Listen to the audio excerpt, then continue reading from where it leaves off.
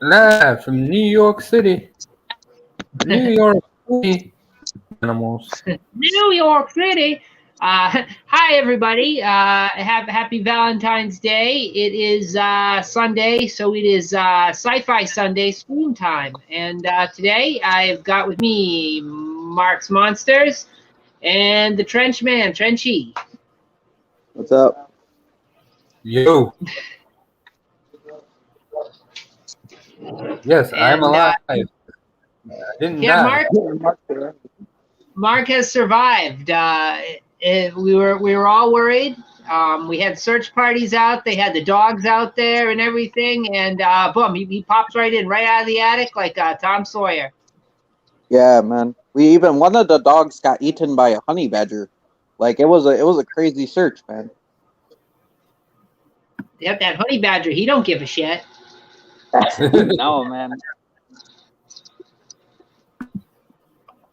So today, because it's Valentine's Day, first off, I'm going to wish everybody happy Valentine's Day. You know, the day of chocolates and roses and what is it? Platonic and non-platonic wishes for all those where it applies. Mm-hmm. And if you're lonely, come hang out with us, and we can all be lonely together. In this modern day, you're never alone. You don't have to be alone, folks. Just pick up the phone and call. I feel like I'm one of those hotlines now. You see, late at night. I just need an old style corded phone and be rolling around on the bed. Ha ha ha ha ha ha ha. Oh yes, ha ha. 99 cents a minute. Yeah. But yeah, so today we'll be talking about sliders, as indicated here, and in the ticker. We'll also be talking about bad spin-offs, because there's quite a few of those, and science fiction romance in general, as I lose my pen cap.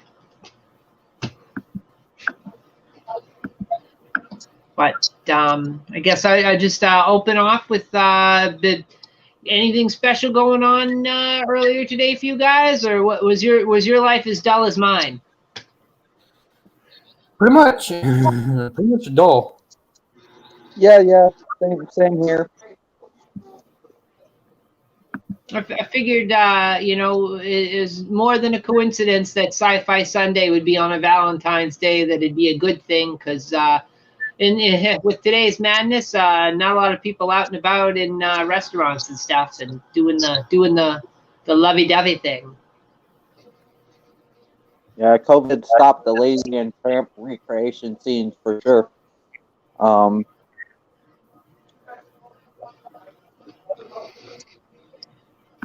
Yeah. Yeah. But yeah, what can you do? You know, that's life in modern times. That's 2020 or 2020 2.0 or 2021, I guess you'd call it. And yeah, so I guess we'll open up and talk sliders. You guys all seen it, right? Nah. I've seen some of it. I just don't remember very well. Ah. I remember mostly for Jerry O'Connell, and that's about it.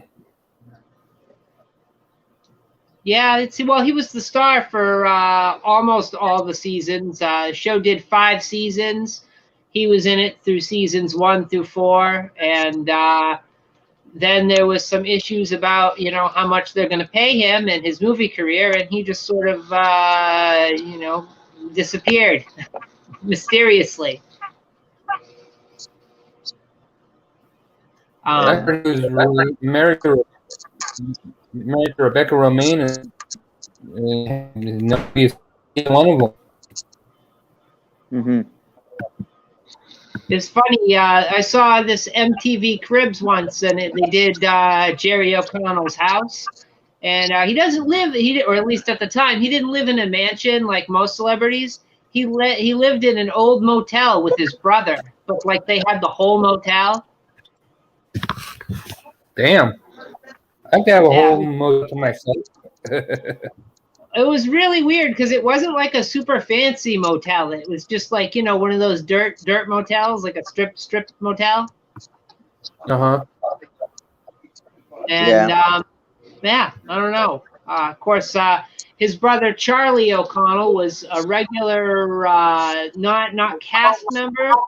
Well, he became a regular cast member eventually, but he started out just doing little bit parts throughout the series. Like he'd be this guy here in the background, or he'd be like guard number 3, or like Yeah. whatever you need him to be. I remember Charlie more for his parts than I do Jerry for his backly parts. That thing.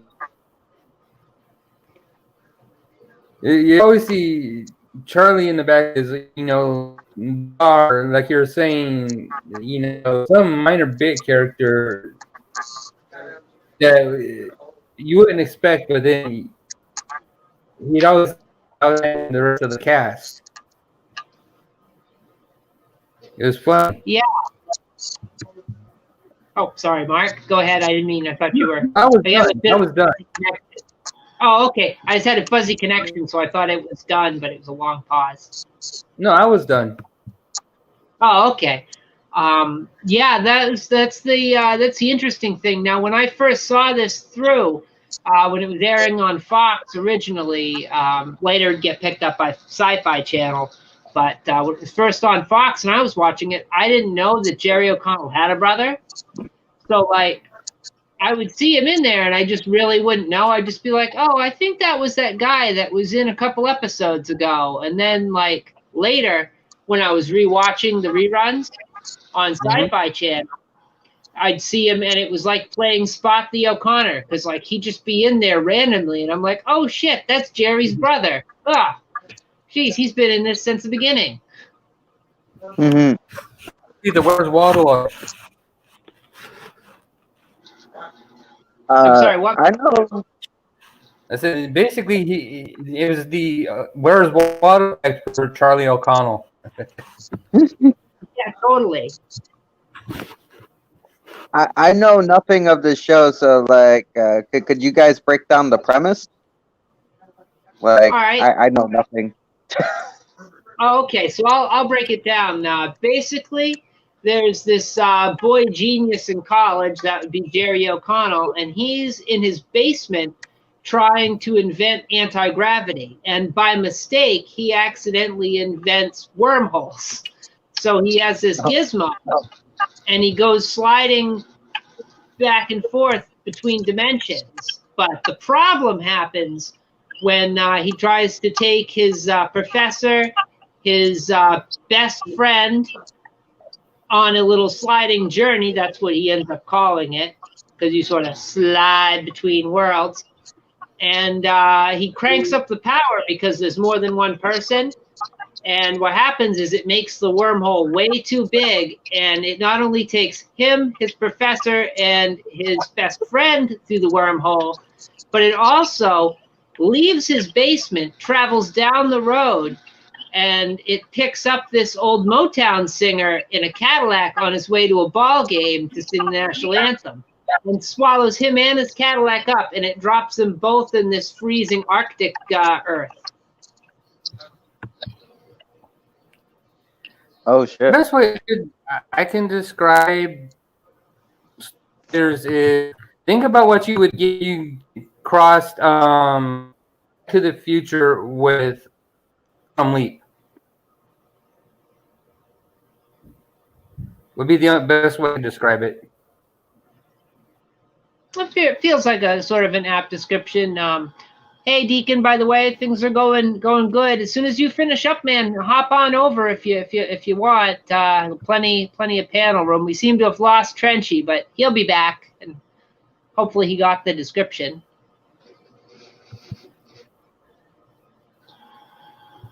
But yeah, no, I think that's a good description, Mark. It sort of feels like Back to the Future in a way, because you've got like the eccentric genius, of course, Jerry O'Connell, who's a little bit bright for age, I guess.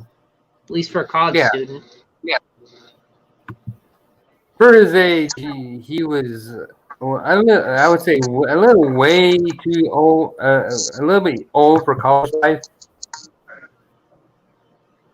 Yeah, well, I mean, it is what it's Hollywood, so everybody's a little bit older than they should be in Yeah. most cases. But I don't know. It's weird. Oh, by the way, welcome back, Trenchy. Did you get all of Mark's description? No, my bad. It just kicked me. I don't know what happened. Oh, finicky internet. Yeah, I missed Mark's speech. I'm sorry. Basically, what I said was the best way I could describe spiders would be to think about what you would get if you crossed Back to the Future with Quantum Leap. Oh shit, that sounds badass. Because I know a little bit of Quantum Leap. I fuck with Quantum Leap. Yeah. The only twist is it's never time travel. It's just parallel Earth. Yeah, That's the twist on it. Gotcha. If you watched Green Arrow and where they had all them in the Flash, where they had all the multiple crossovers, that's what Sliders is. Yeah, like when Flash went to Earth 2 and he met Killer Frost and yeah, it's not time travel. It's different realities. Yeah, that they went to. Mm-hmm. Yeah, and it's funny. There's an episode where they make it a point that sliding is never time travel, even though there is one episode where they sort of they don't go back in time, but they end up going to a parallel Earth that's identical to their Earth in every single way, except that it evolved slower. It evolved about 12 or 15 years slower than their Earth. So they go back, and instead of it being the late 90s, it's actually the early 80s. And Quinn, Jerry O'Connell's character, is still a young lad and not a budding college student. Yeah. It's fun. It's one that I had some fun with, but near the end, it was just like, okay, guys, just stop. I second that, Mark. This is one of the reasons why I included it in the bad spinoff show, is because you have a great concept, very good execution for the first season, second season, third season's a little bit dicey. Fourth season's like a reach, and then by season 5, you're just like, stop, let me get off the train, please. Because it gets bad. Season 5, they lose Jerry O'Connell, and they lose Charlie O'Connell, so they lose both O'Connells. They've lost John Rice Davies, who a lot of people will remember from, I think he was in Lord of the Rings. Yeah. Some people may also remember him from that made-for-TV movie, The Incredible Hulk Goes to Court, or whatever. What is it called? It's slipping my mind. What is it? Trial of the Incredible Hulk. Yeah. Is that the one with Daredevil? That's the one with Daredevil where he's just wearing all black, and John Rice Davies actually played the Kingpin in that made-for-TV movie. Oh yeah, I gotta rewatch that. Yeah, it's actually. Again, oh, sorry, Mark. Go ahead. The Incredible Hulk was one of the last things I watched before I moved everything. It was really well done. For 80s early cinema, it was great. I thoroughly enjoyed it. Yeah, I would. It's out of all the made-for-TV movies that they did 3. They did Trial of the Incredible Hulk. They did was it Return of the Incredible Hulk? and they did Death of the Incredible Hulk. Which is the one where he fights Thor? Because Thor's in it as well in one of them. That's Return of the Incredible Hulk. If I'm remembering the title right, I haven't watched that one a whole lot because it's kind of a dog, but. I mean, I like they tried to do 4. I think they did a feeble attempt. It wasn't perfect, but it was something. Yeah, I mean, it was an interesting take on Thor, and it was I don't know. I mean, it was I liked it better than that. What is it? Jim Lang version of or whatever his name is version of the Hulk. Oh, you're talking about like the early 2000s with like Eric Bana before Edward? Yeah, it looked like a big baby. Oh yeah, we don't talk about that one. That one, well, maybe we should. It's bad spinoffs, but that was god awful. Like that's like one of my most hated movies. I despise that movie. Hello. Hey, Deacon. Hey, everybody. Happy Valentine's Day. You're looking a little blue. I hope it's not the holiday got you down. Oh no, I'm always blue. I'm blue. Double D, double die. It's just just to catch you up, Deacon, because in case you missed some of it, we're right in the middle of talking about about sliders, and we've sort of segued into the made-for-TV Incredible Hulk movies because there's a loose connection. Yeah, because some of the characters share, don't they? Well, at least actors, anyway. Yeah, John Rhys Davies, who played the Professor, Professor Maximilian Arturo in Sliders, was the Kingpin in the trial of the Incredible Hulk. Ooh, see? Ethel with the knowledge. That's actually my favorite version, aside from the cartoons version of the Kingpin, was John Rhys Davies. Even though he didn't really look like the Kingpin, he felt like the Kingpin for me when I was watching that. Yeah, sometimes it doesn't have to be an accurate portrayal, but as long as you get the feeling of the character. I liked the decision they made to put him in the dark sunglasses and have him sort of be watching everything on video screens. It's kind of like he's in control of everything. He is the Kingpin. Everyone is under his thumb. Yeah, I really liked Michael Clark Duncan's Kingpin as well. I thought he did a really good job. That was another uncharacteristic rendition of the Kingpin. Sorry, Mark. I loved Michael Clark Duncan as the Kingpin, but I thought D'Onofrio did the best job in Netflix's version of for Daredevil. I gotta see that guy. To me, that was Wilson Fisk. You know, he owned that character in Netflix's Daredevil. Yeah, I know, but this is going to sound like such a cheap complaint. But he needed to be chunkier. No, you're right. Wilson Fisk is a big man. Yeah, if you read the comic books, he's supposed to weigh between 500 and 750 pounds. Yeah. And all of it is muscle, but he just looks fat. We never really. I don't remember John Rhys Davies, but we never really had a fat Kingpin on the show. Like Michael Clark Duncan was built. John Rhys, I mean, like the guy from Daredevil, he was okay, but he wasn't as big. Like we never had a huge hulking Kingpin. Yeah, the closest you're going to get is in the 1990s animated version of Spider-Man, which was the perfect version of the Kingpin. But of course it is. It's the 90s Spider-Man, and they were just looking through the comics and sort of adapting it as close as they could. Yeah, I love that cartoon.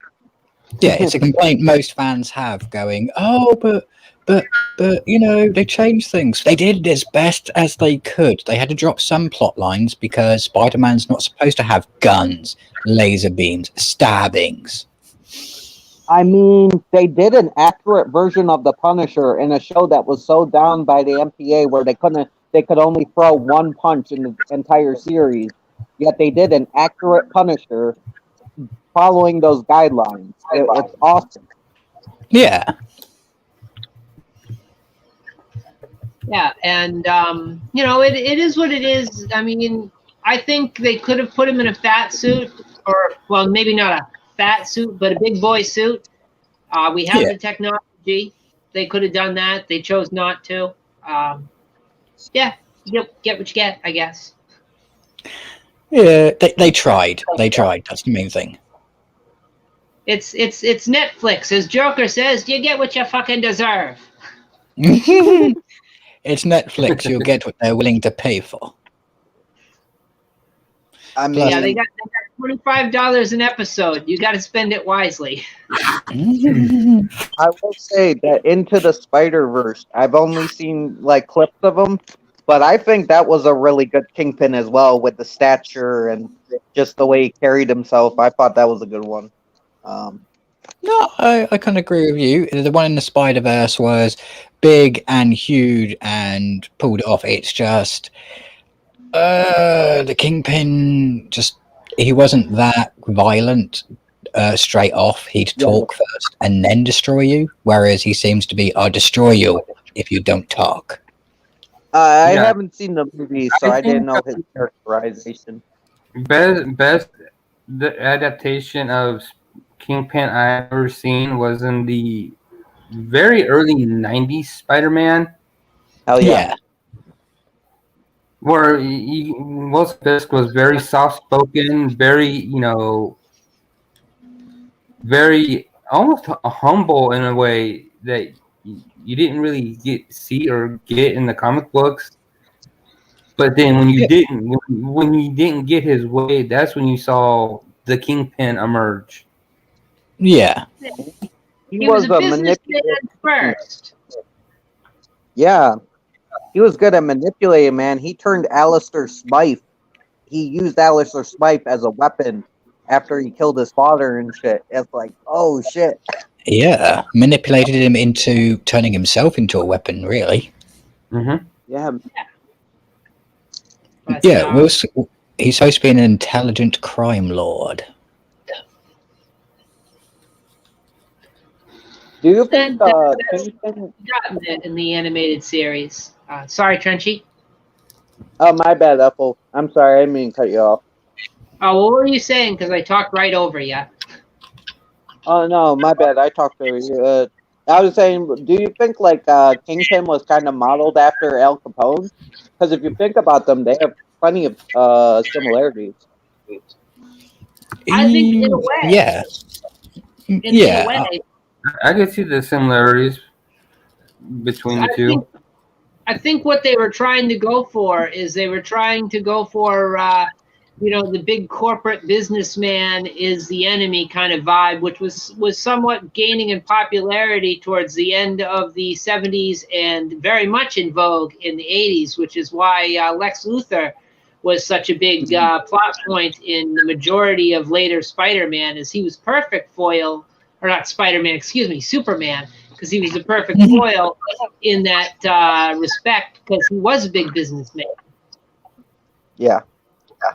Yeah, because back then the idea was big businessmen have all the money, all the technology, but none of the responsibility. Yeah, they have all that power. They must all be abusing it. Yeah. Mm-hmm. You know what they say? Absolute power corrupts absolutely. Yeah, man. Yeah. You'd see that theme time and time again in the 90s when they had Captain Planet. They'd always be a businessman. Always business. Captain Planet, he's our hero, turning pollution down to zero. Unfortunate, no one ever wanted to be Hart. Whenever you get the kids on the playground, they see them playing Captain Planet. No one ever wanted to be Hart. Yeah, it's because his power, although was really useful in some episodes, you couldn't really say it had a physical effect. You had wind, water, earth, fire, hippie power. I would have loved it if it just like if he just did that and it just made the bad guys, cry or be really sad or like that, like, oh, he broke their heart. Yeah. Or it temporarily made them treat him as if he was their own child. It's kind of like, you don't want to hurt your own child, do you? You love your child. Yeah. So circling back to Sliders via the John Rice Davies wagon, which I guess by the end of the series the guy kind of needed a wagon. But anyway, he was great casting for that show. It was very sad. At least I was really sad. A lot of the other fans seemed to be really sad when they killed him off. Spoilers for anyone who hasn't seen the series. Yeah, but they did worse. They killed him off bloody twice. Yeah. That's... yeah. Being killed off once is bad enough. Yeah, that's the stinger. You could handle him dying once, fine. But then he's back and you kill him again? You're just twisting the knife now. Yeah. Well, there's oh, sorry. Yeah, you kill off a character, most people don't expect to see said character come back. But you bring said character back, and then kill him again. It's like you're just flat out destroying your fan base, aren't you, you prick? Yeah. Sorry, I wasn't laughing at you. Trash is just put. He was eating sliders by the looks of it. That was a pretty apropos statement there. Yeah, that works. That works. Oh, Trash is on point tonight with comedy. It's awesome. Yeah, it's there was a prevailing theory after he dies in the series that wasn't really Arturo. At least on the early 90s internet, the theory was that was actually an alternate Arturo. Going to sound extra nerdy, but in the episode Post-Traumatic Slide Syndrome, they actually may have gotten his double and stranded him on parallel Earth. If anybody's seen that episode. Oh, yeah. When it comes to Professor Otoro, you've got 2 times where he gets replaced. One where it looks like he gets replaced on a planet for his double, and another time where they replace him with a double who's still alive. They really love treating that professor with punishment.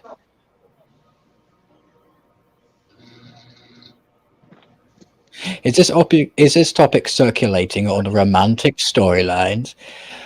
Probably not, but we all love the professor. Yeah, he's big enough. Big enough to Sorry, Ethel. I was just gonna say, although they did have an episode where they slide to a different Earth and he meets his estranged wife and really tries to win her back for his double, which is rather romantic. Very, very romantic. It's very romantic until you realise that his double isn't going to change who he is, and it's just going to be the same old relationship when he leaves. Well, he sent a video message to his double telling him that he's being an idiot. So, I mean, maybe he'll listen to himself. Fingers crossed, because otherwise he'd be playing with himself. Yay! Pudding! Pudding? But, yeah, so they had John Rice Davies. They lose John Rice Davies twice.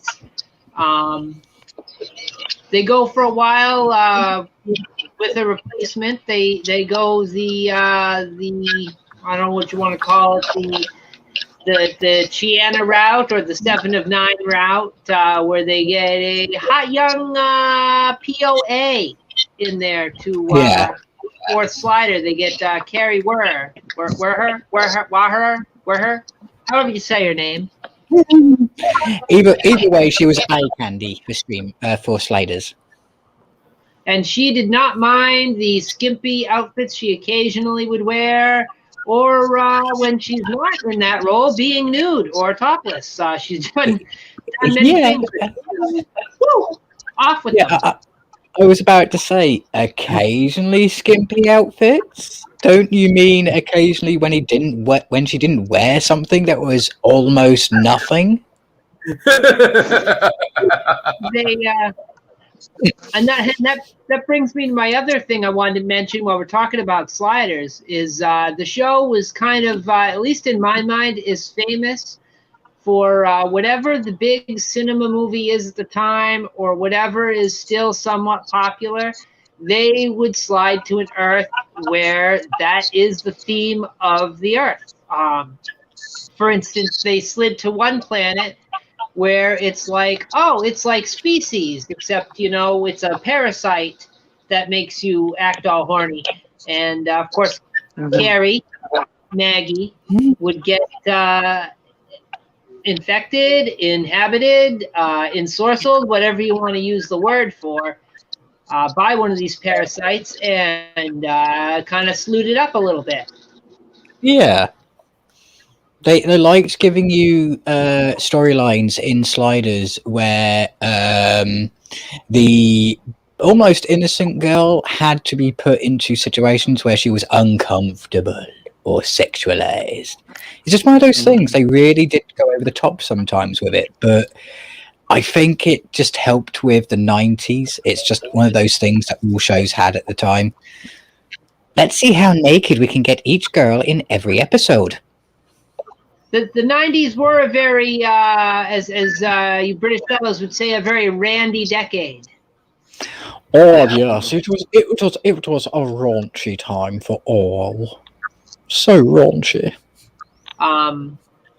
But another movie they liked, they did Tremors. They went to an Earth where there was a giant silkworm that was burrowing underground, and it would collect people. Yeah, and eating people. And the whole. Oh, sorry. Yeah. No, I was about to say, and the whole storyline behind that town was instead of the town trying to kill the worm, they were trying to protect it because it excreted an extract that gave people pretty much eternal youth. That's right, and that's not unlike another movie. Doom. Doom, stuff like that. They even had homages to the Congo and stuff like that in some episodes where they were being chased by bestial creatures who also had the ability to shoot goddamn lasers. They did. They went to a world where they didn't exactly copy the premise of Jurassic Park, but they slid into a world where San Francisco was a big dinosaur preserve because the dinosaurs had somehow miraculously survived. Hey, Ben Grimm. Hey, Ben. Oh, hello, Ben. Hey, Ben. Happy V-Day. What does the V stand for? Because for me, it can stand for many things, so I'll assume it's Valentine. At least it's not VD Day. Welcome to VD Day. But where the show keeps on going, and the itching keeps making it grow. Which is a public service announcement. Keep folks out there. For True Blood, the V would stand for vampire blood. Vampire blood contaminated by the disease of sexy love. They did a vampire world in one episode as well. That's another one. And they even did an episode where they showcased the hot topic at the time of cross genetics when they created these spider wasps. Oh yeah, that was very brief. That was the episode. It's the episode where they slide there and then they slide right out of there and wind up in hippie world. Yeah, and hippie world is my kind of world, but way too laid back. Fucking hippie world, man. Jesus. What about the world with the global lottery? Oh yeah, luck of the draw, Yeah.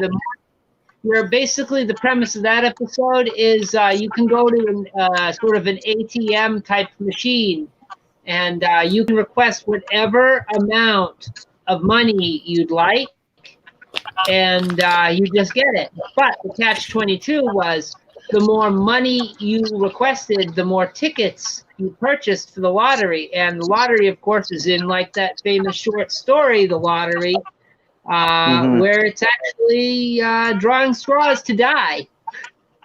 Yeah. You get the money, you get treated like... Yeah, and if you win the lottery, you're basically treated like absolute royalty, treated to everything. You are the king of the world, pretty much, for 3 days, and then you're executed. And then they stone your ass to death. Oh no, lethal injection. Oh, lethal injection. Yeah, they euthanize you. What they do, Trenchy, is they'd invite you to a big banquet dinner, and they'd put you up in a fancy hotel, and they'd give you all this expensive stuff, and they'd treat you like royalty, and then they'd just take you to the hospital, and they'd inject some crap in your arm, and you'd die. Oh, that sounds lovely. And that's their idea of population control. It's how the population on that planet is only 10% the size of what it is on ours. Oh, The Box. Yeah, there's a movie called The Box where you gotta kill people. You get money, but like you're killing random people to get money. I would break the box for one reason and one reason only. If it was passed on to someone else, I might be the random person they don't know who dies when they press it. Yeah, I'm not fucking with a box that like murders people. That's not okay. Yeah, I wouldn't press the button on the box to get the money because there's no such thing as free money. No such thing at all. It comes from somewhere.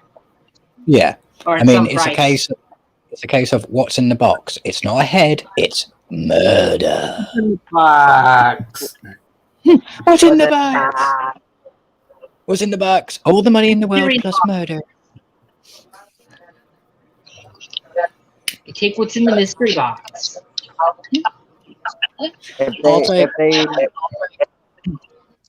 I'll take mystery box for 300 points, Sharon.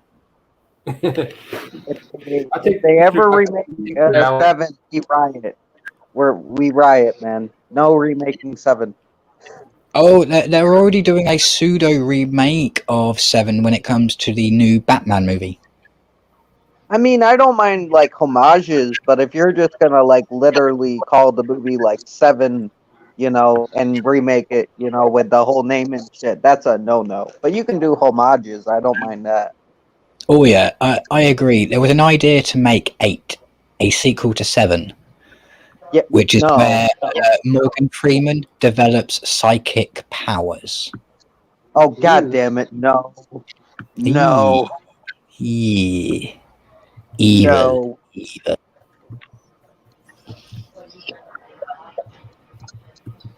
Yeah, I think they need to institute a policy where if you're going to remake something, you have to give it a different name. Like, you cannot call it the same friggin' thing.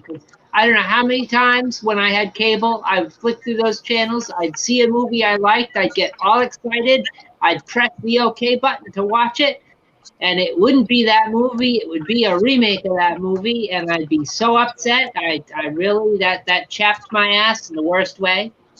Yeah. I'm a big believer that if you're going to remake movies and have the same titles, then at least put the current date in the title. Yeah, so you can sit there and say, I want to watch the thing, the 1980s thing, not the 2012 fucking monstrosity. Yeah, there's like the 50s thing, the 1980s thing, the 2012 thing. It's like, Jesus Christ. Yeah, at some point they need to stop.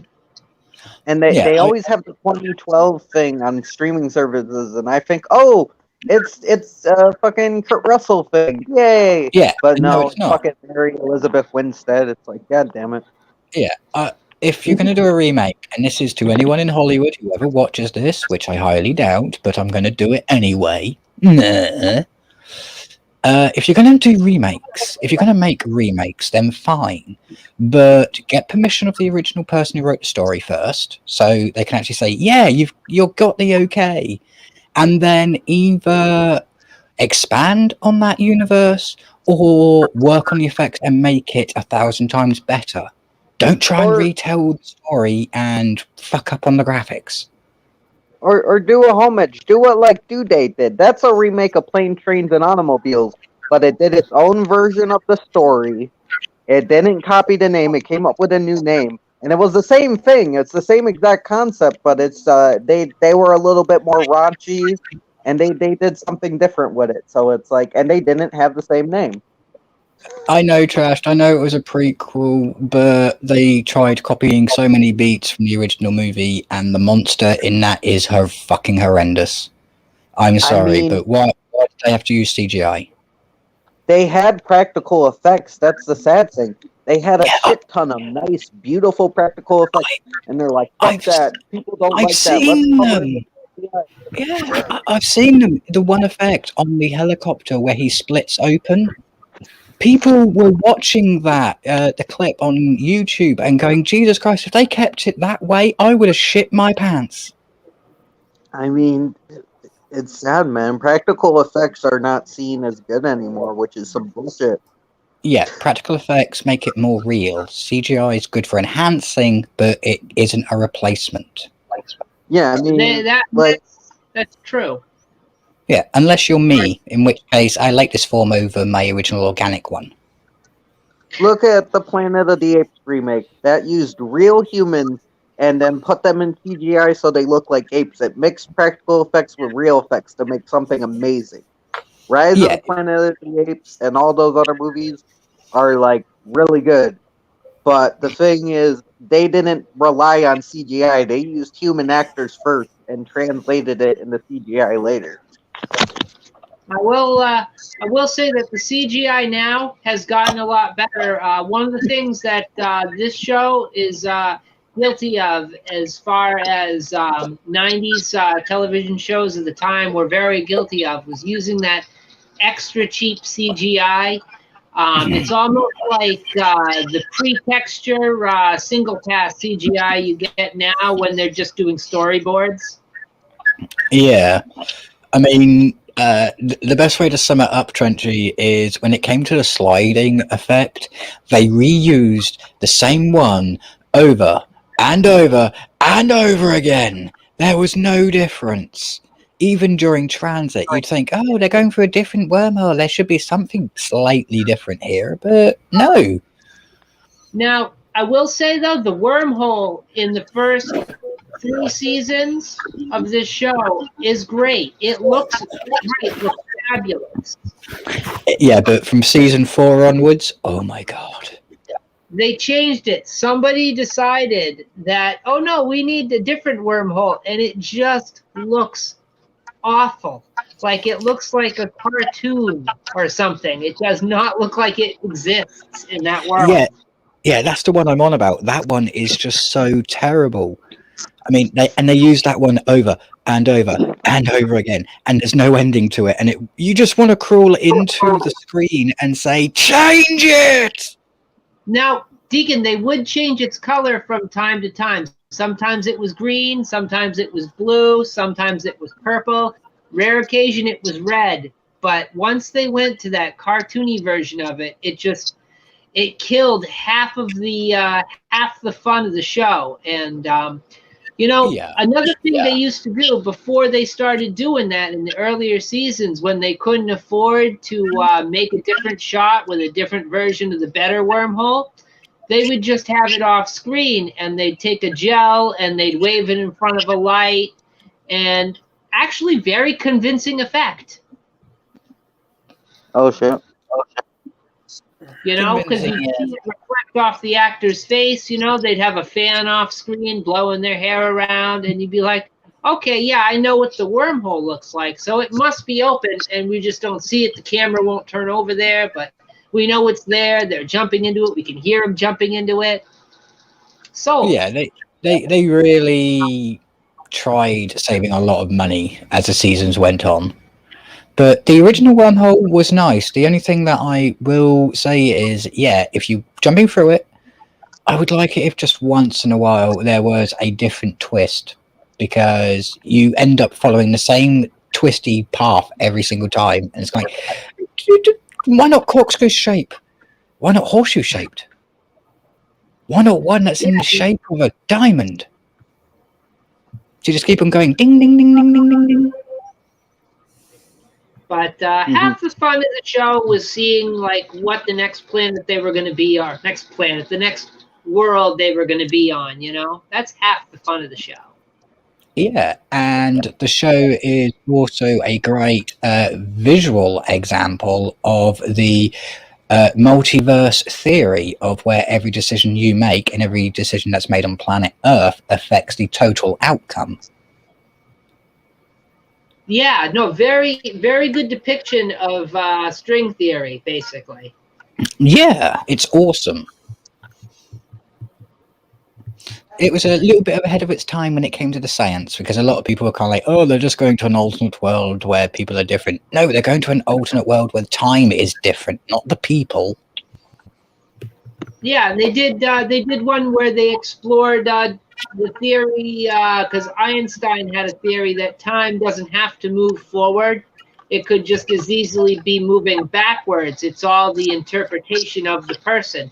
So they slid to a world where time literally went backwards. Like if you slid in and it was 12 o'clock, instead of being 1 a.m., in an hour, it would actually be 11 and then 10. And the events would unfold in reverse. Yeah, so it would be kind of like if you well, this comes from the episode. So to start in a prison, to then go to the trial, to then go being let free, to then committing the crime, and then sliding out. And it's a fun little coincidence. There's another show, and I know Deacon will know of it for sure because it comes from his homeland. Red Dwarf did an episode where they went to a planet, which was basically another parallel Earth of some sorts, and time was moving backwards as well as the events. Yeah, so, but it meant instead of, well, to give Trenchy a nice comical visual, imagine in that world, if you went to go and have a poo in a bush, the poo would be already in the bush and then would jump into you. Oh, the cat. Oh, poor cat. Oh. Yeah. Have you guys seen? I know Deacon has. Mark Trenchy, have you seen Red Dwarf at all? Nah. 1 or 2 episodes, I think. I highly recommend it if you like science fiction and you like comedy. That is like very good blend of both. They're actually still making episodes of that, believe it or not. Yeah, but I think that would be an awesome thing, because you guys would enjoy it, because in Red Dwarf there are no heroes. They're all idiotic slobs with some redeeming quality, and that's it. I like Lister's description of his job. Space bum. I'm a space bum. I just go around place to place. What's your favourite food? Curry. What do you eat for breakfast? Curry. What do you eat for dinner? Vindaloo! Yeah, it's an experience and a half. It started in the late 80s, went through to the mid 90s, got canceled, did a TV movie, went away again. Now it's back about 8 years ago. Came back. It's on this channel called Dave. I don't know if that's like a streaming network or a regular channel, but that's where it's at now. Yeah, it's just a channel you can get with the equivalent of an internet or cable package that is just called Dave, and it plays reruns of all the old comedies. Yeah, it's great stuff. One of these days, we'll have to do a stream on it. We'll get you, and apparently Trash knows about it, so we'll get you guys on the panel. Maybe we can get Sasha in on that. He must know about it. Oh, I think Sasha would know about it. But yes, schmuck me a kebab for breakfast. So, sorry, Trench? I'll let Sasha know that you're gonna do that, and I'll get a hold of him for you for sure. Just let me know. Wouldn't be for a little while because I've got the next 2 Sundays already planned out, and then after that, probably going to be kicked back to Trash channel for the Sci-Fi stream. But maybe he could host it.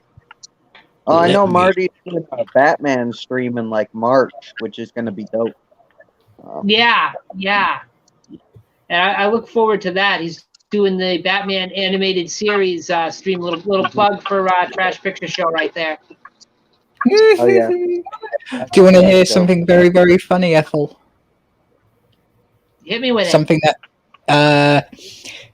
Red Dwarf, the first episode, the pilot episode, aired on the 15th of February.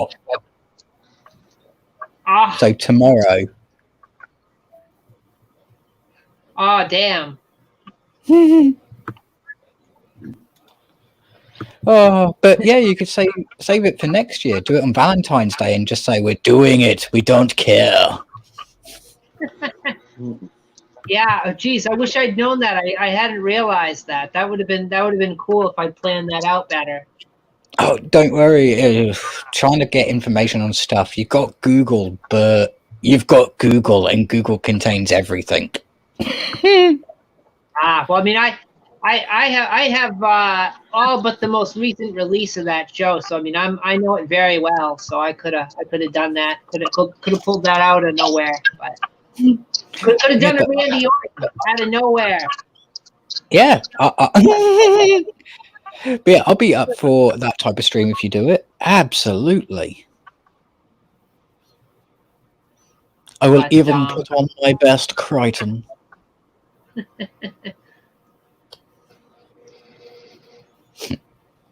I love Crichton. All my Red Dwarf jokes for that when that happens.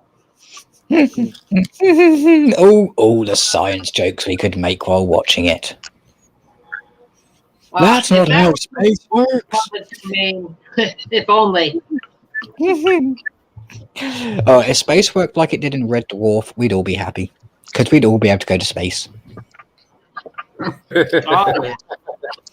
Just get your Holly Hop drive and go at it, man.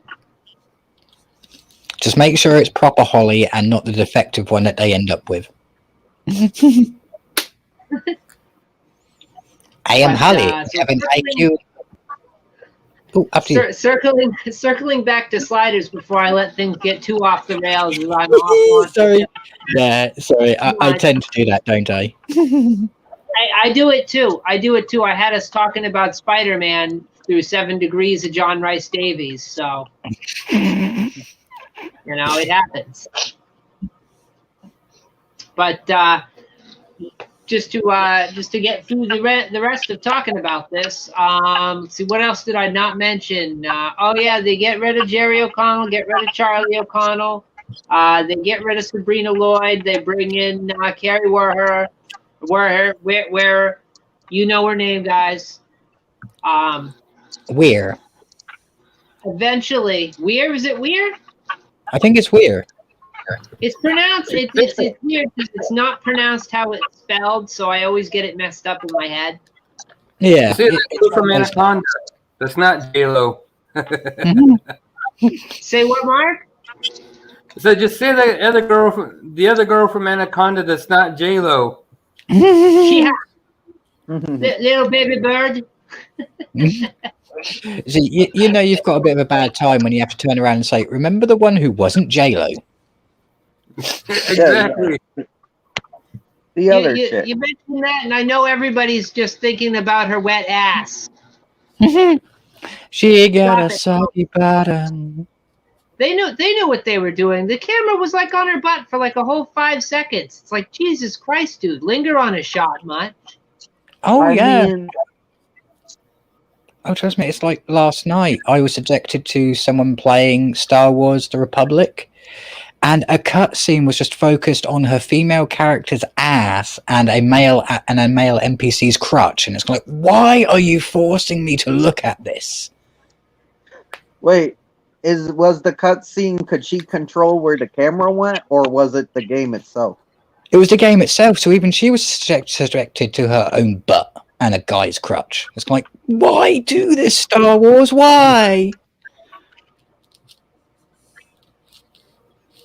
It's funny you brought up Anaconda, because that has probably one of the best love stories of all time between John Voight and the Anaconda. And Trust put They were meant to be. Trust in the chat that Anaconda got buns after all. That's perfect. Anaconda buns.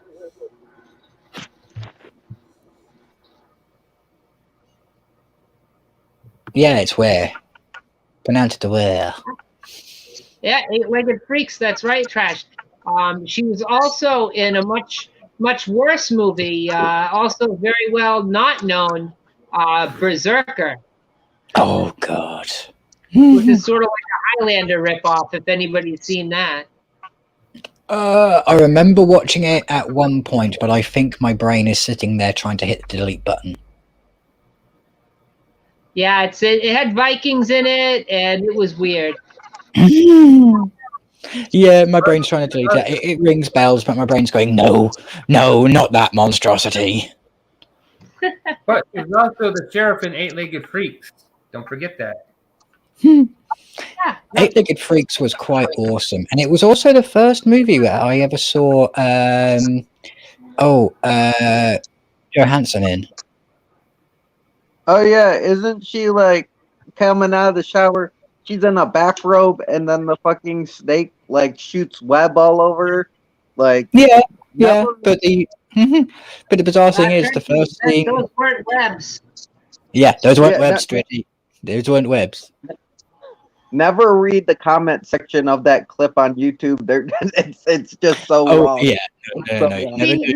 But let me explain this. Now, when a spider loves a sheriff a whole lot.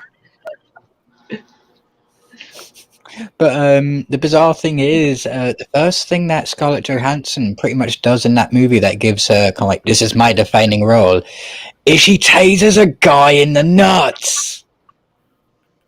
Shocking. Yeah. It's kind of like, oh my God, not only did you zap his balls, you also made him wet himself in front of all of his friends. Yay. Pudding.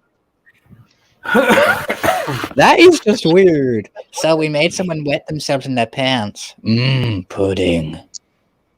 Oh yeah, what was that? Hellraiser Revelations or Reservations? I know I had some reservations when I rented that. That monstrous. Something. There's too many fucking Hellraiser movies, man. They need to stop. I think everything after Hellraiser 3 is definitely hit or miss, and the most recent ones are more miss than hit. I mean, if they're going to remake it, if they want to remake the series, then fine, remake the series, but give it the budget it goddamn needs. Yeah, I'm still pulling for a prequel for Event Horizon, where they go to that hell dimension with the original crew of the Event Horizon and Pinhead's there. I'm still pulling for that. I want that so bad. It has to happen. We've already had Pinhead in space, so come on. It's not that far much of a stretch. And if they do it, they have to reshoot those scenes they lost, those gruesome... They need to do it. I don't care. I want to see it. Reshoot it. Redo it. Give it to me now. Yeah, don't leave it to our imagination. We want to see the torture porn. It's part of the series. You gotta, don't be squeamish. Put an extra warning on the screen before you play the movie. I gotta see it. I want to see it. I want to know. I caught a glimpse of it. I want to see it. Oh, can you imagine if they do that and they go to the other dimension, but they don't see Pinhead? Instead, they see Pinhead after they've been slaughtered, punished, brutalized. They then die again. Then they see Pinhead, and he says, "So, how was the first level of hell? Welcome to real hell." He has such sights to show us. See, it's almost the same line as such wonderful things to show you. Yeah, The universes belong together.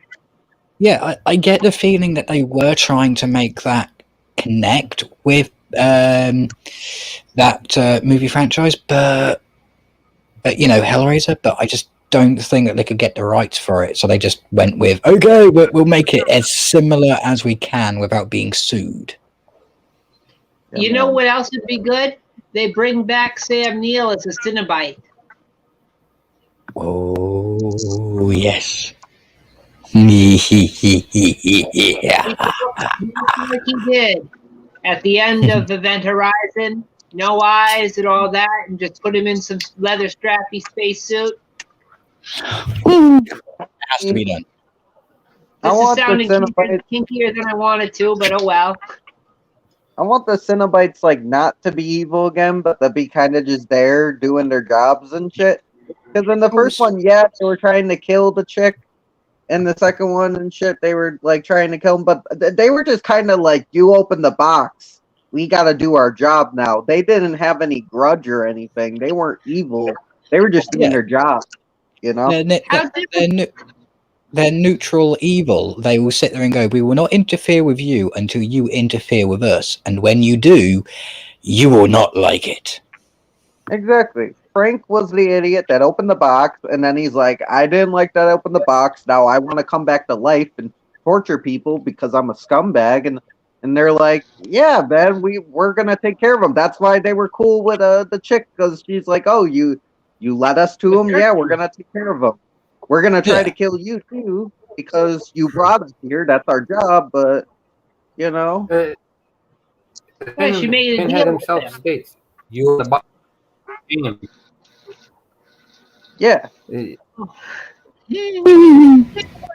disappointing would this be if you wound up in hell, right? And you get down there and you got all the Cenobites, right? And they're all decked out in their leather, and they're just sitting at desks doing paperwork and like putting files in filing cabinets. All chained to their desks, all griping about the same thing, having cold coffee and stale biscuits all the time. Friggin' Pinhead leans over to the next cubicle. Hey, Chatterteeth, did you get that TPS report I sent you? And then Pinhead not realizing that people are just putting post-it notes on the back of his head because there's pins there already. Yeah, and instead of pins, it's instead of nails, it's thumbtacks, and they're just pulling him out of his head and putting him on the cork board with their notes. I am Draw Pinhead. Satan comes in and he's basically just Bill Lumbergh, red with horns. Hey, Pinhead, I'm going to need you to go ahead and come in on Sunday. We sort of got to play catch up. Yeah, or walking in there. Only two people can do all right. You either have Tom Ellis play Lucifer, or you have Tim Curry play Lucifer, and have him come. And honestly, I prefer Tim Curry's, Lucifer from whatever the fuck. Legend. You have Tim Curry come in and go, yo, Pinhead. Hate to tell you this, but you've been demoted, dude. Then he does that Tim Curry thing right after he says it. He goes, blah. Can you imagine if Tim Curry had... He has that grin on his face like the concierge in Home Alone 2 has. Can you imagine if he had to walk in there and say, all right, Cenobites, once again, your T's cannot be inverted crosses and your O's cannot be crucifixes. For the last time, we're professionals. And stop substituting the pentagram for your A's. Yeah, he's like, I'm sorry, Pinhead, but we're replacing you. You're not scary anymore. We're hiring this new terrifying guy. His name's Nicky. He sounds weird and shit. Yeah, he's more scary than you. He's taking your job, man. Just don't tempt him with Popeye's chicken. Otherwise, yeah, he goes a bit nuts.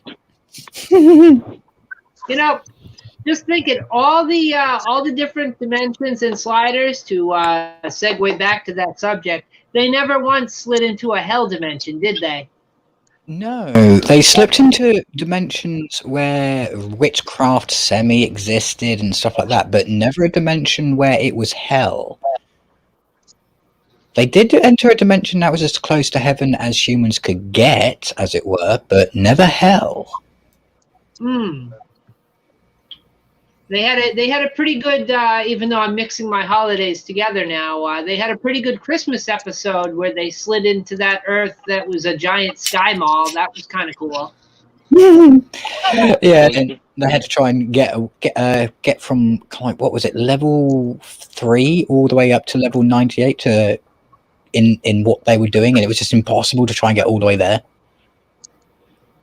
Well, they had to get the files because apparently they were using subliminal messaging and they were basically having people work in servitude, and it was kind of an anti corporation message. But yeah, this is what happens when corporations take over. This is what happens when you take capitalism and you just leave it behind and you go straight to authoritarianism, materialism. Ooh, I just thought of something. It's me thinking outside the box. But technically in the pilot episode where they go to the frozen world, it's nothing but ice. It's the lowest you could ever go.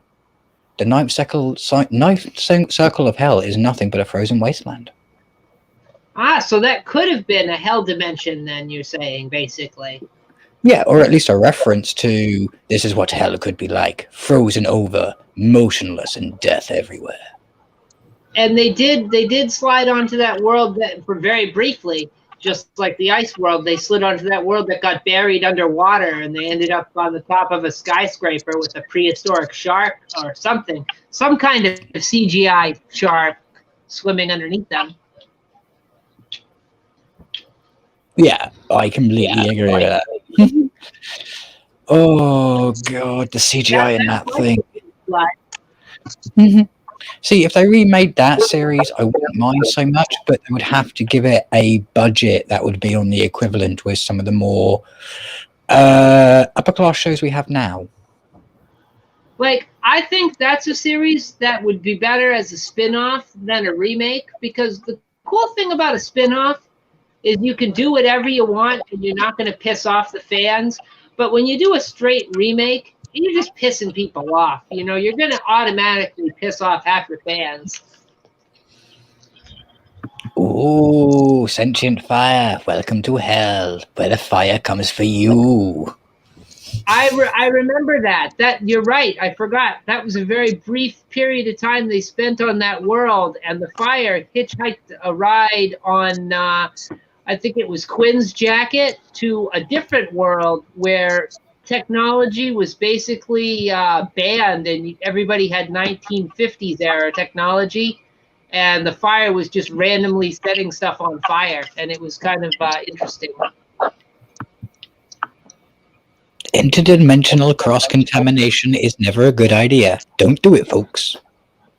As the cool thing about that is they ended up figuring out a way to talk to the fire. So they actually could have a conversation with it. They had it in a little jar. Yeah, wasn't it thermal radiation? The hotter and colder something was, the more communication they had. It's kind of like candle. Well, it communicated through the light spectrum, I believe, and they could give it different gases to see which one it liked the most. And I don't know. It's been a little bit since I saw that episode, and I was editing video when I watched it, so of course I wasn't paying full attention. But let's just be glad it doesn't like hydrogen.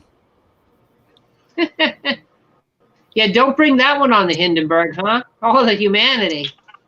All the humanity. Yeah, so they basically they did everything they could in this show to reference other shows and movies that were popular at the time. They had Jerry O'Connell, who used to be in My Secret Identity, where he was a kid who got exposed to a science experiment and had superpowers, and he could fly with aerosol cans. If anybody recalls that show. Oh, so many things that are knocking around in my head, and it's just like, this picture shows up. Blast from the past.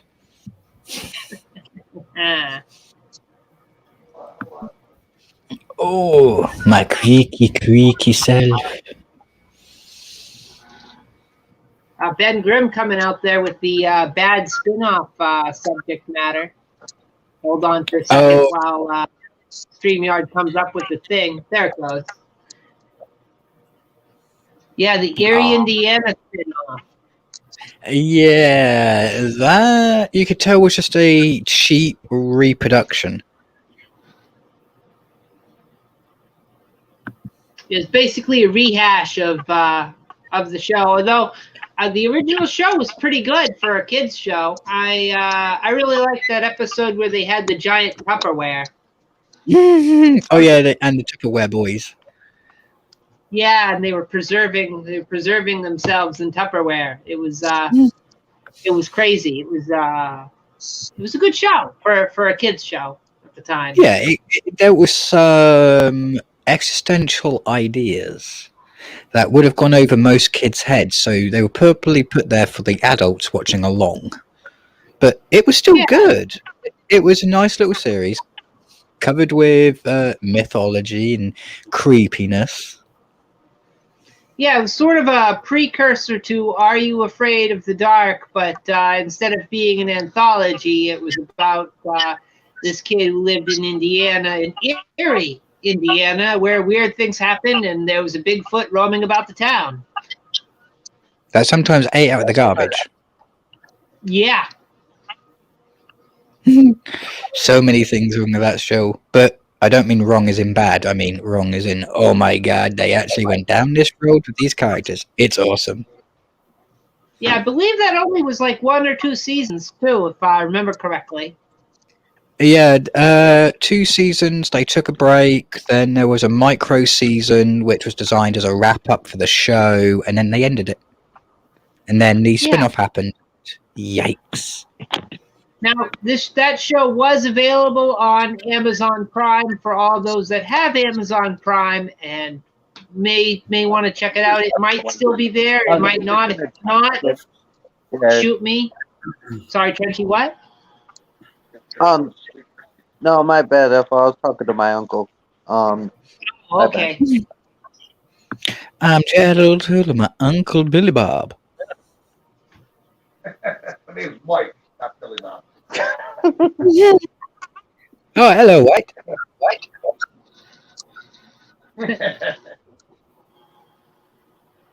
Yeah, Ben, I don't know why I can't ever find that ATM. I wish I could. Jeez, that'd be great, huh? Oh, the ATM that's just kept on spitting out money because it did like that one kid, yeah.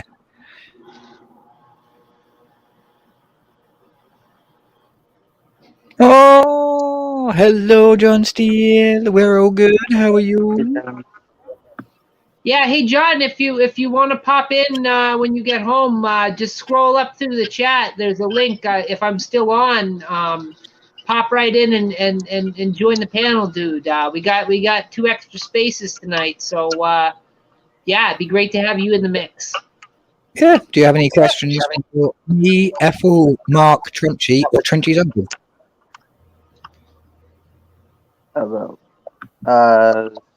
Ladders, no, I think you guys broke it down very well. Sounds good. Yeah, it's a bit of a match. It's a bit of a match, but we do recommend watching it. It's just don't get attached to the main cast because they slowly disappear, and then they end up leaving the one guy who you sit there going, "Do we have to watch this one?" They always do it. With Being Human, they pulled that shit. And that was some bullshit. because all four of those characters, you love them. You're like, oh, these guys are great, and it's like, oh, that guy has to die because he's evil now. Oh, this guy died. He got shot. This chick crossed over, and now we're stuck with all these new people that no one gives a fuck about. Yeah. And yes, you're correct, John Steele. It never got a direct spin-off. It got hints in shows, it got homages, but never a spin-off. And it really could have used a spin-off because they went to more than 2 worlds that had sliding technology. They could have easily spun it off. They could have done so much with that show. It's almost a crime they didn't go spin-off after that 5th season ended and tried to. I mean, maybe it's just season 5 killed the show so badly that there was barely anybody left. I know, God knows I was barely hanging on. Yeah, I know season 5 saw its lowest ratings where it dropped off by 60% or something. Yeah, it was rough. Oh yeah, it's funny you talk about Quantum Leap, John. That is on the docket for next Sunday. So next Sunday, that's going to be one of the things we talk about is Quantum Leap and time travel shows. Awesome, especially with Quantum Leap, because they actually covered historical events in that show, and they did their best to pay homage to it because they realized that you couldn't bring in different characters each time. So it was easier just to have the same guy play a different character in each episode. It's great. Yeah, and like, oh boy, we'll get all into Quantum Leap on next Sunday because like I got every episode of that, and boy, that even if I didn't have the backup topics in that stream, that there's a lot to talk about. So that'll be a good subject. So yeah. Quantum Leap is a whole bag in itself, so yeah, we'll stop there as Ethel suggests, otherwise we'll be here all night. Yeah. Oh, Ben Grimm, you're absolutely right. Quantum Leap, it's on Comet. They play like 3 or 4 episodes back to back on weeknights.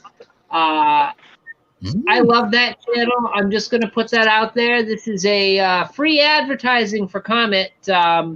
If you get that station, you watch it because not only do they have that, but they also got Stargate SG-1, and they have the rights to show a lot of the Godzilla series. So you can actually see a bunch of the different Godzilla films on Comet. A lot of the time, they play all sorts of funky movies there too. So that is that's one of my 5 on my top 5 TV stations to get. They play the OG Troll on there, not Troll 2, but the original Troll with the chick from Seinfeld. Ooh. They were talking about Quantum Leap, right? Yeah. Yeah. If they know about Quantum Leap, the one where it went back to Buddy Holly. You remember that one? I don't know if they can they hear me? They can hear you. And, yeah, that's season 1. That's I believe that's the 3rd episode or the 4th episode of season 1. Piggy where Sam. I love you, Piggy Suey. He was singing Pig. Remember that? Sam moves into a veterinarian, and he has to help this woman out and save this farm and stuff. And it turns out he's just there to help Buddy Holly a little bit. So that's a fun little episode. I thought it was so funny when they instead of Peggy Sue, it was Piggy Suey, and then he suggested because Buddy Holly was singing Piggy Suey, but then the Quantum Leap he said maybe you should sing Peggy Sue instead. Piggy Suey. And even though I'm leaping into next week's topic just a little bit, they called that on the show. Whenever they do that, they called that a kiss with history. They'd purposely try to include that whenever they could. That's what I mean. They tried including bits of history in every episode, even if it was just what's the law and situation was at the time. They didn't shy away from it, which was good. It kept the story interesting week by week. Mm-hmm. Yeah, yep. And that guy was a great actor, wasn't he? I forget the guy's name, the lead actor there. Scott Bakula. Yep. Scott He was good, wasn't Bakula. Yeah, he was great. He was great, and let me say, because this is the bad spinoff show, Scott Bakula did not deserve what they did to him on Star Trek Enterprise. Oh God, yeah. With such scripts and stuff, to just do that to the man. You bastards. Season 3 and season 4 of Enterprise, I can get behind. Season 1, season 2, not so much. But the last goddamn episode, let the man give his speech. But boy, I have that on my list. I don't know. I forget everyone's names. That's my problem. Don't worry, I'm the same way in Trading to his uncle. I'm good with faces, terrible with names. It's why I'm glad everybody has a name tag.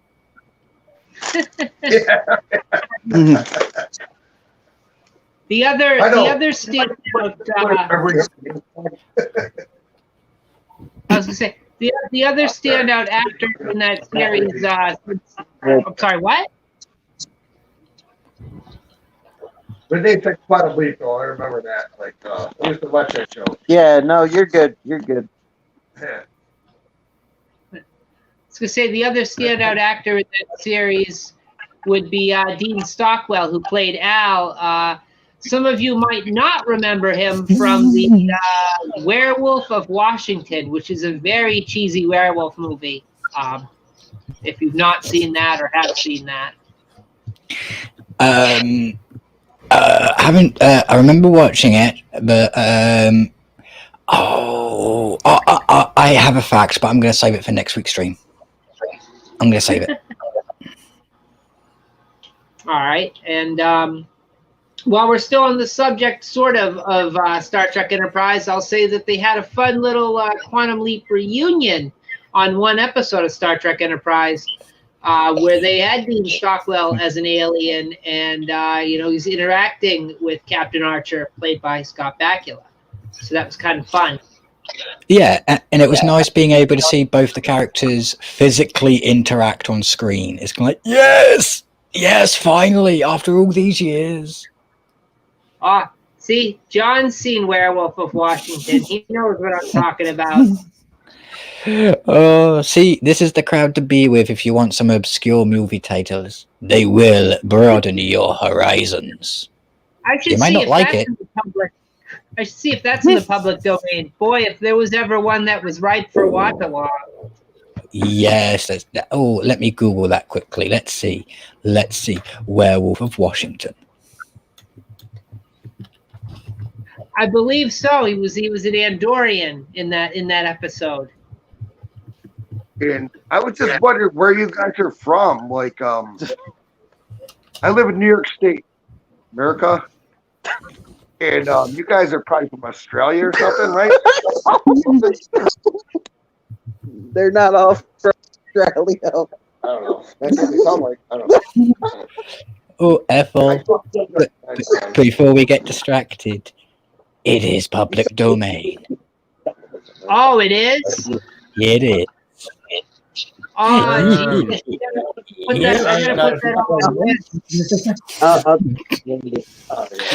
But Trenchy's uncle, you have Mark, who is from Arizona. You have Ethel, who is currently in New York State, and you have where? Oh, she's in Maine. Sorry, I'm in Maine. She's in Maine. Both of them are in America, and I am the Brit Twit from the UK. I got one Deacon is our European flavor for the evening. Usually we have a few other people from from Euroland, but Yeah, we normally have a mad Irishman with us as well, and sometimes a fun sponge sucking person known who is also a Scotsman. And even though I'm an American, I am somewhat of a mad Irishman too. Oh, you'll get along with Trash then. He is our token Irishman who is also bonkers, but we love him. I don't know, John. I don't know where Sponge is tonight. The Sponge is he's currently building more avatars for his wrestling game. Oh, okay. Have you guys ever heard of a band called Sponge? Yeah, he's called Fun Sponge. He sucks the fun out of everything. Sponge. They were from the 80s or something, 90s. Yeah, 90s. I think. yeah. And I always thought, like, if they kick somebody out of the band, right? They would say they got expunged.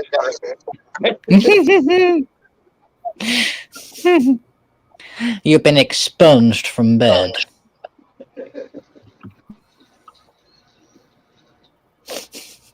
See, your uncle's getting these compliments. It's kind of like, I would trip balls of that guy. Got expunged.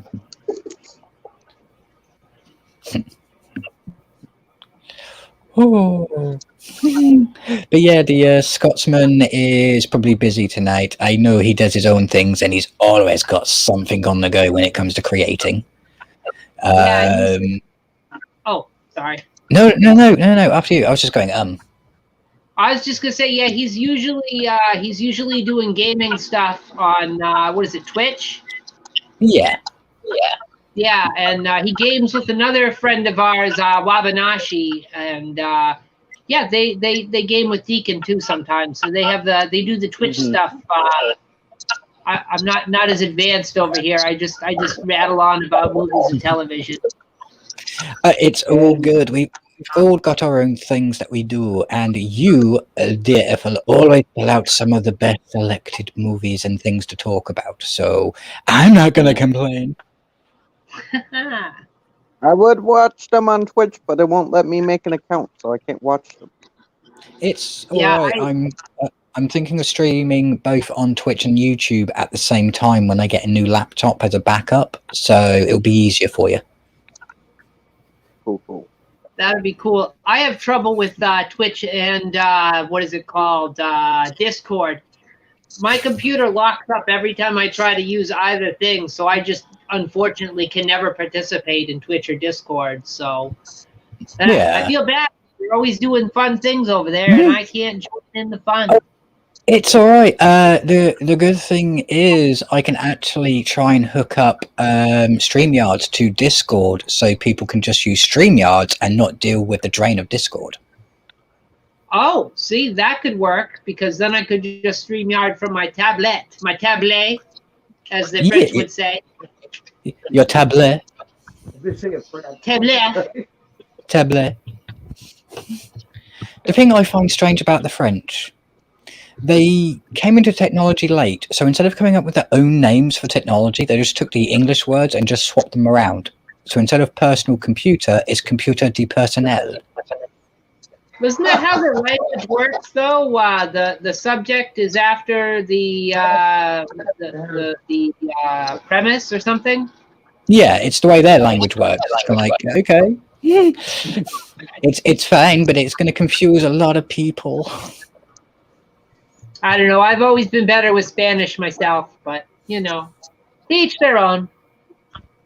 Yeah, well, I can't really speak many languages. I can speak English, bad English, and you call that goddamn English. So you're like Bruce Willis in Die Hard. You only speak good. Oh wait, no. Bruce Willis in Fifth Element. You only speak good English and bad English. Yeah, and I speak pidgin English, so if you've got a swollen tongue, a piercing, can only speak 12 words in English, I can usually understand what you're going on about. It's just, you need to have the English verb there, just for me to understand. There you go. You could speak Austin Powers' English. I can speak it. If you watch Black Lagoon, I can speak Chinglish.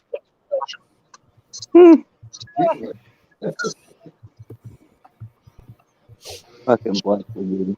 All right, so I guess to put a pin in Sliders, since I think we've covered basically everything about it, unless I've left anything out, Deacon, did I leave anything important about Sliders out? I think the only thing that was left out was because you said about them having to use the portal and pressing the stuff and finding it and everything. I think the one thing that you didn't say was at the beginning they get given a warning about the device. It has a timer. Do not press anything until the timer has reached 0. Yeah, you don't trigger the wormhole early, because if you do, it erases all the coordinates, and then you can't get home, which is how they get lost in the first place. They open it early because there's an ice tornado on that ice world that they end up in, that ninth circle of hell world. And yeah, it screws things up for them royally. We got Gore. Oh, hello, Gar. How are you? King need Gar. King need more. Show him your bounds. Show him your bounds. Thy king has arrived. But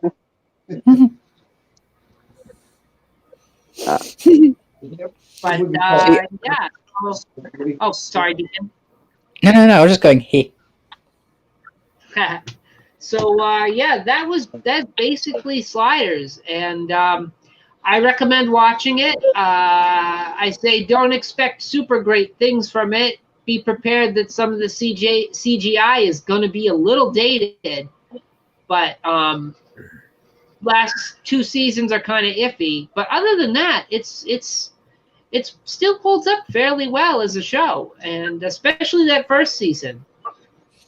Yeah, and I would highly recommend watching it with a friend or a family member where you can both sit down and just laugh, pick apart at some of the things, and just be in awe of how they do some of these effects. I mean, the first episode, second episode, Nancy Earth, they did so well with that.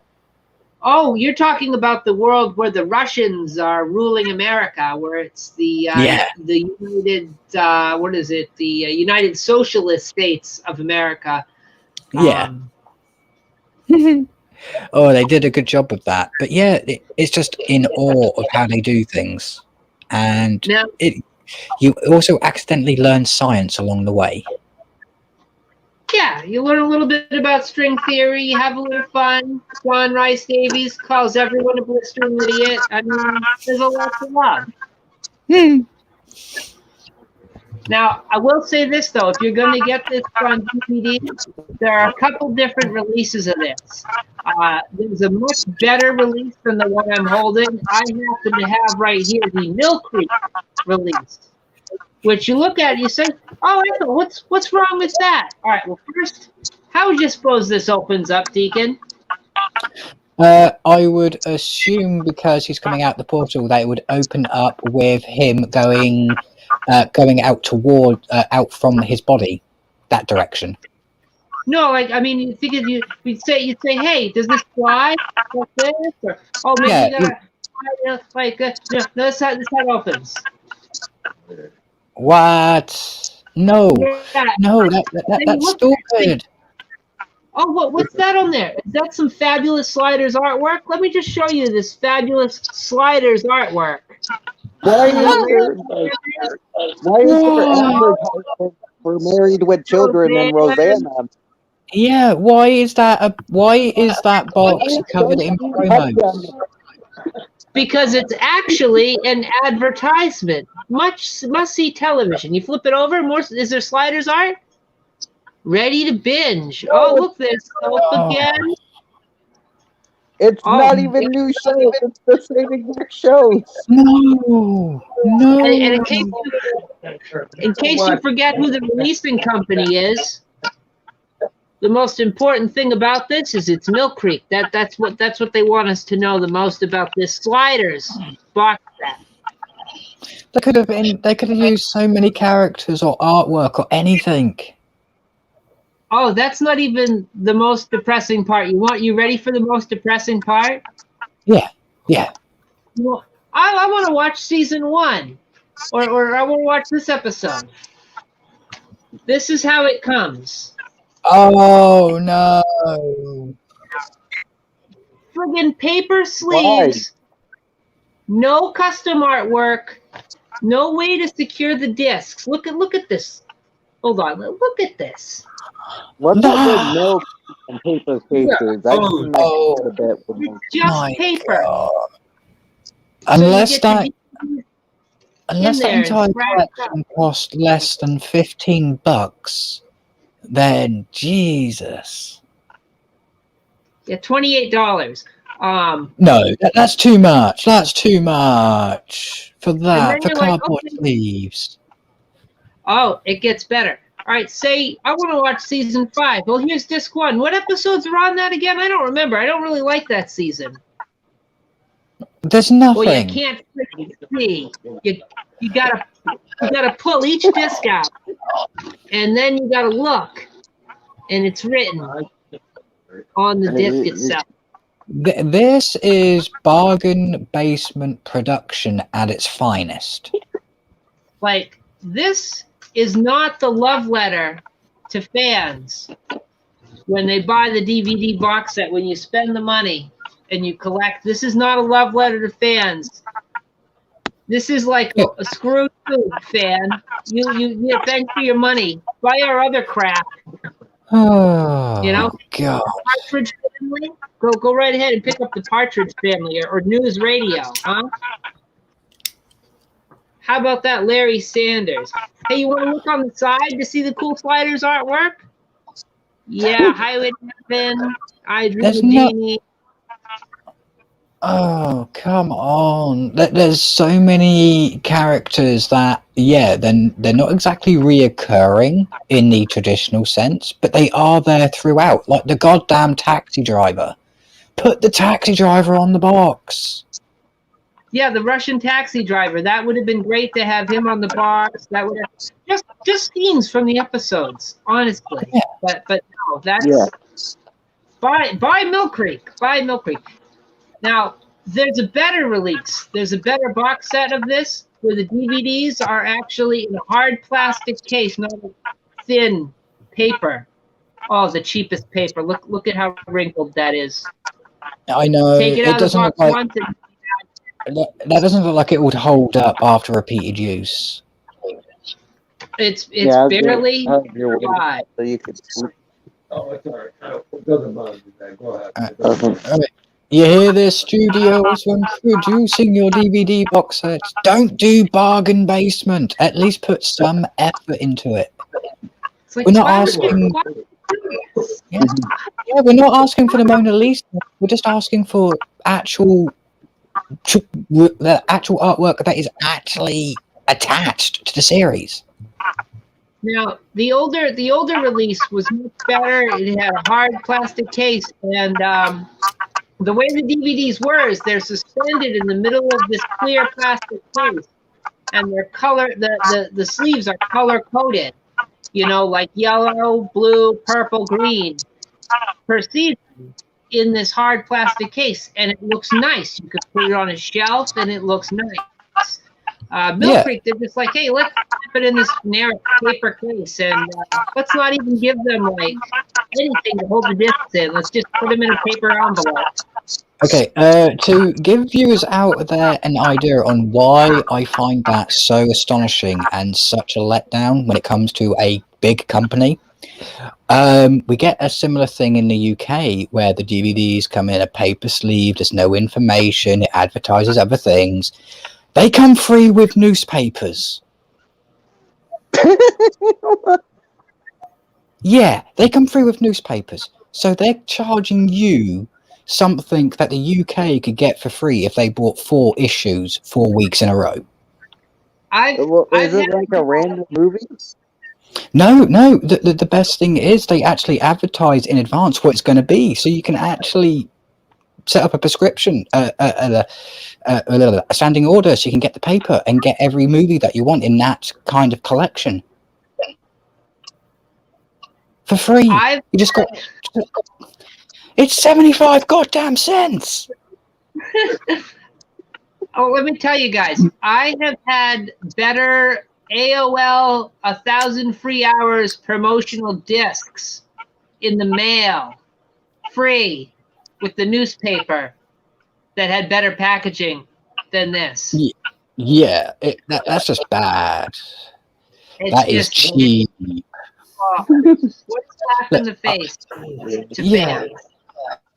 I know it cost them money to make it. I know it cost them money to make the discs and everything, but it's not that much.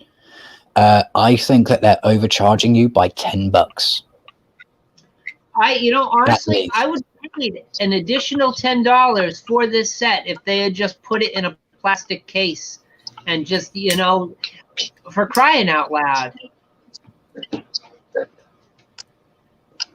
Yeah, and we've got Trashed in the chat, and he's gone, yeah, it's true. He got the Evil Dead, Dawn of the Dead, and Highlander from a newspaper for free. Jesus. Yeah, and that studio is that production company is charging you that much for something that would be given free in a newspaper. Yeah, and it's a sad state of affairs for DVD collectors in general, fans of the show, to be given that treatment.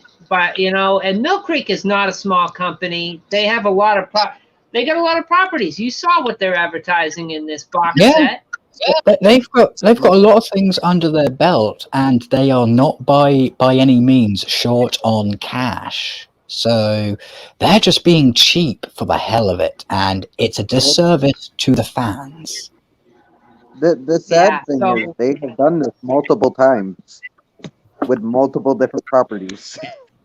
Yeah, they buy the properties, then they sell them at a fairly average price, but they really skimp on the packaging and everything. So it's like they're making an extra $10 on top of every single box set they sell. And they're advertising, they've sold me advertising because I didn't buy this box set. I bought a sleeve with Sliders discs in it that advertised all their other garbage. Yeah. What would be a nice way of putting it? Imagine buying a box set for The Big Bang Theory, and then every cover was just covered with episode art for, I don't know, Dexter, and stuff like that. They're completely irrelevant. I have a different box set for Sliders that I made that I've shown Trenchy and Sasha. And that actually came out better than this. And that was done with a black and white laser printer and some VHSs. Oh, it's just insane. But yeah, Trash brought up another point. Demo discs where you would normally have to pop into a shop and say, for you guys, we can pay $2, you get this demo that has the first 2 or 3 levels on it. We would get those for free in boxes of cereal. Oh shit! Yeah, So that's the buyer beware. The prize is getting a Cracker Jack box wrapped in that. Yeah, I mean, can you imagine? Can you imagine just going into a store in America and for once they followed some kind of English tradition where you got a box of cereal, you opened it up, and it contained all the Sliders?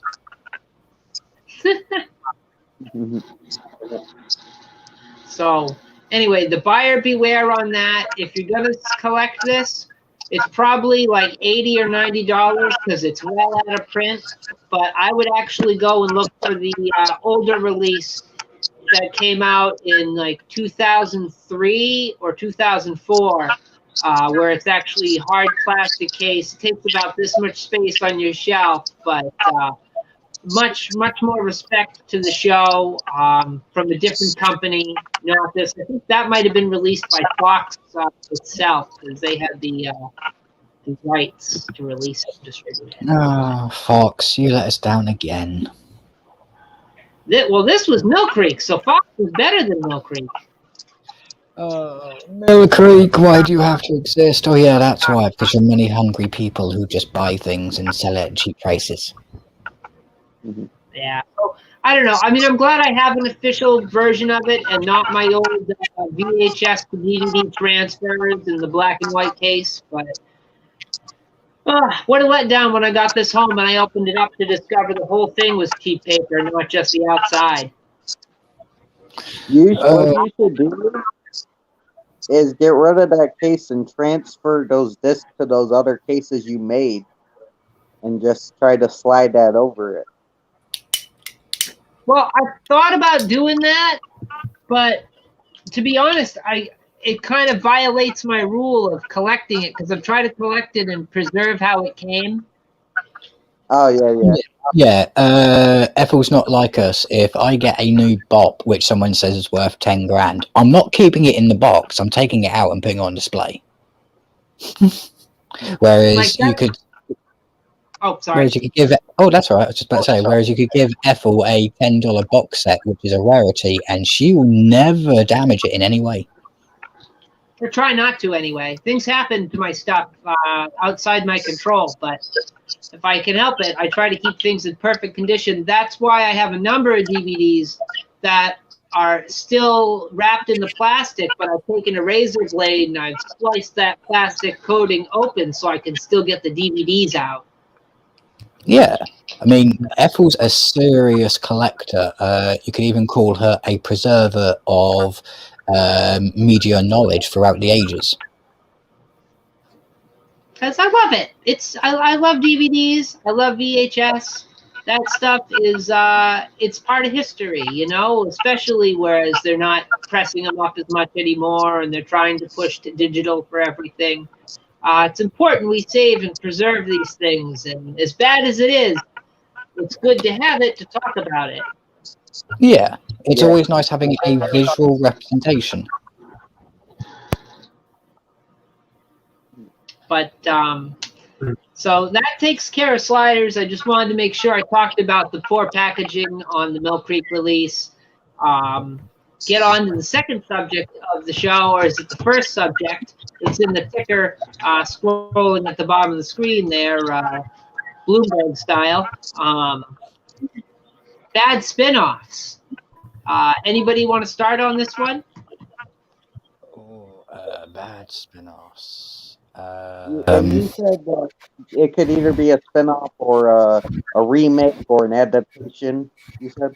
Yep, it could be any. If you're scratching your heads on spin-offs, we could start with adaptations and stuff. I mean, spin-off is sort of a loose term. I mean, it genuinely the remake of the thing. The source. The prequel to the thing. Let me rephrase that. The prequel to the 1982 thing is the worst movie ever made. I hate it. I detest it. Oh shit! I hate it more than I hate Alien 3, and that's saying a lot. Yeah, we're about to go on some major rants here, man. Why do you hate the prequel to the thing? I want to hear this, Mark. Go ahead. Let me count the ways. The overuse of shitty CGI. The whole story is just so fucking lousy. You have no Kurt Russell, you have no Keith David as Childs, so there goes half your fucking fan base right there. Mm-hmm. You didn't even use good CGI. You used shit. It was the worst movie ever made, and that includes 9 from 2000 wasn't it? I would think the Thing prequel worse than Jackie Earl Haley as Freddy Krueger. Oh, gee, that's a hot take. Jesus. I think for me, if we're chatting about recent spin-offs, I've been trying to get into it, but Lower Decks, the Star Trek animated spin-off, I just can't get into it. It's horrible. Yeah. Is it a pacing problem, Deacon, or is it the animation that throws you off? Well, it's supposed to be satire on the whole Star Trek thing. It's kind of like, oh, you know all the people on the command deck? No, these are all the people that work in the rooms that no one knows about. It's like, yeah, this could be really, really interesting. But then they literally take Futurama sense of humor and way of doing things, and that's the norm. You're talking about Upper Deck or Lower Decks. Yeah, and it's kind of like, I just can't get into it. It's just, it's bad. I would agree with that. The art style bothers me a lot with that. The humor kind of bugs me as well. Yeah, no, those are good points about that. Any other ones? Oh, Trash has brought up a good one. Lone Gunman, a spin-off from X-Files. Oh yeah, that's right. With the three nerds from the X-Files that Mulder would often go to for help. Yeah, who Scully sometimes called the Nerd Herd.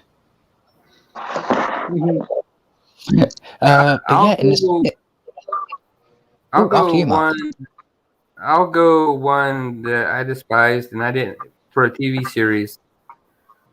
Okay, now you had great success with Highlander, the TV series that followed Duncan MacLeod. I didn't care for Highlander the Raven. I could see where you'd have some problems with it. The writing was a little bit iffy. The writing was a little wonky in a lot of places. Plus, the Amanda character never was that interesting. I found her character boring. Which is never good. No. I always, I don't know. Personally, I always thought the Amanda character was really cool, and I liked her, but I think, they didn't explore her enough as a character. They did a better job. Story. I'm sorry, what? They didn't flesh out her story and, give us, whereas the MacLeods, you got that story in, not only in the first few Highlander movies, but they explained that a lot in Highlander, the TV series. Yeah. Amanda just seemed like a character they stuck in right there near the end. Oh, yeah, and she was in that. She was in Highlander in the second and third, and later in the fourth and fifth seasons of Highlander. But they did a better job exploring her character and giving her character depth in the Highlander TV series than they did in her own show, Highlander the Raven. Mm-hmm. Which is a crime. Because, you finally give this character her own show, fan favorite for the most part.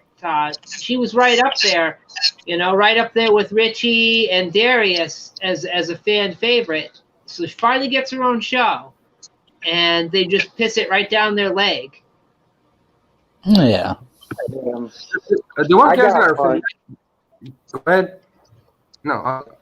Oh no, Mark! I didn't know you guys were still talking about the Highlander. Go ahead. No, I was just gonna say the one character I wish they would have given their own show to was Mythos. I love that character.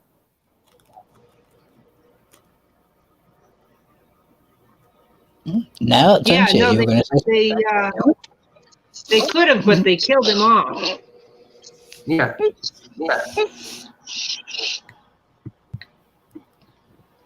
get the link in there. Sorry about that, guys. It's okay. Don't worry. Evelyn, can I have permission to go on a rant? Yeah, just before you do, hold it in your mind real quick. Just want to say, while we're talking about Highlander the Raven, Elizabeth Grayson, who plays Amanda, was also in the Death of the Incredible Hulk made-for-TV movie that we were talking about earlier. See, circling it back again. Ethel's good at circling it back. And Trenchy, rant. 3, 2, 1, go! One of my favorite book series is Percy Jackson. I love that series. I read that series in a whole night. Not the whole series, but I read one book in one sitting. I love that fucking series. Then they made the movies, which I have a soft spot for. But the thing is, they fucked everything up. First of all, it seemed like the first movie, they're like, oh, this looks cool. We're just going to make a movie out of this. They weren't even planning on a franchise, so they just left a lot of details out, and it was a decent movie. But then they're like, oh, shit, we could make more money off of this. We're going to make the rest of the series. So they crammed all the information that should have been in book 1 into book fucking 2. They fucked with all the characters. They're like, oh, Annabeth, we're going to make her maul Percy in front of the river because that's a cool scene. It's like, no, Annabeth didn't do that shit. That was Clarice. Annabeth was quiet. Annabeth was a tactician. Fucking Clarice was the bully. But no, they're like, oh, she's going to maul him in front of the river, and then they're going to, like, have a love interest. It's like, what the fuck? It doesn't make fucking sense. They fucked up all the characters. They left out characters. They switched roles of characters. It's horrible, man. I'll stop it there. I could go for days, but it's like, what the fuck?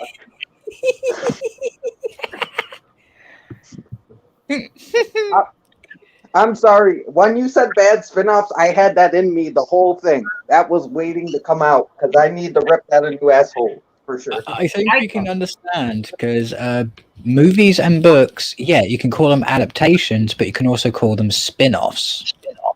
And I could tell that was festering as you're going on, Trenchy. Oh, yeah.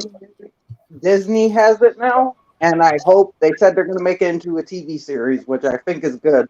I hope they give it the money it deserves. They make it like a big, like they did with Game of Thrones. And I hope Disney will actually get this one right, because we need a good adaptation, because the books were fucking dope. Oh, well, the good news is Disney are learning their lesson. They have learned that they can no longer just be a kid-friendly company anymore. They have to be willing to push the boat out and make R-rated, even adult action movies to survive. Yeah, well, this would be more like maybe PG-13 at worst. Like, just put the lore in, just make it good, man. Just follow the books well, and you know, don't replace characters with other characters or change roles or do any stupid shit. Just take your time with it, flesh out the story, and give us this epic series that should be on par with Harry Potter. That shit should be on par with Harry Potter, but no, they fucked it up. They rushed it. Well, hopefully it can now beat Harry Potter because Harry Potter needs to be dethroned. Oh yeah, man. If this is done right, I swear it probably won't have the impact as Harry Potter, but it will be better than Harry Potter.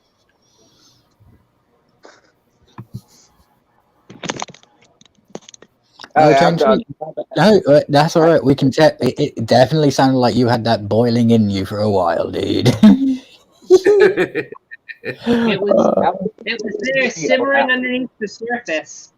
Yeah. We won't go down the adaptation route because, oh my god, we could be here all night.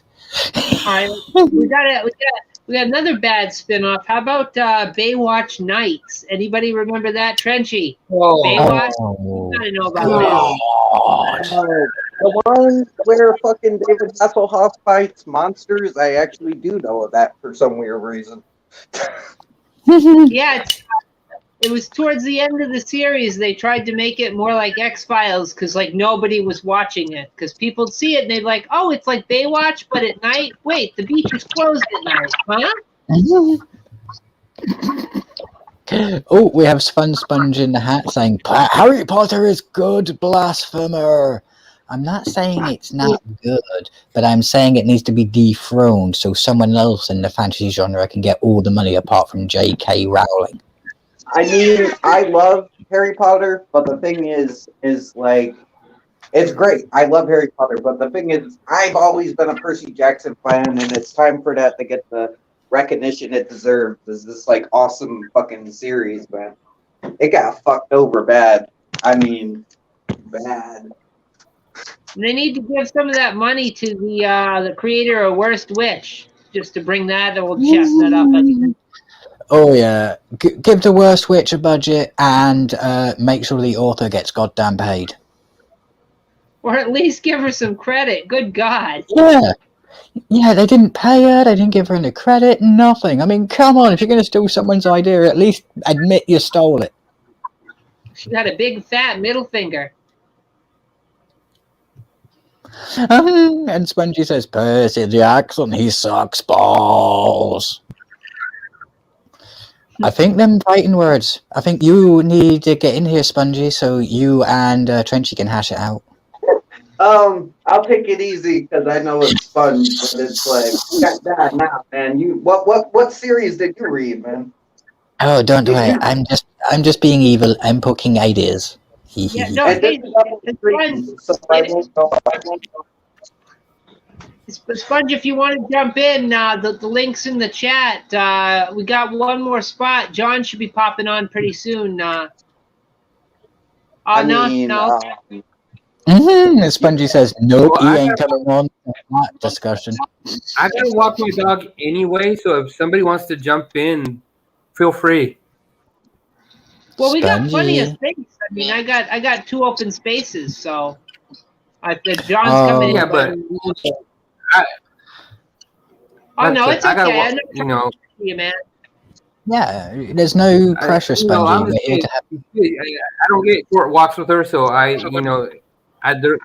it could take me up to half an hour to get, for her to find her a spot to go to the bathroom and then have her go to the bathroom and come back. So if somebody wants, I have bowing out. We all have those things. My pooch, my demon dog, when he wants to go, it's 45 minutes at least. So I share your pain. Hey, Sponge, you're good, dude. You're good. Yeah. It was just fun. We want Vasu to join us. Welcome, John Steele. But that is going to have to be a conversation you two have.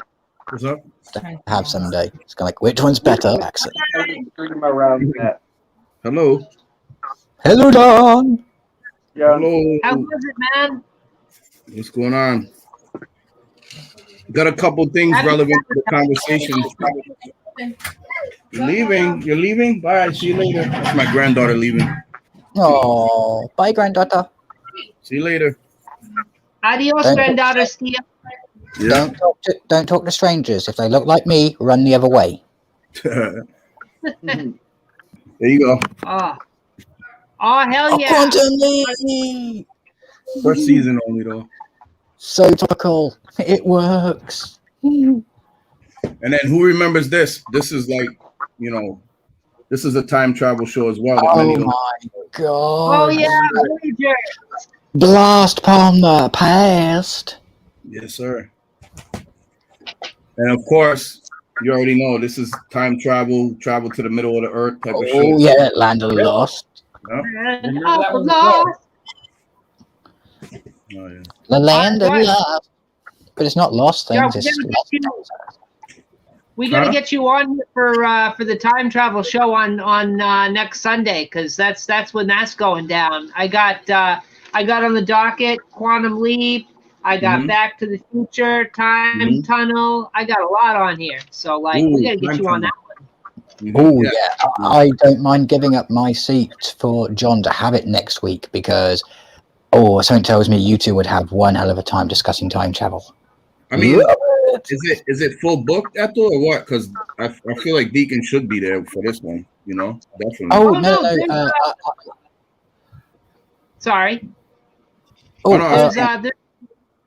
ahead. there's plenty of spaces open. Because, like, I'll be there and probably Trenchy, but I don't want to speak for him. It's sort of like first come, first serve. But, yeah, no, it's wide open right now. If there's a space, I'll probably be there. Yeah, so if there is a full docket and basically loads of people are on and you want in on, I'm one of those people that will sit there and go, I'm in one stream 1 week, I don't mind skipping the next one for other people. I mean, I'll drop out for it.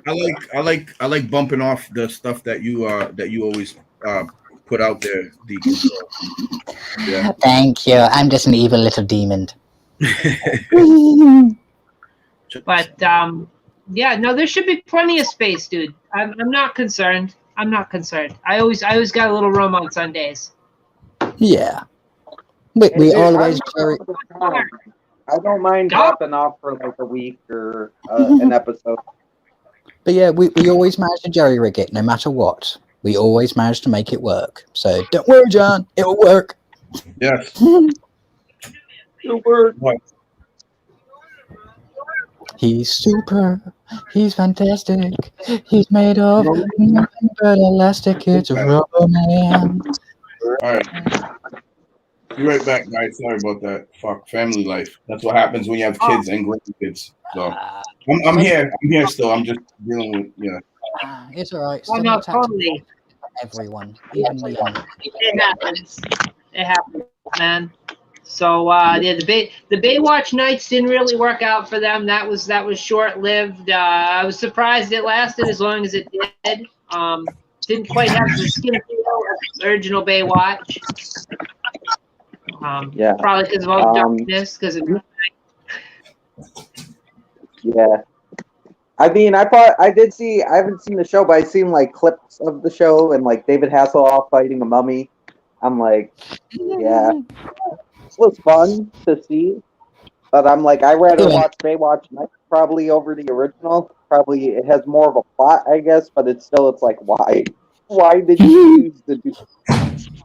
Why are you fighting creatures of the dark?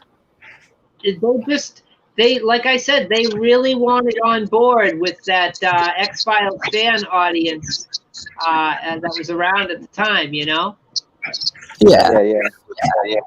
It was still when it was real big, so they wanted to ride those coattails to ratings land and get those eyeballs.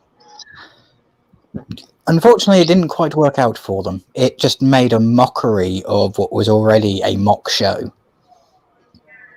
Yeah. Mm-hmm. So, and Baywatch was one of those shows where, like, if you started watching it when it first came on and you got invested in the characters, it was like that was your soap opera. You know, you'd watch that. It had a little bit of action in it. But for the most part, I can recall people who were just watching it literally for just the women in bikinis and women in swimsuits. And that was like their thing, which is fine. That's the only reason it's worth watching the episodes, to be honest. There were some episodes where I was like holding them at gunpoint. It's like, oh, that's cool. But half the time it's like, oh, look, Carmen Electra is doing aerobics on the beach. Nice. Like, I think if there was one thing that Baywatch has taught us all, it's don't swim underneath the pier, and Hobie is a friggin' moron. Hogie's an idiot. Hogie's an idiot. I mean, who names their kid Hobie anyway? What the hell?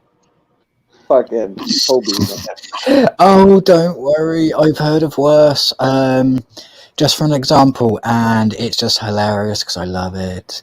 There is a mayor in America of a town who got elected. He's an African American, and his name is Adolf Hitler.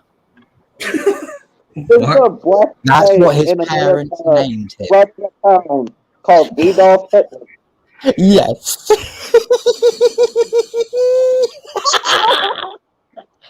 Well, that blows Hobie out of the water for sure.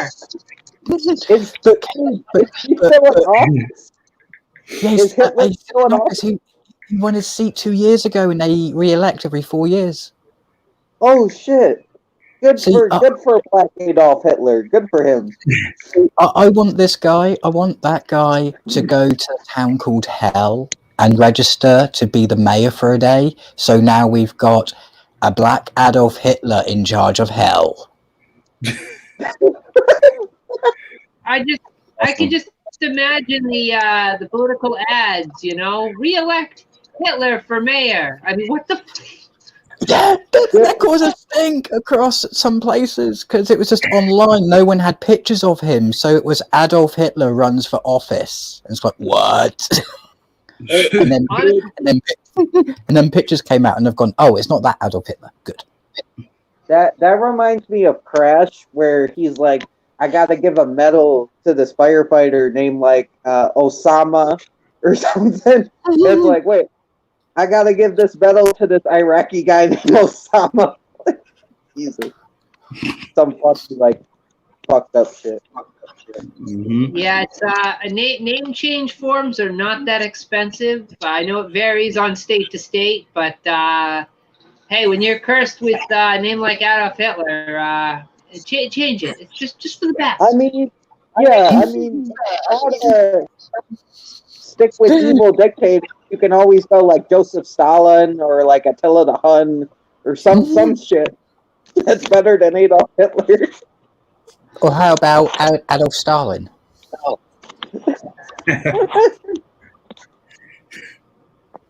What's the Cuban guy? Osama Hitler. Osama Hitler. Or no, Osama Hitler Hussein. See, now we're just denigrating this entire stream, aren't we? Yeah, I could just. People are bugging out right now. They're like, "This is not Valentine's Day. I didn't want to hear about it." So they're bugging out. But good God, bad spinoffs. Anybody recall the Ewoks cartoon? Oh God, Ewoks. Yes, and droids. The droids are actually good. Ewoks kind of not too good. I've watched all of season 1. Season 2, I couldn't really get into it because they changed the voice actors. And the Ewoks? Yeah, the Ewoks animated series. The first season, really nice. Second season, the animation took a bit of a dive and they changed all the voice actors. Yep. Droids was better. We still live? Yeah. Yeah, we're still live. We're as live as you are, my good friend. Right. So no love for this one. If not, check this one out, guys. This is early. Highly recommended if you like your traditional time travel shows. Do it. Yes. This guy, tragically, I think he died young, early on. There was something behind his story or whatever with him. So, young actor, he died. The older gentleman, the young kid, he's still alive. He's still around and kicking. His name's Mino Pellucci. No, see, he looks so cute for a guy called Mino. Mino, yep. My name's Still convention. Shannon, Ed Begley Jr. was in this. Shannon Doherty, Mako, Miguel Sandoval, and the name of the guy who played Phineas Bogg, basically, is John Eric. Now, wasn't Mako Shredder in that first Michael Bay Ninja Turtles movie? I think so. He might have If been. it's the same I'm thinking of. Could have been. If it's the same guy I'm thinking of, he also was in an episode of Columbo as well. It must be the same guy because Columbo's before this, so that would make sense. That Mako would be in this, and then years later, the fucking Teenage Mutant Ninja Turtles. And if you remember Columbo, you're either old or you had good taste. Oh, dude, Columbo's badass. The dude in the fat dude in the trench coat, and he solved that. Yeah, and his catchphrase is, "Oh, and one more thing." Yeah, I caught that on ETV. That inspired my love for trench coats. So thank you, Columbo. Columbo. Yeah, big. Columbo and Peter Falk. yeah, Columbo and Donald Pleasance from Halloween, and a couple of others. John Constant, of course. I can see that. I could also see The Crow being a bit of an influence as well because trench coat. The Crow, John Constantine. You know, I won't go on, but you know. Oh, he was the voice of Splinter. I'm sorry. No. This the voice. I didn't realize. I thought it was the voice of Shredder in that, or was playing Shredder. I didn't see. It's a newer movie. I'm bad with the newer movies. Better with the older stuff. I mean, if you're gonna be bad about one movie, that movie's fine to be bad about because that's a bad spinoff in of itself. Like I'm okay with it. Train wreck. That in the sequel. The sequel's worse though. The first one's tolerable. The sequel's just got moments where it's like, why are you doing this? I skipped the sequel. Are we talking all spin-offs that are like just time travel related or just like terrible spin-offs? Spin-off of anything, it just has to be terrible. Yeah, or it has to be considered terrible. Like if you personally like it, that's okay. But if you consider it terrible, or other people consider it terrible. In that case, I have one. I have one. The Tremors TV series. Ooh. I love it to death, but most people hate it, and it also has very little to do with the actual timeline of the movie universe. You might as well say it takes place in a different universe altogether. Yeah, that I think is good, but as a spin-off, as something that's supposed to be connected to the show, it didn't do that well. After, like, I've watched the first 2 Tremors movies, and after that, I didn't bother with any of the other ones. Like, I'm one of those people where, like, the first 3 Hellraisers, and then I'm done. Because, like, I don't know, like, certain things like that, like, and if they spawn a TV series, I'm usually, like, not on board with it. I don't know if there's been anything successful that has made the jump from, regular big screen to small screens that's been that successful. But yeah, if you the one Tremors movie that I can recommend after 2 is number 4. Okay. And that's just because it gives you a good understanding on why a town called Perfection is in the middle of nowhere in Butt-Kiss, Nevada. Did they ever do a Starship Troopers series? I believe they tried. There's animated movie spin-offs. Yeah, it was teased for a while that they were going to do that, but they did. I believe it was a made-for-TV animated movie. They did 2 of those. And how did that fare? Yeah, not bad. But that would have been a good series if they'd worked it into a live action series and tried to go serious with it. Kept the campy insect. Because that could have worked. I can agree with that. There are like not with these 2 right here, but there was a spin-off of this that they did much later, I think, with the blonde chick in maybe the late 90s, early 2000s, remember? Yeah. Living, which wasn't half bad. That was a spin-off which was okay. I mean, Class, the spin-off of Doctor Who. A lot of people, I was okay with it, but I kind of dropped off it, but a lot of people hated that one. It didn't really hold Adventures. Class, it had like teenagers in the Doctor Who universe. Capaldi was loosely involved, and it didn't know what it wanted to be, I don't think. It was really weird. Yeah, no. I know which one you're on about, and that bombed. They were saying, this is going to have about 5 seasons to it. After season 1, they said, nope, no more. Yeah, they killed it right away, because it was like, the thing about Sarah Jane was like Doctor Who for children, which I still love. That's one of my favorite series is Sarah Jane Adventures. Then you have Torchwood, which is like Doctor Who for adults, like heavy R. And then you have Class, which is somewhere in the middle. Like it was like trying to compel the teens, but it also had some really dark moments. It didn't know what it wanted to be. Yeah, no, I get where you're coming from on that one. Just gonna technical notice to the chat. I'm clicking on your description so that they pop up on screen, but they are not popping up, or they're popping up extremely slowly. They're popping up on screen exactly when you click on them on my end, Ethel. So I think it just might be on your end. Yeah.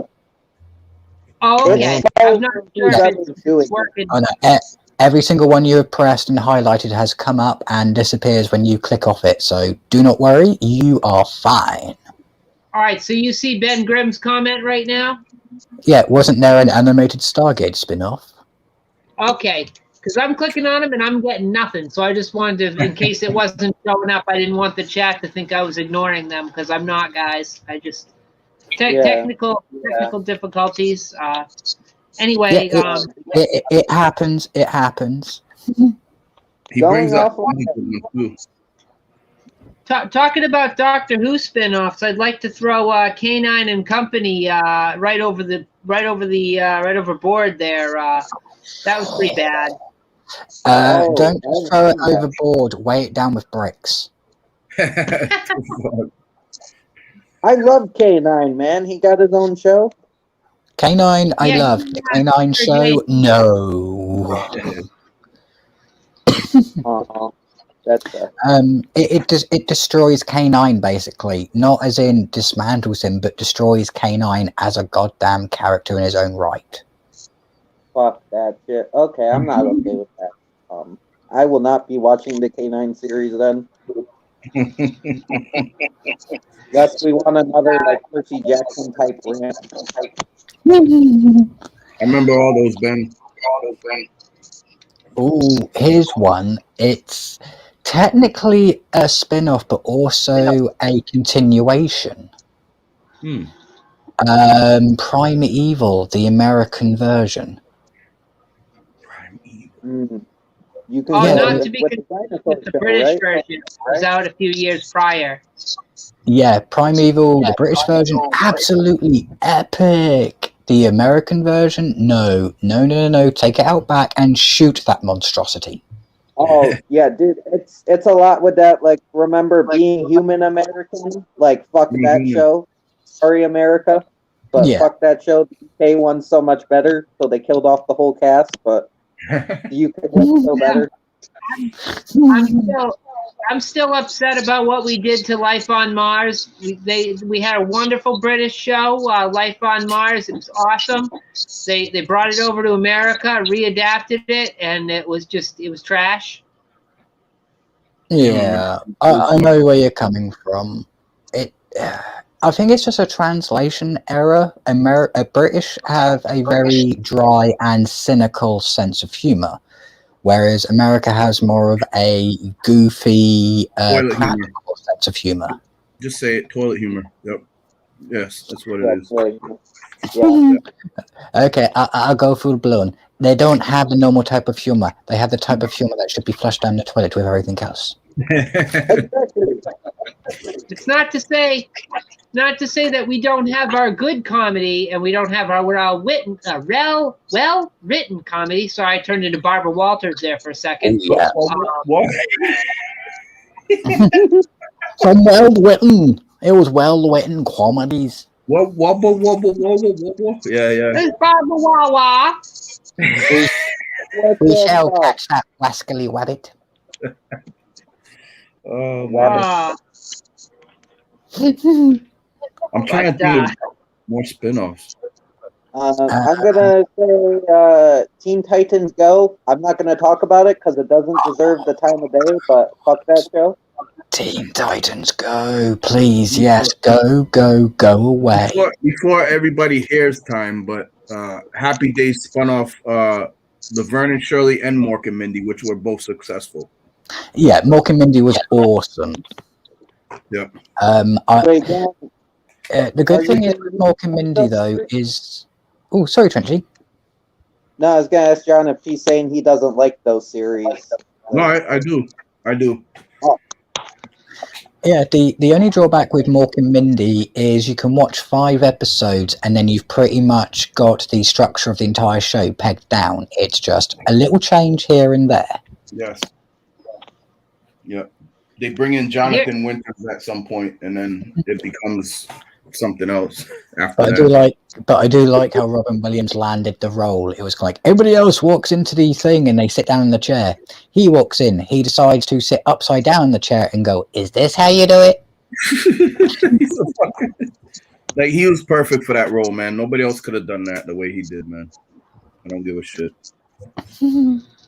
But like, I'm trying to think, like, back then there were other spin-offs of like shows like that, because I think, was Maude a spin-off of something, or did Maude spin off Alice's Diner? I feel like something was connected with those two. Like, I'm blanking because, you know, I'm getting old.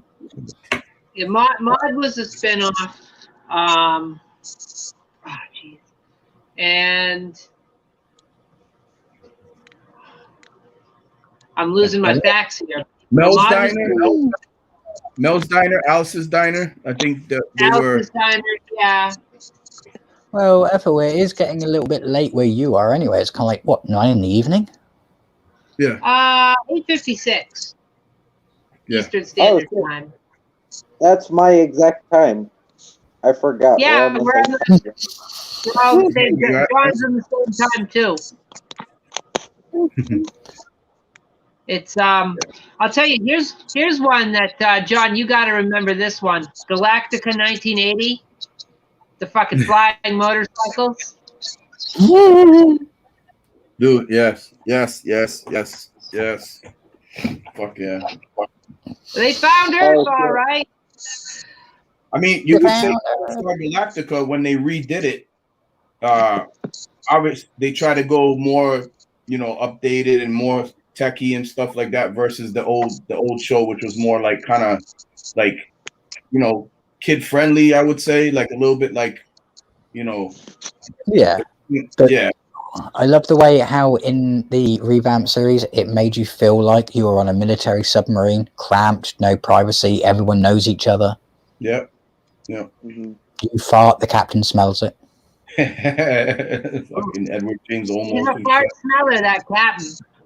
And if the captain smells it, you don't get flogged, he just takes away your rum. You know what? Yeah. Let me look at something. I got another one. It only had 1 episode, but the Aquaman spinoff from Smallville, that had like an episode, and then it got canceled right away because people hated it. But it tried. That was a piece of shit. I know. No one could get Aquaman right, and they're still like not even. They did it better, but they're still not completely getting it. I don't think anyone will ever get. You know, if you want a decent Aquaman, one that plays into his ego, his strength, and stuff like that, watch Batman: The Brave and the Bold. Oh yeah, that was a dope Aquaman. I've seen that. Now, Family Matters wasn't a spin-off, but Urkel, yeah, he did do a lot of cameos on other shows because they had that TGIF Friday night lineup. Yeah, So and he always played Urkel. A fun thing about Urkel, he was also the voice of Sonic the Hedgehog in the Sonic the Animated Series, and Sonic Sat AM back in the 90s, which was the more popular one, if anybody recalls that. It's sort of a furry wet dream for all you furry folks out there. Just make sure that if you do attempt it with Sonic, you do it very carefully, because he is a hedgehog after all. Shit. Oh, man. Yeah, talk about a prickly pear. Dude, 21 Jump Street was the parent series that spun off Booker, spun off 21 Jump Street. I didn't remember that. Booker. Madness. Anybody remembers that? Booker. I think the only one else that is probably on the table that everyone would probably know and may agree with is the spin-off show from Family Guy. Oh, Cleveland? Yeah, Cleveland. I never watched it. Too bad though. It wasn't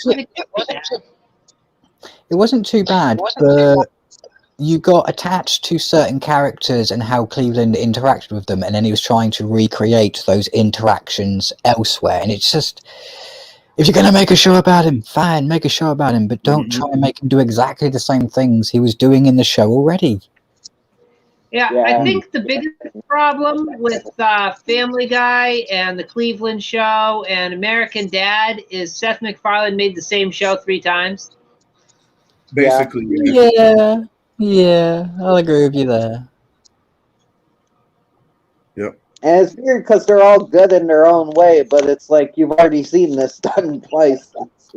That's why Cleveland kind of got left behind, because Family Guy is Family Guy, and then you got American Dad, which is like you got a spy and a German fish and a alien, so it's kind of different. Then you have Cleveland, and it's like we love Cleveland, but no one's gonna go to Cleveland after watching those 2 shows. They're gonna be like wiped out by then, you know. Yeah. You guys were talking about Baywatch earlier. Baywatch also spawned Baywatch. Pardon me. So it had 2 spinoffs, Baywatch Nights and Baywatch Hawaii. So, Oh yeah, that's right. Can't forget about Baywatch Hawaii. Baywatch Hawaii, which for some strange reason had hotter models. of course. Yeah. Well, it's Hawaii. They're allowed to wait. No, California's nice all the time too. Yeah, I don't know. It's Hawaii. What do you want? Hawaii. Yeah, it's just one of those weird things. If you turn around to anyone who is of Trash's age and they're guys, and you say, "Oh, did you used to watch Baywatch?" They'll sit there and sheepishly say, "Yes, but not for the plot."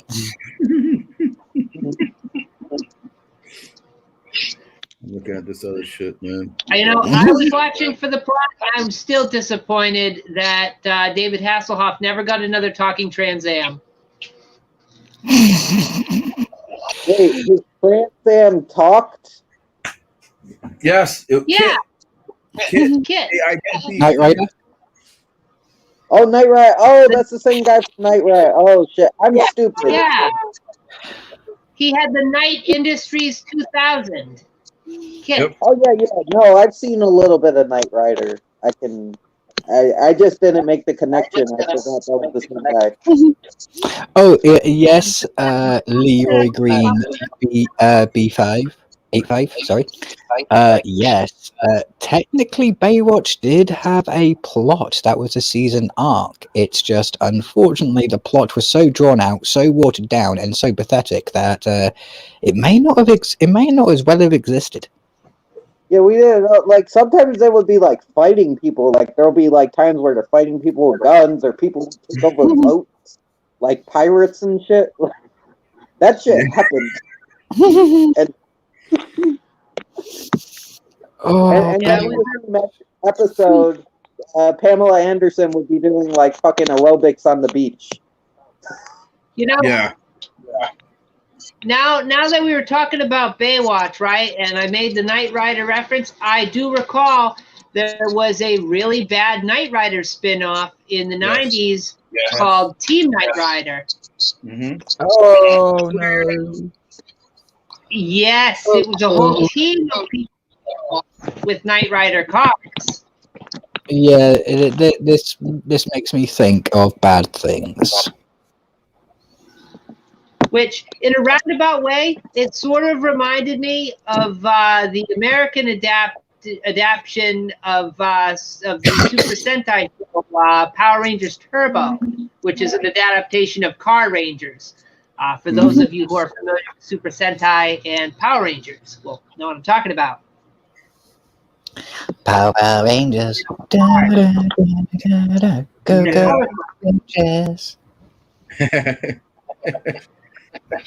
That was after my time. So what? Well, don't worry, it was after my time as well. I was born in the 1800s. Me too, in my former life, 1889 to be exact. Oh, but yeah, there are some cheesy shows from back in the day that, oh no. I can't remember. I can't remember the did. title of it. Yeah, I can't remember the title of it. There was a new series that came out a few years ago where the entire premise was a police officer who can't work well with others is given basically the Knight Rider car to work with because Knight Rider car will not reject him. What? Really? Yeah. It's weird. It's supposed to be a comedy. It stars the English goofball from Primeval. Are we okay? So Knight Rider, right? From 82 to 86 spawned Code of Vengeance, which went from 1985 to 1986. Team Knight Rider, 97 to 98, and the Knight Rider remake, 2008 to 2009. That's what it's saying right here. Yeah, Knight Rider 2000, which got it enrolled into a TV movie because it wasn't very long. Yeah. Oh God. Oh, if we're going like remake movies, we could be here all day, like fucking the Rush Hour TV show, fucking TV show, just stuff that didn't need to be made and has nothing to do with the actual thing, but yeah, I can usually find a redeeming quality in most things, but some of the stuff that I've talked about tonight only has one or two redeeming qualities, and the rest of it should be destroyed. With great. I heard the Lethal Weapon one was good, but I never watched it because I don't need to. I like the movies. The movies are good enough. Right. Unfortunately, my lovely, lovely people. It's 2:00 in the morning for me. I have to be up early, so I'm gonna have to call it a night. So I have to go. All right, brother. But Ethel, I loved tonight. It was a great discussion. You're an awesome host, and so many good points. Mm-hmm. Oh yeah, it was great. Thank you for coming on the show, and thanks for being on. Yep, anytime. You send an invite, I'll appear, and you're always welcome on my show as well. Anytime. Okay. One question before you go, sir. Where did you and the Scotsman Sponge? Where did you guys make these things on Twitch? Oh no, there's a program that is called, if I remember correctly, Vroid Studio. Mm-hmm. It's a free app that you can download, and it allows you to create 3D avatars. Nice. I don't know how to work it, but Spongy is a aficionado with it. He built this one, he built his own one, he built Wabby's. I mean, he builds them like there's no tomorrow. Awesome. Nice. I'm gonna hit him up because I wanna and is it pretty broad as to what you can do, or do they have like set type of model things already like they do in the video game? They have some set type models, but this one is based on a set type model, but it's a custom build. No one else will have this avatar. That's dope, man. That is fucking dope. I like that a lot, man. Yeah, so next time Spongy's on, I definitely have a chat with him, get to know him, and definitely help Wab as well, because Wab will kind of turn around and say, yeah, I'm going to pimp him out. But yes, in that case, I will see you guys later. See you later, John. Sorry I couldn't chat too long, but you make sure that you enjoy the chat after, people. Night, night, Trenchy. Yeah. You sleep well. And Ethel, and catch you later, Ethel. Big hugs. If I could move my arms, I'd give you a hug. Happy Valentine's Day. Happy Valentine. Bye. All right, man. Adios. Gone. Oh shit. Yeah, so geez, we got a good amount of bad spinoffs. One that's often considered a bad spinoff, I don't consider it bad. I kind of like it. Is the Planet of the Apes TV show. I feel like that gets a bad rep, but I can see where criticism comes into play. Yeah. Mm-hmm. I dug it. But I thought it was good. So I mean that gets an honorable mention. I had to mention it because when I was doing a little bit of research to find topics I couldn't quite think of, that kept popping up, and I'm like, really? I like that show. What the hell? Apparently, some people. He is the ape. Mm-hmm. I'm looking to see if that's even in here. Is it like an extensive list here? There's a lot of spin-offs I enjoy that people despise. Like there was a couple Teenage Mutant Ninja Turtles series that I had growing up. There was one in specific that people hated where they go into the future and they fight like robots and shit. And I think Krang was the main bad guy. I'm not sure, but they're like in this future world and they gotta get back to their own time. I like that one. A lot of people despise it though. The one I'm looking at that seems to have like spawned the most. Scooby-Doo's got a lot of fucking spawn-offs. Where are you? Oh yeah, numerous. But the X-Files also has a lot. The X-Files has a lot of spin-offs. Like what you were saying, Trench? Huh? Because the X-Files had Lone Gunman, and what else did they have? Oh, hold on. A lot, Ethel, like fucking a shitload. But I think mostly like what it is like other countries picked up on it and had their own kind of spin-off. Oh, is it X-Files or X-Factor? My bad. Might be X-Factor. X-Files had Millennium and the Lone Gunman. Oh, yeah, I forgot Millennium was a spin-off. Yeah. They have, you can see the future, but only for brief seconds. Remember that movie, Millennium, with the fucking, with the plane that went into like some type of warp, like some Bermuda Triangle thing, and all the people end up like living instead of dying, but they, the plane disappeared, so they didn't know. It was like some weird thing going on. It was an old movie too before it was a show, Millennium. I remember that.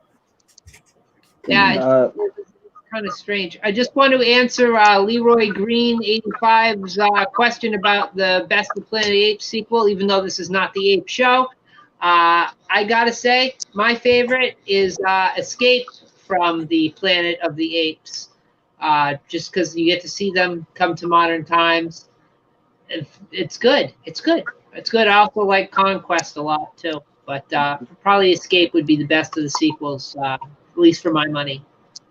I haven't seen all of them, but what's the one where they're in present day the whole time and they're treated like humans, and then at the end they're like shot to death?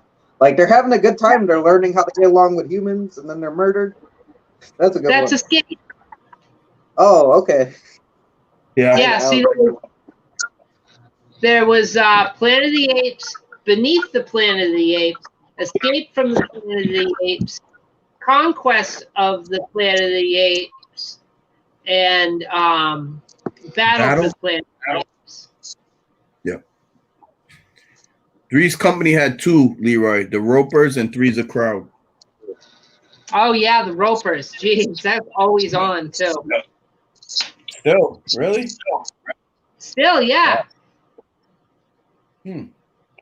All I can ever think of is the opening credits with the guys holding the plunger. Fucking Roper. Yep. Oh shit. Trent, you were talking about Teenage Mutant Ninja Turtles? I think I found. Yeah, they had a few. Shit. Yeah. The original was 87 and 96. And they spun off Ninja Turtles, The Next Mutation, which was also a spin-off of Mighty Morphin Power Rangers, Teenage Mutant Ninja Turtles, Teenage Mutant Ninja Turtles Fast Forward, TMNT Back to the Sewer, Teenage Mutant Ninja Turtles 2012 to 2017, and then Rise of the Teenage Mutant Ninja Turtles, which has been going from 2018 till now. Yeah, I've seen most of those. I think I was talking about the TMNT, and then what you saying? Fast forward. Yep. Those are the two series I was talking about in general. That's what I Okay. grew up with. I did get to see the '80s as well because I got a DVD of the '80s TV show, so I got to see a few episodes of that, and I delved into that more. But mainly, it was those two series that that's my Turtles mostly. Mm-hmm. Wow. I'm kind of surprised. You said there was a spin-off where they had the Power Rangers in there too? Yeah, it says. Well, Yeah, it literally I says that Ninja Turtles: The Next Mutation is also a spin-off of Mighty Morphin Power Rangers. yeah, Teenage because Mutant Ninja Turtles. Yep. there was a series where they have a girl, and it's guys in suits, and there's a girl Ninja Turtle, and that crossed over with what the Power Rangers that was running at the time, and they had a crossover episode from that series. So yeah, it does. It relates both to the Power Rangers and that. That's There's like a new.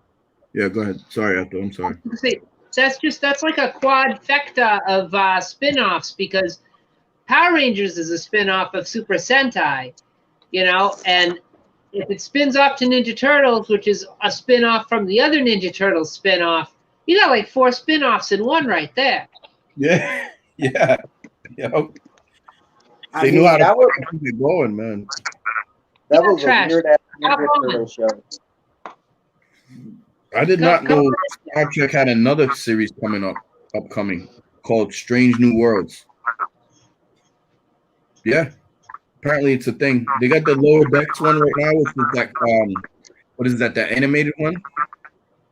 Lower Decks, Star Trek Lower Decks. But Yeah. it says Star Trek Strange New Worlds upcoming show. So there's something else coming up with that.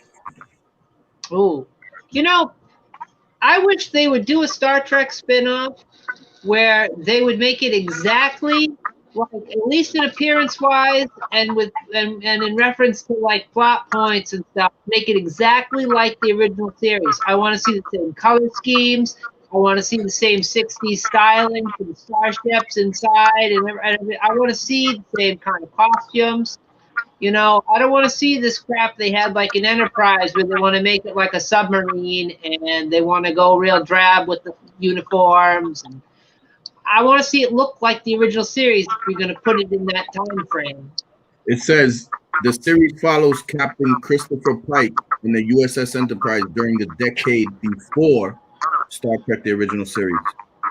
So before the 60s one with Kirk and all that. So this is supposed to be like before that, I guess. So maybe they'll do that. They probably won't. It probably won't be like that. It'll probably look like the Star Trek movie where everything's like super sleek and stainless steel, and all the computers look really advanced, and it's all CGI. And can we just get the doctor scanning somebody with a salt and pepper shaker, please? Oh shit! I got one. Knocking over cardboard computers on set on the fucking holodeck or some shit like. Yeah, I want to see the Gorn again, and I don't want him to be some CGI. I want a guy in a rubber lizard suit. I want the giant foam boulders bouncing around like they weigh nothing. I want it, damn it. Even as a kid, like seeing that shit, like the reruns in like the mid 70s to like mid 80s, I was watching that, because it came out in the late 60s, 66, 67. But I remember thinking some of it was hokey watching it, but the stories were engaging. Besides the hokiness, the stories were always engaging, I thought. But. Oh yeah, and like they had such great concepts. They had one where called the Omega Glory, where there's a planet that's very similar to an ancient Earth, and they've got another starship captain on that planet, and he sort of corrupted the natives. And there's 2 warring factions of people on it, and they're basically repeating, based World War II almost, but it's primitive, Native American style culture versus a more colonial culture. And it all leads up to the end where they find a tattered American flag. And apparently their holy book was the U.S. Constitution, and they just muddled the words over time. And it's just, I love that episode. Great episode. It's a poignant like series, man. Like for so many different reasons, man. The OG for me, you know. I never got on to any of the ones after that. After like I don't know. I never like maybe a little bit of the one with Geordie LaForge, you know, and Picard. But other than that, like a few here and there episodes. But the OG was always like cemented in for me, and I would return to it and watch it a few times. Yeah, it was. I mean, I don't know how else to describe it. It was classic, you know. The original series. There's a reason why it's the blueprint. I mean, it spawned so many spin-offs because it's so good. Yep, and it had a cartoon. Remember that? That was another. Yep. Unlike this DVD release, the cartoon DVD release is actually really nice. You have what, the whole entire series of the original? Well, most of it. I have because what I was doing was I was buying the older DVD releases of the original series, which came paired as a double feature. So you'd have 2 episodes on each disc, and they were sold individually as a disc. And the reason I started collecting those was because it's hard to get the original series in its original form now, because now they've gone and they've replaced all the shots of the Enterprise with the digital Enterprise, and all the shots of the planets with a digital planet, and they've added new scenes because they have they can make Klingon spaceships and Romulan spaceships now, instead of where the old series had to just reuse something from a few episodes ago. Yep. And it's like, I want to see how it was, how I remember it, not how you gave it the Star Wars treatment, or what? They gave it the original trilogy Star Wars treatment? I did not know that. Wow. Yeah, it's pretty rough. Like if you watch it on TV right now, it airs on H&I TV, and it also airs on Saturdays on MeTV, which are over-the-air broadcast channels. I don't know what channel they are in your neck of the woods. Yeah. Get them over the air on an antenna, and they only air the remastered version. And the old versions, you can't find it on DVD anymore. It's all replaced with remastered crap.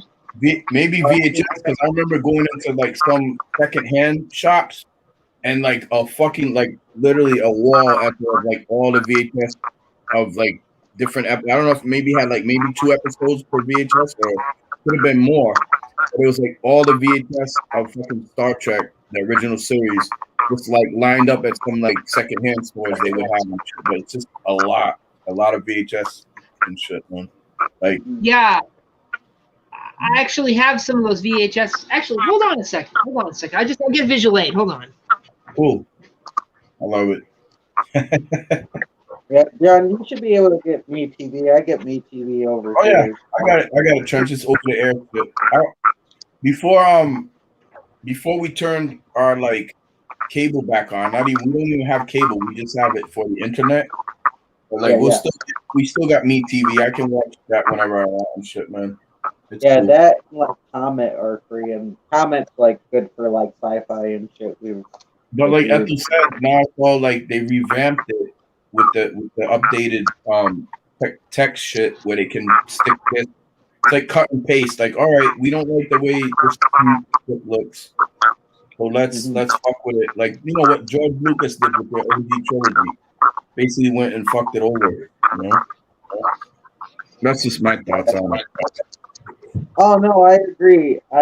It sucks because there's no way to watch the original Star Wars unless you buy it, or you can like find like maybe a legal copy online. But it's like what they did to Star Wars was horrible, because I was watching a lady. I already told you about this lady I like to watches the movies and shit. She was watching Star Wars for the first time, and she was watching the original trilogy.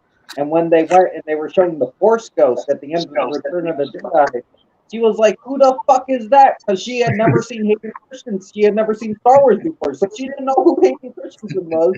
So she watched 4, 5, and 6 first. So she's like, "Is that young hot Anakin? Who the fuck did that?" Like, yeah, they retroactively changed the Force Ghosts in the special. Yeah, special edition.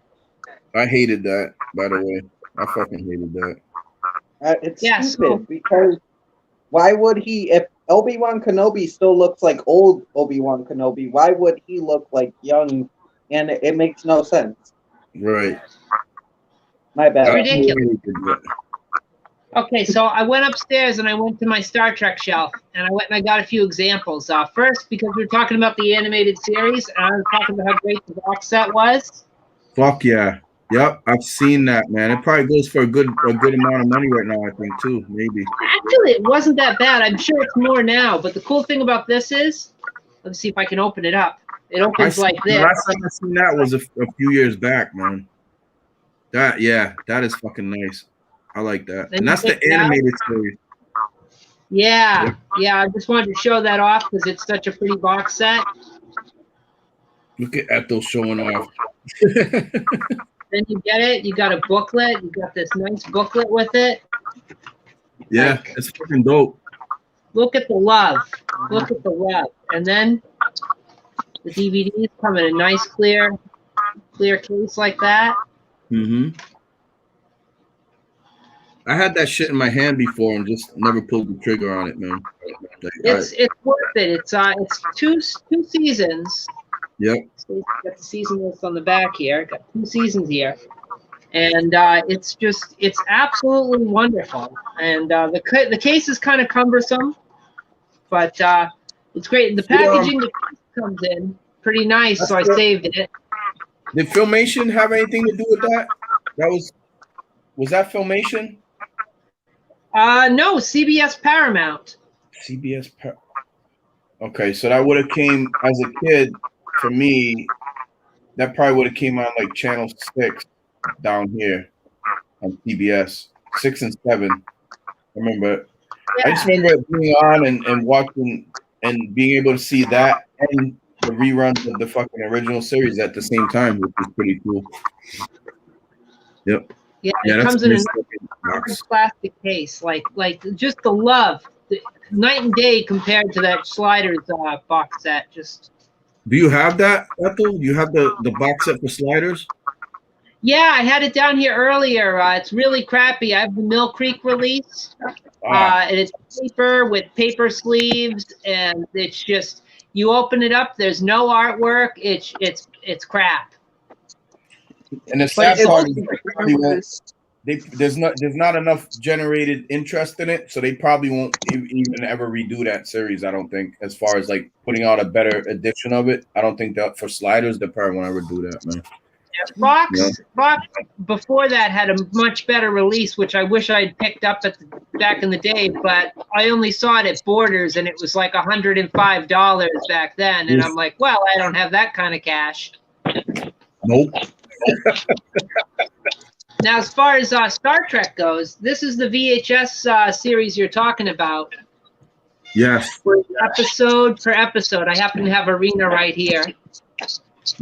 That is it. Yep, that's sort of what you have like that. Like, I wish I had more of these because these are such a nice release. But they look great on a shelf too. They do. They did the same thing with Next Generation, which I happen to have one right here. Let's see, so you put them on your shelf, and it looks nice. They belong together. It's wonderful.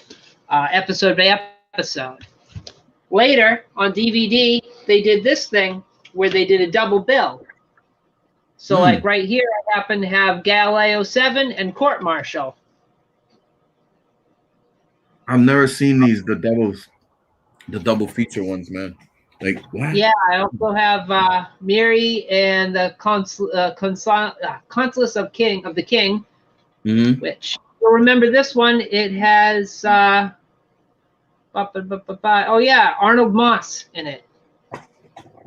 Oh shit. So, Those are fucking. now these were like, huh? Those are cool. I like those.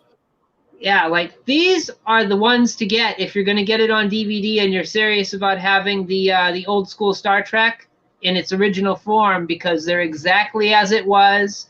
It's just like you would have got on your VHS, except it's a little bit cleaner version. And they didn't replace the special effects. But now you go to buy it and you get shit like this.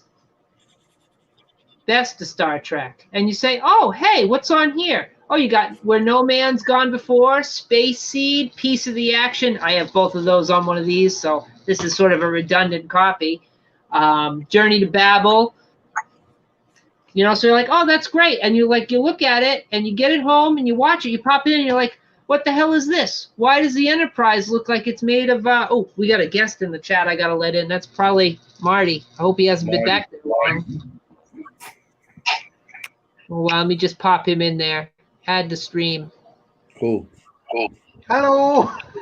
So yeah, I was like watching you guys chat, cheered me up immensely, and I'm like, I'm feeling FOMO now, so I gotta get in on this. But I just want to say thank you very much for the stream tonight, because I was actually really down in the dumps and just watching. And I was like, oh man, now I feel like a hypocrite. Am I a hypocrite for fucking popping in now? No, dude, I told you, you're always welcome. There's always a spot for you on any of my shows. Thank you for coming in, and yeah.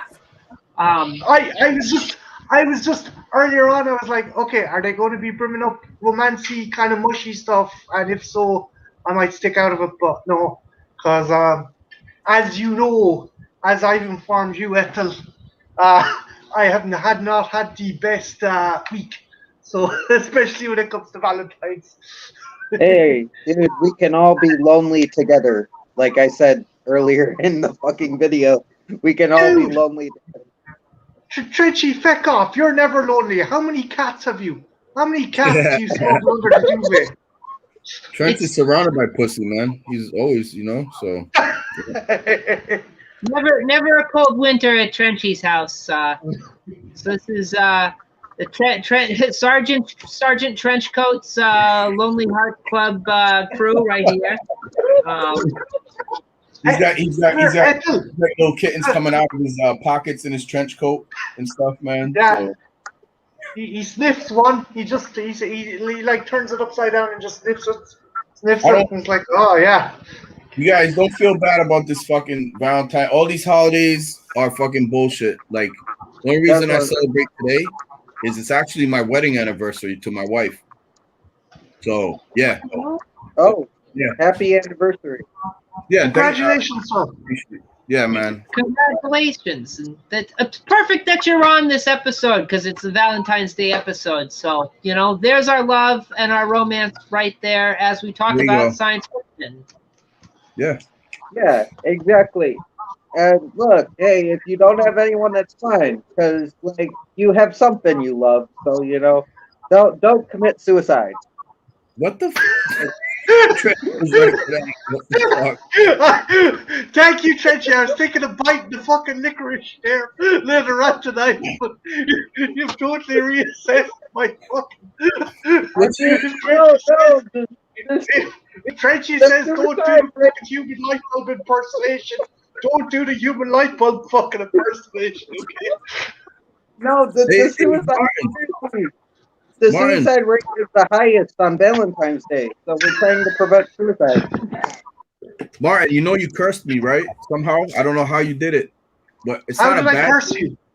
So every time I put my YouTube channel, when I go to my YouTube and I go to start it up, it's the video with Harley and Michael Myers, when she's in the toilet. For some reason, that video plays before I can get to anything else on my YouTube channel when I go to open up another window. You obviously added it to a playlist without realizing it, dude. You obviously added to a favorite playlist or something. That's the only explanation. Maybe. I don't know. I was gonna ask Sponge though, because Deacon was talking about it. I was gonna ask Sponge if he could make me one of those little, avatars and shit. Because I think that's cool as shit. I like that a lot, man. I had an idea. I was going to say, ask you yourself and Igor about doing a quick stop motion with a Sasquatch driving a taco truck. I have a Bigfoot. I just need to get a taco truck. I don't know if maybe I can get the WWE ambulance and convert it to one. I don't know. I got an idea. It might not come to fruition, but I was thinking, those old school play school buses. Convert that into a taco truck, somehow maybe repaint it or something. Oh yeah, I could kit bash the shit out of that. I'll have a hunt around and I'll see what I can do. Ethel, sorry, give it 5 minutes and I end up hijacking your fucking stream. I'm sorry. No, it's cool. I was just thinking about tacos, so it's cool. It's cool. I get distracted about that. I was like, oh boy, I could go for a taco, but yeah, no. Awesome. Taco power. So one thing. Go ahead. One thing I want to see when you get settled, I want to see a video of your DVD collection, because I'd say it's to fucking rival, if not surpass mine. And you're like me. You're like, Netflix is great and all, but what happens when the internet goes or you fucking run out of stuff? Mm-hmm. It's always good to have physical media. It's just, Yeah. What do you do? What do you do when they take Journey to Babel and they replace all the scenes with the Starship Enterprise with some BS CGI friggin' tarted up thing that looks nothing like the real Enterprise? What do?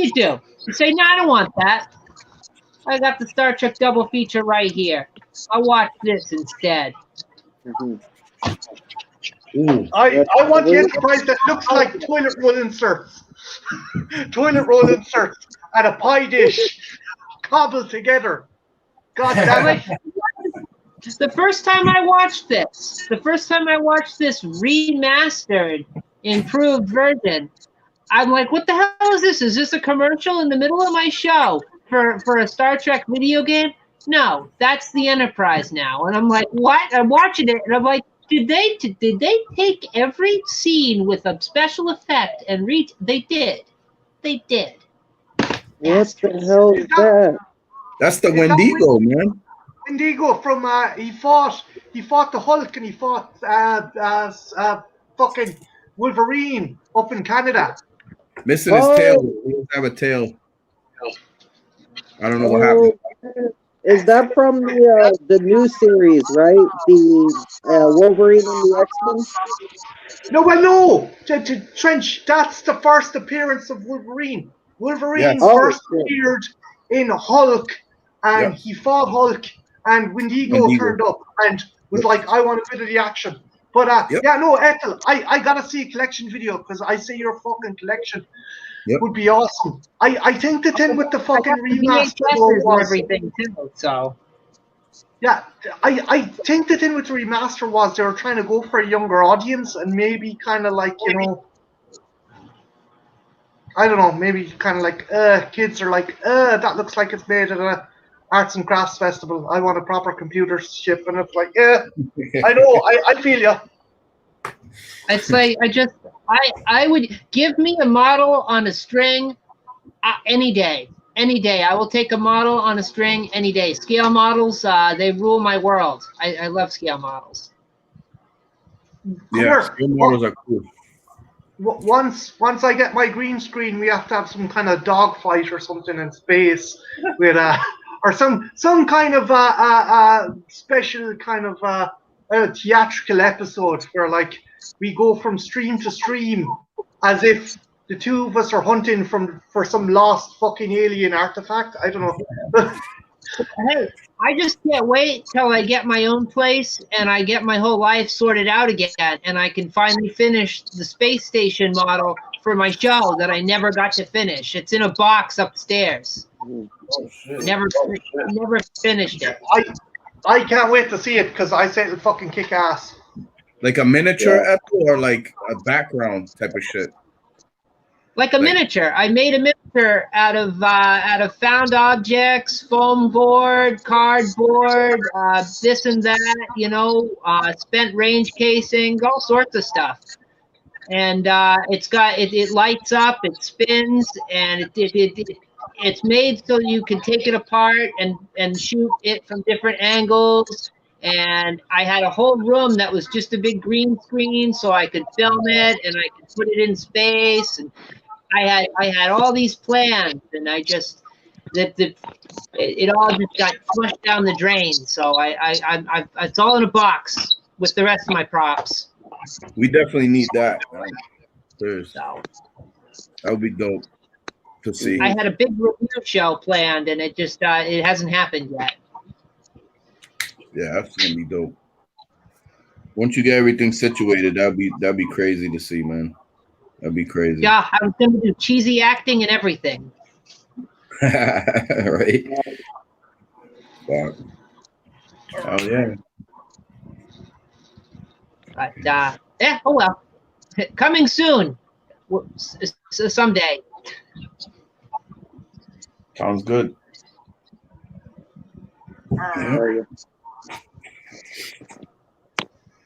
Yeah.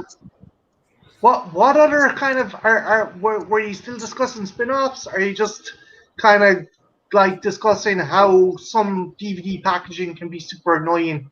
Because like I'm like you in that I get the collector's kind of clamshell boxes for the DVDs, not the separate discs, and it is a pain in the hole. It's like, okay, which disc has train job, and which disc is the special features, and which disc has this and that. So, like, luckily you get a booklet, but it's still a pain in the hole because you have to like open it up and like.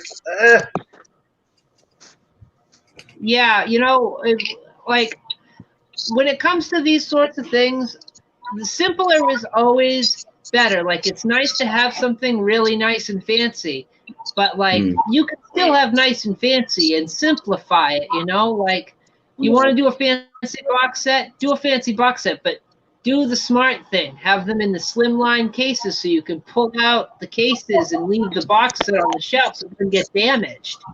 But they do this business. No, I was just going to say, do you know what else drives me fucking nuts? When you get the clamshell box set and they have the episode listings printed on the inner sleeve. So you have to like, you either can take out the sleeve, which risks tearing it, or you have to take out the fucking CDs. And it's like, why would anyone fucking do that? That's fucking infuriating. Sorry. Just oh no, totally. And when you saw what they did with that Sliders box set, they're just in cardboard, friggin' double-sided, not even individual cardboard, but double-sided cardboard cards, and you have to carefully extract the discs so you don't scratch them. And it's like, I just spend some fucking money, Mill Creek. Sorry, I gotta drop an F-bomb, but spend some money. They're trying to up their game though. To be honest with you, Mill Creek is trying to up their game because they came out with a bunch of those older movies like in the VHS style slipcover boxes and shit. They're trying to up their game a little bit, and they've been venturing out, but older titles like series, I don't know if they'll re-put those out in better quality, like for Blu-ray or whatever, because you have the DVD set. I'm not even sure Sliders has a Blu-ray set. So I'm not sure. It might have one, but if it did, it's probably out of print by now. I think I saw one bouncing around in a HMV, like it was either season 1 or season 2. And it was the most bare bones fucking thing ever. No special features, no nothing. Actually, there was one special feature, and it was basically trailers for all the shows that are released by that company. It's like, I hate when people do trailers down as special features. Oh, hey, hold on a second, guys. I'll be right back. I just got to go check something real quick. I'll be right back. Oh, wait, I got a guest. I'm going to let this person in, and then I'll be right back. All right. Oh, no, it's cool. We got Mark's Monsters. Mark is back. Mark's Oh, back. yeah, Mark's back. Mark. I'm Yes, alive. taking the dog for a walk. Mark. Hello, stranger. Hello. I live. Caveman. Basically, that's what I'm living like, Captain Caveman. I was genuinely worried about you because I hadn't seen you in fucking ages. I was like, should we put out an APB on this cunt? Because like, it had been ages since you'd been on a stream, dude. I literally, like I was saying, I literally had to move everything to one fucking room. Christ. Yeah, no, Deacon was saying you were having issues with your power or internet. Or... No, it's my power. You were fucking telling me. Sorry, I have a head like a fucking donkey with a fucking mallet up its own. Sorry. Well, yeah. My net's fine. It's my fuse. Oh shit. The incompetent fucking maintenance man who doesn't want to doesn't know how to fix anything or just doesn't want to fix anything wants you to give you the parts and have you fix it yourself. What? Is it one of those cunts that's like, oh yeah, I gotta fill out an A22 form before I can touch this, so I gotta go down to the office, which would be on, well, it's Friday at like 3:30 now, so I'm gonna be clocking off in an hour and I want to eat a sandwich, so I'll probably get to it Monday, but I'll have to pick up my daughter from preschool because it's the only day I get fucking custody. If this motherfucker is reproduced, I truly am in fear for that kid. I'm sorry. He's that fucking inept. Damn. I mean, good lord. This Mark, he's the type of motherfucker that would have trouble finding the coochie.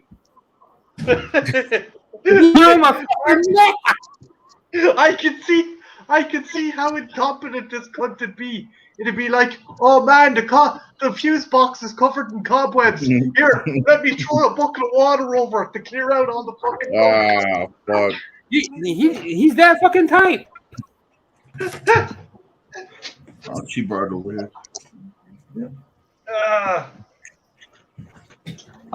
Sorry about that, guys. Like Crenshaw and Boggy Creek too. I had to check on my fires. Boggy Creek. I'm trying to wonder, what is the precursor to the Blair Witch? Would you say Boggy Creek, or would you say Cannibal Holocaust? What is like the prototypical found footage or documentarian style horror movie or movie? I think Cannibal Holocaust. I think. Yeah.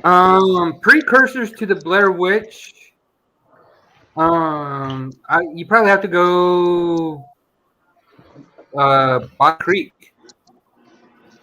The Swamp Bigfoot movie. Yeah, that's from the 70s, right? Yeah. So what was the town that treaded sundown?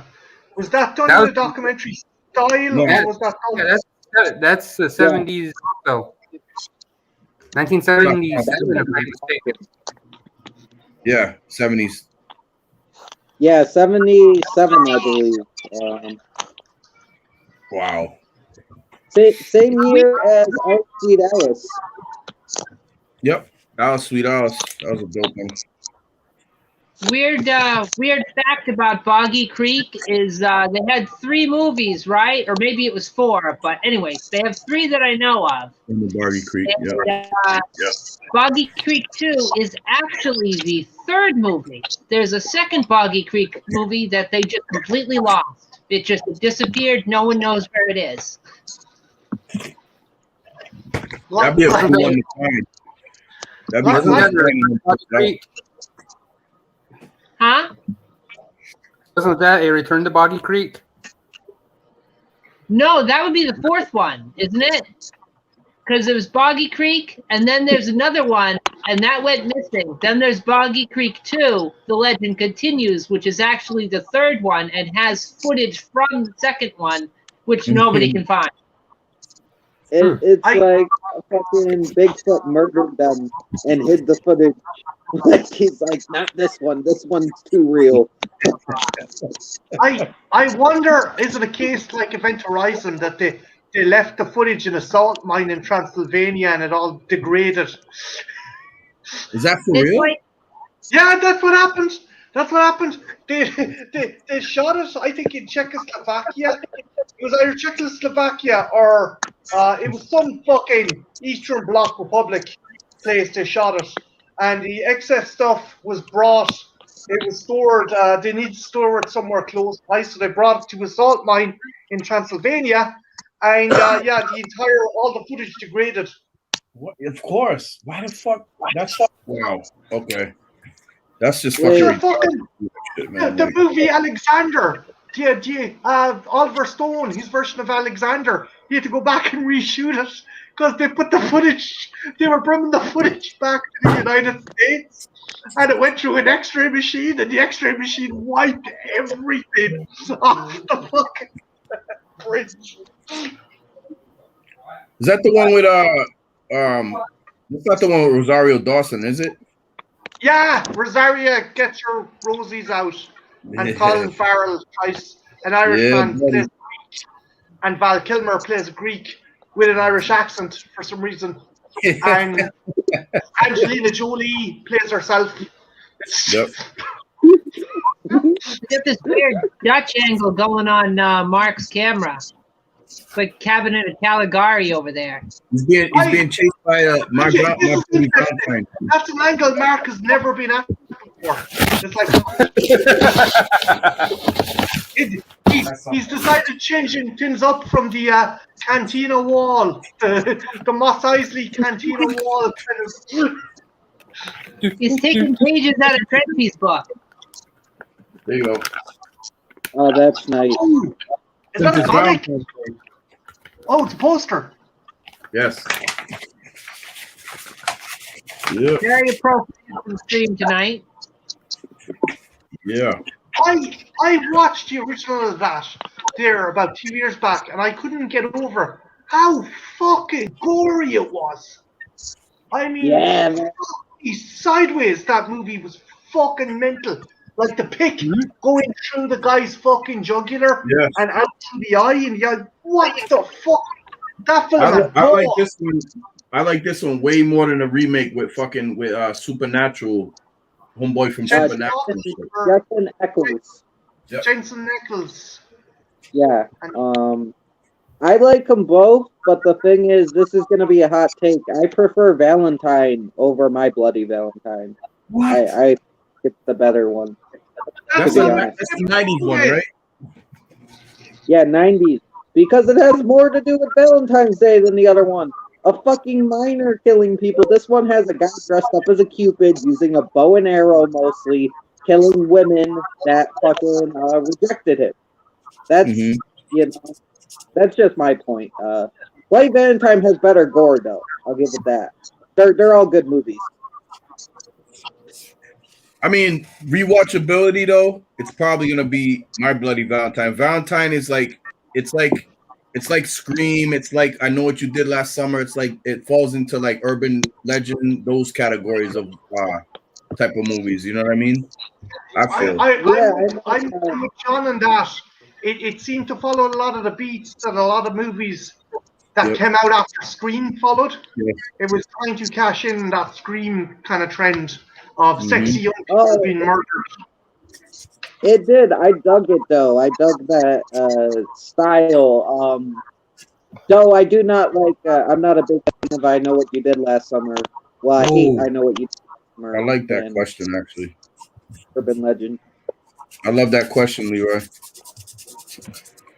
What do you guys think? Question. Who wants to go first? Well, we'll go down the line because that's a good question. What was the question? I can't even think of any. What is it? Was wanted? Oh, sorry, Ethel. I was going to say, okay. I was reading. That is an easy answer for me because I've been watching it here recently. Forever Night. Ooh, wow, nice one. That actually has a release on DVD. Really? I saw it free on YouTube. So why would I buy it now? Well, you always wanted it. Yeah, I always did want. That's the question, dude. So you're saying if it's not super cheap and it thrifties, you wouldn't pick it up? Yeah, I would for sentimentality. Right. You could probably find it pretty cheap. I found my copy very cheap. I could go grab it, but I might go grab it. I'm debating that right now. But hold on, we'll get through the question first, then I'll go show you. What they need to do? A Dukes of Hazzard box set that's all talks. It's a whole collection dedicated to box. My favorite character. Nice. Yeah, that's, You know, if they did oh, sorry. I can't think of anything yet, but I will. I know Ethel got something. I was just gonna say, if they did a Dukes of Hazzard box set, they gotta release it in like a General Lee shaped case, or release it with like a little small General Lee. That'd be cool. But as far as series, I've been waiting forever for them to release it in at least on Region 1 for Americans. I know you can get it on Region 2, but I would like to see Ashes to Ashes get a release, as well as Hex Season 2. They left us high and dry over here for those two shows. Oh, I got one now. I thought of something. There was a series in late 80s, early 90s called Werewolf. Chuck Connors from Man starred as the main bad werewolf. It wasn't long running. I remember it used to come on, like, was it USA or some channel like that back in the day, and it was called Werewolf. Shout Factory had it on their docket to release it, but never did, because 2 songs in the fucking series are holding up. One of the songs is by this group called Mike and the Mechanics, which I forgot the song. And there's another song when they're in some scene in the show that held it up and never got released. So the only way you can get it is if you get like burnt copies and very bad. If you go to comic book conventions, very bad DVD rip of the VHS, or very bad DVD rip of like somebody recorded on VHS and they ripped it from that to DVD. So it's very grainy, very dark. It's not good at all. I think they should revisit Werewolf and put that out. Actually, that's what Mike and the Mechanics. You guys can fuck off with your one popular song and let Werewolf become a thing, because it was a cool show. That's it. Sorry. That happened to the Wonder Years for a while. They had trouble getting that released in its entirety because of all the music they used in the series. They eventually ironed it out, but yeah, that could be a pain in the ass when they do that. Yep. I think the Ron Perlman Beauty and the Beast deserves a box set release. Yes. Yeah, I agree. You had Linda Hamilton. That got released on DVD over here, so I'm kind of shocked it never got released stateside. You guys got it? I like that. He had great. It might have had a release over here, but I don't think it was a very good release. I think it's a little bit better than the Sliders box set, but I think they did one of those deals where they released it season by season, and it was incomplete. I could be wrong. I could be wrong on that, but I think I've seen it, but it was in a weird state. I actually think. Oh no, go ahead, Marty. My bad. No, you go, Trench. You go. No, I was gonna say I think I found something from when I was a kid. I don't think it has a set that I could find. Flight 29 Down. It's like Lost, but with a bunch of teens on an island, and they gotta like fight for survival. It was on when I was growing up. I don't know if it has a DVD, but it's a very underrated show that nobody really talked about anymore. That I found it halfway decent. I liked it. One thing It's that got has me Kevin jealous Bacon of in it. you guys, they released Cadillacs and Dinosaurs, the complete collection, and you got a comic, and the Xenionic Tales artist from Dark Horse done a special cover for that box set, but we never got a Region B box set, never got a Region 2 box set over here, which bums me out, and I would love to have that series. Like, it's on YouTube, but I just, there's something about physically owning it, and I just love that series. It's such a fucking cool series. It'd be nice. It'd be nice if we'd get a proper release of the 1990s animated Incredible Hulk series, where it was Incredible Hulk and then Incredible Hulk and She-Hulk. They released it on VHS in a limited run, and they released both seasons over in the UK, but America never got a proper release. Yep, I got the DVD rip of that series. Yep. Wait, that doesn't have like a DVD set or anything? It had one that got released for Britain for Region 2. And it's mad expensive. It's like $94 for season 1. Oh, fuck that. You can buy a burned copy on a website. I'm sorry, what? Yeah. Disney Plus has the whole thing. What, the Hulk shit? Yeah. Oh, they own fuckers. Yeah, it's Marvel, so they own the Hulk now, fuckers. Anyway, they're not gonna let that shit loose. They're not gonna put that shit loose. Disney Plus do they got Spider-Man and his amazing friends, Mark? Yes. They have that on there too? Yeah. Wow. They have Spider-Man. The Hulk. They have Gargoyles, which was never fucking released over here.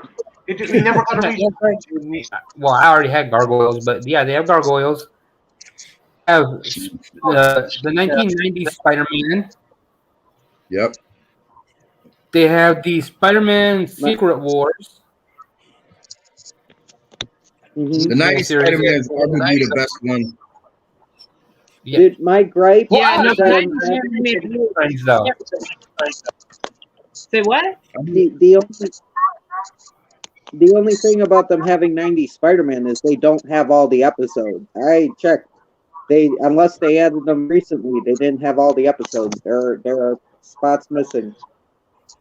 The 90s. Go ahead. Go ahead, Mark. Sorry. Oh no. Go ahead. I was just gonna say that as far as like animated stuff goes, if it's Marvel anything, Disney owns the rights to it. They have X-Men. Oh yeah. The X-Men from the 90s, they got all that shit on there too, right? Yep, they got X-Men, Wolverine, and the X-Men. The updated X-Men where you see Rogue as a teen. Yep. Yes. Evolution. Yep. Mm-hmm. Now those all got releases on DVD though. Like even the 90s Spider-Man, finally. It took a long time, well after I'd already ripped it all off the internet and made my own box set. But it finally got a DVD release, so you can actually get that now. But yeah, that's what I was trying to say. Those 90s X-Men, the 90s X-Men, Spider-Man, the Hulk thing, they were kind of like the MCU before the MCU because they crossed over. Yeah. They go for, if you want to get a box set here in Ireland of that, it's like €80 for like one season. One fucking season. So what I do is I usually go around to CEX and I go to the children's section and people have actually flogged off the discs individually. So I just end up picking up the discs for like 50 cents. But it's just fucking insane how expensive those box sets are now. And speaking of box sets if anybody has seen it, please let me know. Godzilla the animated series. Ooh, from the 80s, Mark? Yes. Yes, I remember that. With Godzilla. Warner might have put that out, bro. Hold on. If anybody has seen that box set, you've seen more than I have, and we all know what an avid collector I am. Is that the kind of is that the goofy looking one with the it's obviously not the fucking Broderick universe one. It's the one with Godzuki, is it? Yes. Yes. Yeah. It's like Hanna-Barbera style almost. Yeah, it's something up Godzilla into the Scooby-Doo universe. Like that? Yeah. Yes. See, look, that's it right there. Zuki, he's all doofy. I love it. That says volume then one. Again, one of the few people that likes Manila, so I don't know. Trenchy does a good fucking Godzuki. I do? I don't even know who that is. It's Young Godzilla. I never watched the cartoon. No, but you done the movie version. Oh, I did? Are we? Wait, Yes. I did? I don't remember. Are you sure you're confusing me for someone else? I don't know. Maybe I don't know if I was high, but maybe I was like fucked up on soda when I did this. I don't remember doing this. How do you get fucked up on soda, Trent? Too I much have joke. issues. Joke Cola, remember that shit? You were doing the whole Godzilla says I should fight my own battles. You were doing a good. Okay, do you remember doing that? No, I don't. Do you know the screen? Because I'll watch it back because I don't remember. No, it was one of the early ones we first met, and it was funny because I'd never met you before, and you just started going on, and I'm like, I like this fucking dude. He don't give no shits. You were like, hey, have you watched this? Have you watched that? Oh fuck, my cat's stuck in my leg. What the fuck? And I was like, oh, cool. You made quite the first impression. I remember that. That was funny as hell. Yeah, I remember that because Trenchy's like, my cat's raping me. I was like, what?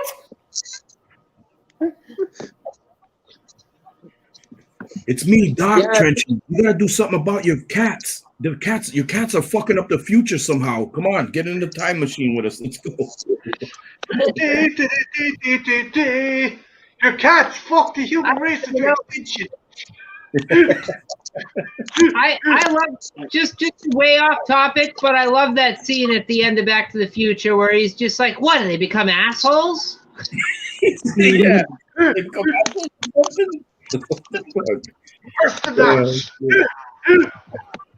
It's your family, Marty. It's not you, Marty. It's your kids. Yeah. There's got to be something done about your kids. Yeah. They had they did a Back to the Future cartoon series. Did they not? I believe they did. They did. Have you guys ever noticed that there's an edited version and an unedited version for like TV Back to the Future?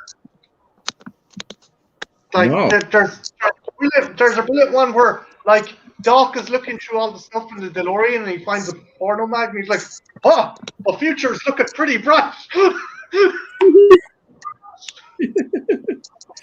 Was it like a deleted scene or something? No, that's in the DVD version. And there's another one where he bribes a cop. There's another scene where he bribes a cop, but for some reason they were left out of the TV versions. Huh. If you happen to catch it on TV on the Sci-Fi channel, they actually mute the volume whenever Biff says butthead. Really?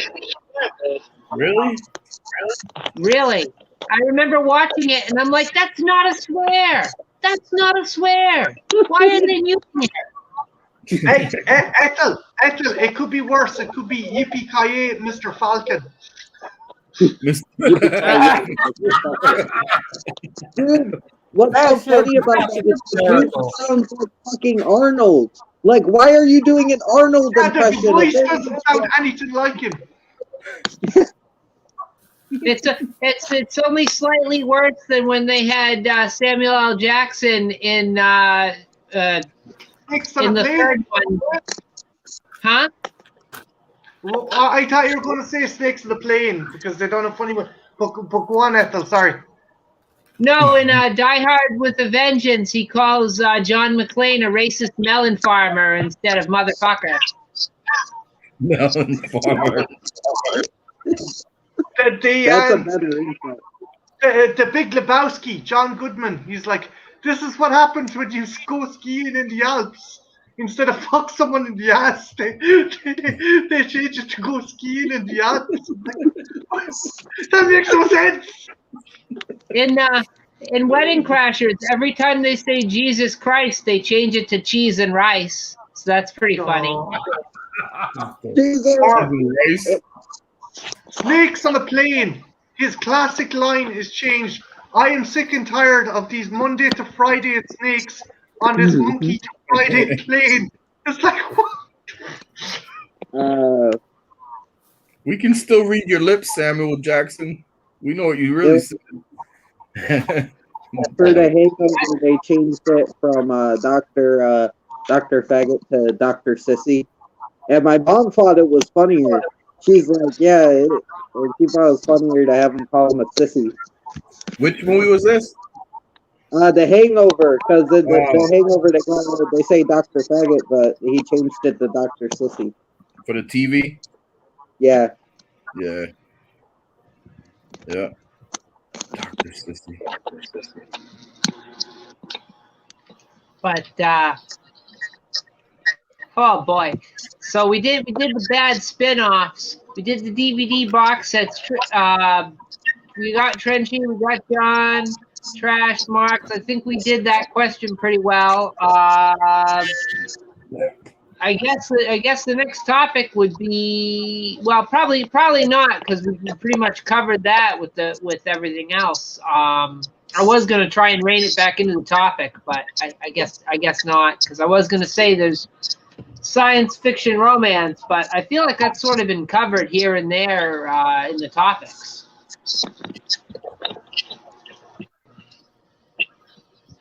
You mean like science fiction romance spinoffs, or just science fiction romance? The science fiction romance in general. Like, I had a whole list. Would Mark and Mindy fit into that? Yeah. Category. I would say yeah. Oh wait, are you talking about like relationships on the series or series that revolve around being romantic? Relationships on the series, but it could really be either or. Or I've also got written down favorite science fiction couples. If you had a sci-fi crush, plenty of that to go around. Oh yeah. Oh yeah. That would be another easy answer for me. I had 2 sci-fi crushes. What were they, Mark? Dr. Beverly Crusher. Ooh. She would be a crush, huh? And Terry Farrell's character from the other Star Trek. Oh yeah, Dax. Love Dax. I'd say mine was probably Uhura and fucking Princess Leia in that fucking slave outfit in Return of the Jedi. Oh damn. Those 2. John, you could put B. Arthur in that slave outfit and she'd look hot. That's the great thing about that fucking. Yeah, maybe when she was in the fucking Estelle Getty, put fucking Estelle Getty in that fucking getup.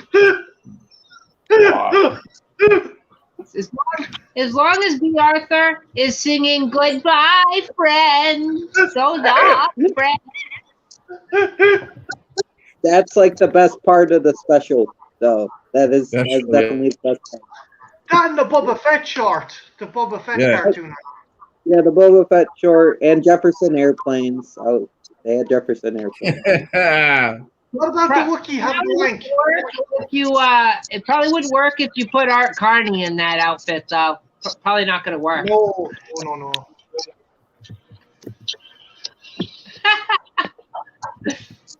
Oh, dear God. Can you imagine? Oh, boy. Sci-fi couples, huh? I got one for sci-fi couples. Just because I have Firefly on the brain from last week, how about Zoe and Wash, man? Not only are they a well-written couple, but they're interracial couple, and the woman wears the pants in the relationship, and nobody gave a fuck because nobody mentioned it on the show. Nobody talked about it. They had the Wash complaining a little bit, but that was him as well. Nobody gave a fuck because it was well done, and they were good characters. So it's like, you know. Yeah, and I'd like to add on to that, Trenchy, if I may. They were a happily married couple, which you don't often see in science fiction. They didn't fight at all. I mean, Wash had the one issue, but that was about it. Like they got along well. That show was just very well written.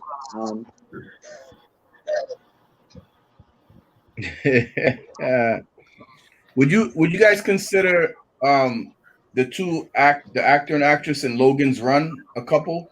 Because there's like some romance. Michael York and Jenny Agutter. I have one that nobody's mentioned yet. Rutger Hauer and Daryl Hannah from Blade Runner. Wow, yeah. Mm-hmm. Yep. Totally, I could see that. Great batting. I forget what Daryl Hannah's name was in the movie, but as far as like iconic couples go, you have to go Leia and Han. Oh yeah, for sure. If I had to, so crushes, I would definitely say to Paul. But I'm gonna be odd here. In the episode where she goes to the first Star Trek universe, the original series, the OS Star Trek universe, in that miniskirt, Shiana, definitely Shiana, because she'd rob you, ride you, and leave you for fucking dead, but you'd enjoy it. And based on being greedy, there's so fucking many. Yeah, Shiana to Paul. Oh Christ, there's too fucking many. Shit. There's a lot. Like you gotta narrow it down to like maybe a top 5 or something, and then try to eliminate 3. I don't know. It's hard. It's hard. We should do like a stream or a video that just like top 5 sci-fi crushes or shit.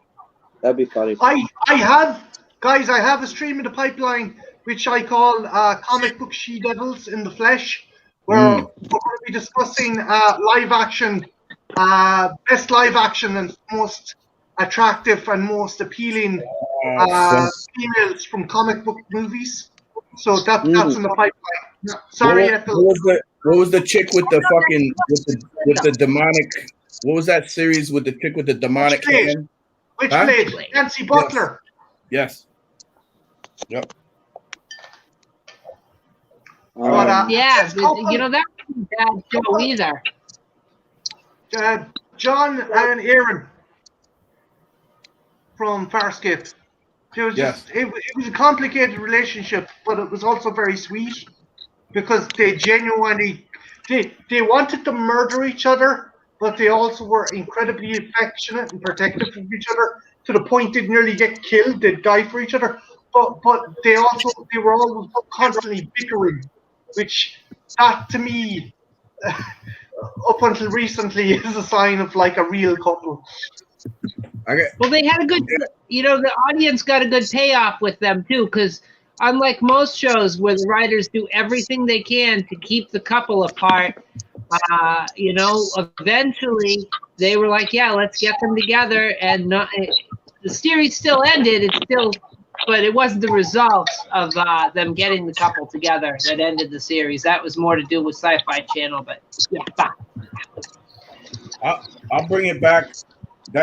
I'll bring it back. It segs into like you got couples, right? In time travel movies and couples that you like being together.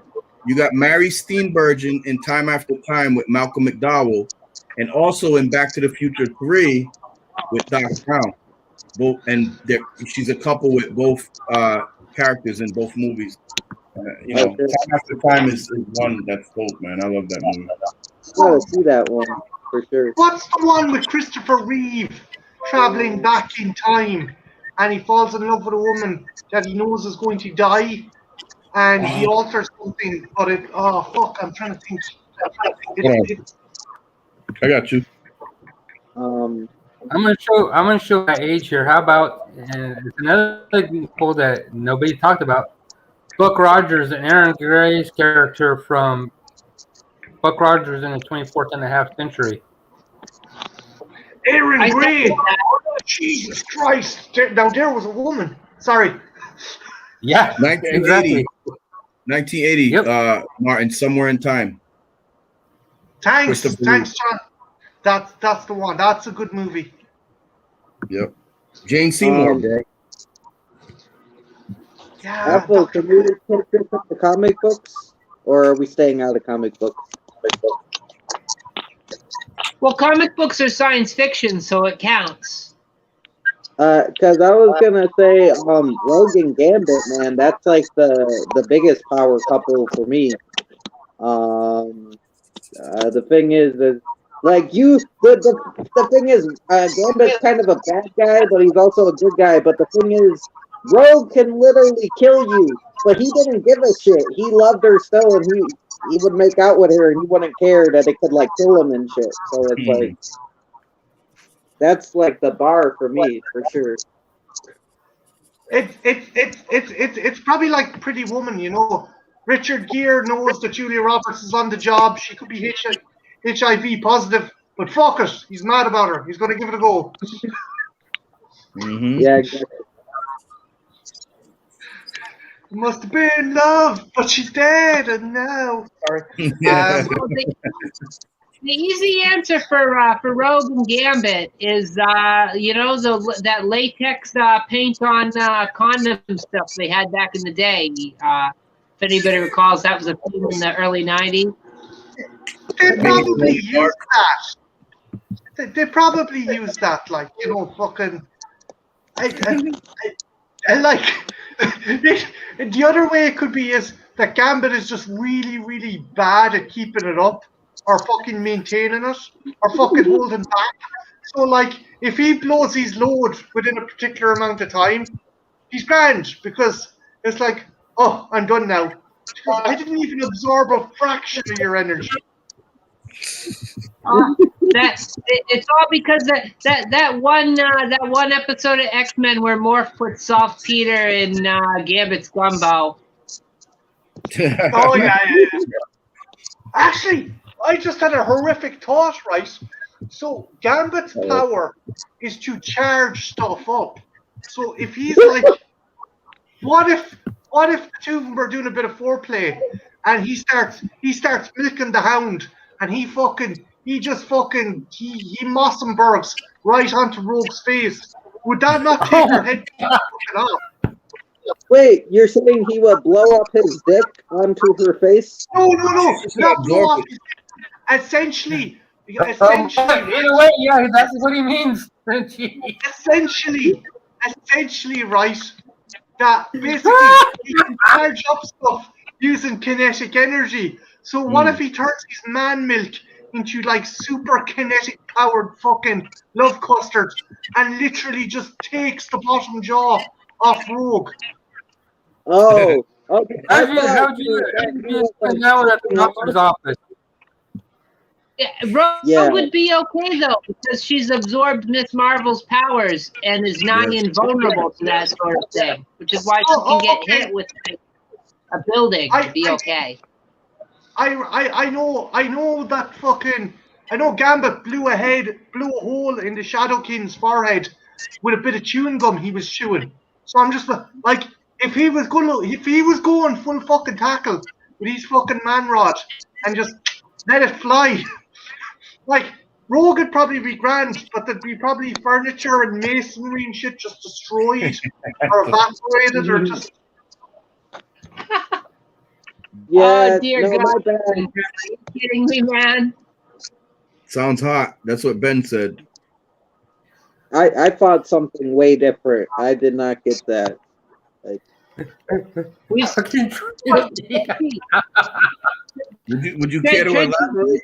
She thought Gambit was gonna blow his dick off his body and hit Rogue in the face. I thought he was gonna like jerk off and he got too into it and he sent the kinetic energy into his dick and blew his dick off all over her face. No. Basically, that if that was the case, then the chewing gum would remove his lips and his jaw when he was spitting it. So his body is obviously shielded from his own kinetic energy. So it's whatever substance is in his body leaves, it's going to travel with kinetic fucking energy. Let's hope so. Let's hope so. Otherwise, he's going to need a really good reconstructive urologist. Yeah. He's done. Yep.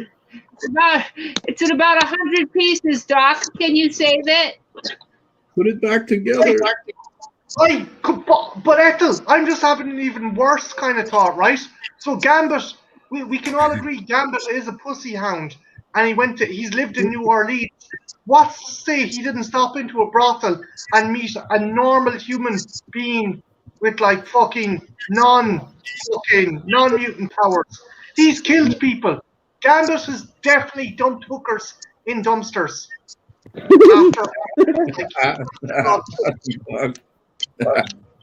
Now, I thought he could only charge inanimate objects, though. Like, he can't charge a person. No, not a person. I'm just saying his fucking liquid children, his love custard, is like fucking once he's fucking. But like, has he ever spit? Has he ever spit and had the spit explode? Oh, only chewing gum. Okay, that's a good point. So the chewing gum is an inanimate object separate from his body or bodily fluids. Maybe his bodily fluids don't work that way. Right. Okay. Yeah, but what if he's like into it, right? And like obviously he can control what he blows up, but what if he's into the sex and he's like grabbing the bed and shit or something? He's on top, he's grabbing the bed and he accidentally makes it kinetic and it explodes. Or what if like he gets some of his juices onto his hand and he's like, and just like he just backflicks it. It explodes the wall. Isn't it possible? It's possible he could charge a condom and have that explode. And boy, would that be a problem. Again, he'd need to see a urologist. Yeah, but no, we already established that like if something exploded on him, he'd be fine, right? His kinetic energy can't hurt himself. Or wait, no, it can't. His own kinetic energy. But then the condom wouldn't work either because he's supercharged his fucking man meat and his juice, and it's just gonna fucking. It's essentially a paper bag to stop a freight train. That's what we got here. That's like. Yeah.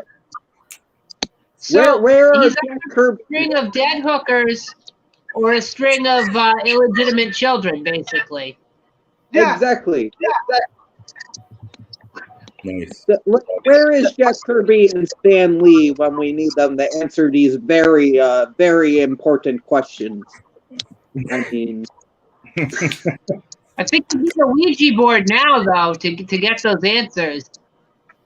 Yeah, fuck that. But, yeah, fuck that.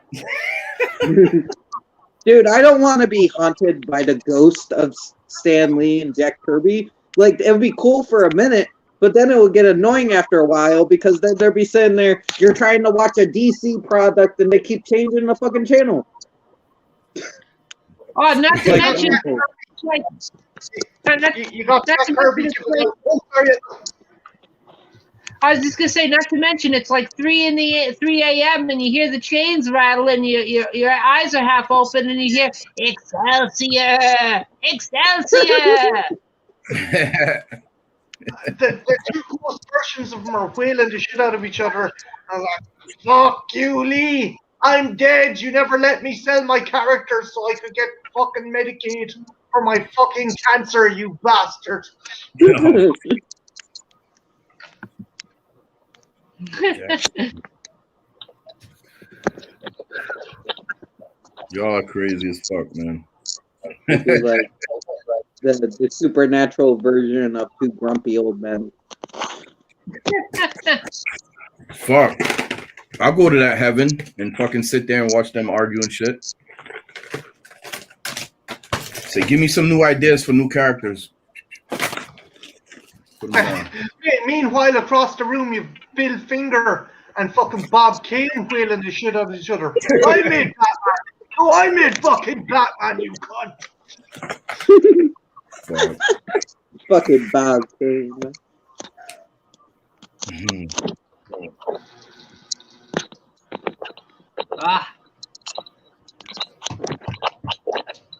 It's funny. We got exploding condoms. We've got Ghost Lee versus Ghost Kirby beating the shit out of each other. We are all over the place. Mm-hmm. It's good though. It's good. I think it's entertainment. I think it works. Good discussion. If you want another couple, if we're talking comics, you can't not bring up Green Arrow and Black Canary. I mean, that's like the top for me as well. They just complement each other so well. I can top it. Oh, you top it? Go. What are you laying down? Incredible Hulk and Betty Ross. Yes. Oh yeah. No, you win. I mean, I would try to top that. Lois Lane. Yeah. I mean, Superman and Lois Lane is good, but it's kind of overrated for me. But it's good. I mean, I still prefer. That's another fucking sexual adventure that's fucking rife with danger right there. You have a Kryptonian god fucking pile driving a human woman. I mean, he has to be power. That's basically like using a 57 Magnum to fucking hammer nails. Yeah, he doesn't go full throttle. He doesn't full throttle it. He powers down extensively for that and stuff. I just assumed she had a kryptonite diaphragm in.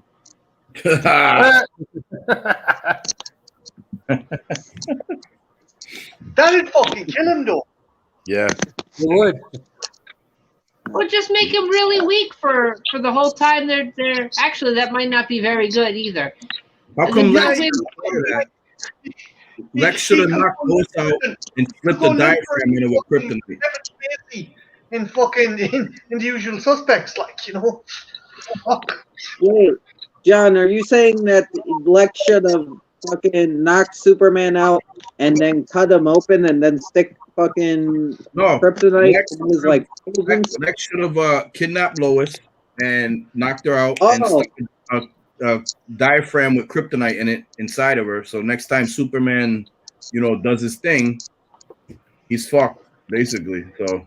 Yeah, he would have to keep like cameras in the house though, so he knows when it's happening, so he can go like kidnap him. Oh yeah, he's a freak. Lex is a freak. He's gonna watch that whole shit go down. He's just gonna watch Superman just jump up and say, "Oh, dude!" And,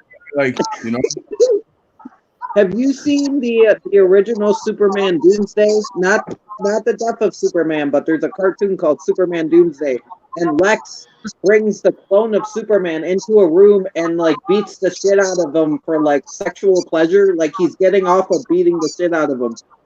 Yeah, Adam Baldwin, Anne Heche, and James Masters voices Lex Luthor. Oh, shit. Yes, it's great because he's like he brings them into a room he brings the clone Superman in the room after Superman's dead, and is like beating the shit out of him. And he's like, "Why did you die?" But he's also kind of getting off on it because he feels powerful. It's kind of weird. Well, now I want to see it. It's a great movie. I love it. It's from my childhood. It's Superman Doomsday, man. Underrated. Trent, you do realize you're old enough to be my child, right? I'm just saying. Yeah, no. Yeah. Okay. That you just made it awkward, but yeah. Well, yeah. That's what we do. Actually, do you know the way Superman had that rohypnol kiss where he made Lois forget that he was Superman? Imagine he did that to all his enemies. He just started macking on Darkseid and Lex Luthor. Just kissing them and shit. Like, come here, let me kiss you and make you forget. Yeah. And just ruthless and all those robes in his fucking gallery. Just Lex wakes up. He's like, "Oh, my ass feels weird. Where am I? I don't feel too comfortable." They just need to roofie me. That's the case. Okay, I got one. Fucking Spider-Man and MJ or Spider-Man and Gwen Stacy? Which is the better couple? Gwen, because she turned into a fucking superhero. That's why. She did. Yeah. I'll raise you your Spider-Man and Gwen Stacy with a Spider-Man and Felicia Hardy. Oh, I like Felicia Hardy with Morbius because of the '90s cartoon, but yeah, I get that they were good together, Spider-Man and Felicia. I'm with Gwen. Oh, sorry, Ethel. I was just gonna say the Black Cat Spider-Man dynamic was very good as far as relationships go. You know, he just wants to have fun. He wants a serious relationship. Yep. Peter Parker still being a little bitch at times, but yeah. It's sweet though. It's sweet. But Morbius, did they film? Is that in the can? Did they finish filming Morbius? Or what? I don't know. Oh yeah, that's in the pipeline. That's going to be out fairly soon. Because I'm interested in that, man. I actually want. I don't know how it's gonna fare, but I actually want to see that because, like, Morbius. See, I'm into the lower tier characters. Like I used to love like shit like Morbius, Shang-Chi, Brother Voodoo, Moon Knight, Werewolf by Night. Those are like the type of character, and obviously, like Luke Cage and Iron Fist, like all those like second tier characters from the '70s and stuff are the ones that I got into, type of shit. More so than the mainline ones. But I loved it, man. They should have done a '70s Luke Cage movie where he's got the afro and stuff. That would have been great. Well, yeah. Well, they kind of on the show they kind of touched on it a little bit when he escaped prison. They done a nod. They done a nod to it. Yeah, I want to see Blade from the '70s. I want to see them because they're supposed to do that movie as well. With Mahershala Ali. Yeah. If they do a fucking throwback to the old Blade costume, that would be fucking crazy. I would love to see that. John, there's no fucking way in Renegade Hell they're gonna have a fucking '70s Blade because people would be up in arms. Oh, you're objectifying or not objectifying. You're fucking culturally insensitive or some shit like that. If you give him an afro, if you had him talking jive. Yeah, but they do it like they did in Luke Cage. They kind of like like a nod to it, maybe, versus full on. Because that costume. I tell you what, because it is Blade. Maybe the fucker has been active since maybe the '60s or he's the a '70s. Vampire. Yeah. He doesn't age like normal people. He's half human, half vampire. Yeah, he ages slow because he has all of their strengths and none of their weaknesses. So I'm guessing that would mean immortality and like shit like that. I just see Whistler making him like an afro comb that he takes out. That's like small dagger, like fucking bronze tiger or some shit like that. Fucking God. He's got the wooden throw pick, and he just takes it out. Yeah. What? God. Special brownie. Nice. Dude, now you're making me think, like, what if they made, like, back in the 70s, a Blade movie with Rudy Ray Moore, because I've been watching a little bit of the blaxploitation. Like, yeah, Bitch, are man. you for real? Are you for But real? I'll give you one better. Wait, I'll give you one better. No. Oh, Yeah, Mark. he's giving me an idea. And this is the scary thought. Okay, do Blade. Give us Jim Kelly as Blade. Ironically, Trenchy, Rudy Ray Moore did star in a knockoff Blade movie called Vampire Cop, where it was straight to DVD, and it was straight to DVD, and most of the sets take place in a toilet paper warehouse.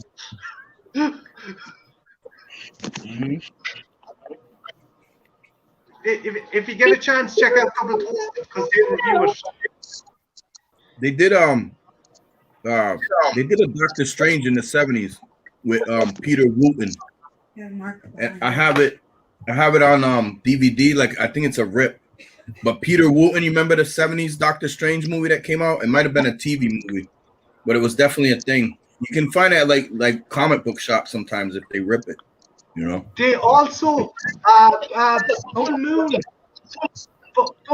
wanted to do a fucking Doctor Strange movie, but they couldn't get the rights, so they made it Dr. Mordred with Jeffrey Combs. Jeffrey Combs from Reanimator. Yep. That was weird. He disappeared, but he's back. That was really weird. What's that, Ethel? Trenchy disappeared, right? And then he came back, and then I got a notification saying I needed to let him in the guest room, but he's here. You can all see him, right? Is that the Heart Muncher? Yeah. Can't hear him though. Trench, go out and come back in again, dude. It could be something. Fucking StreamYards has been a bit fucking finicky tonight, man.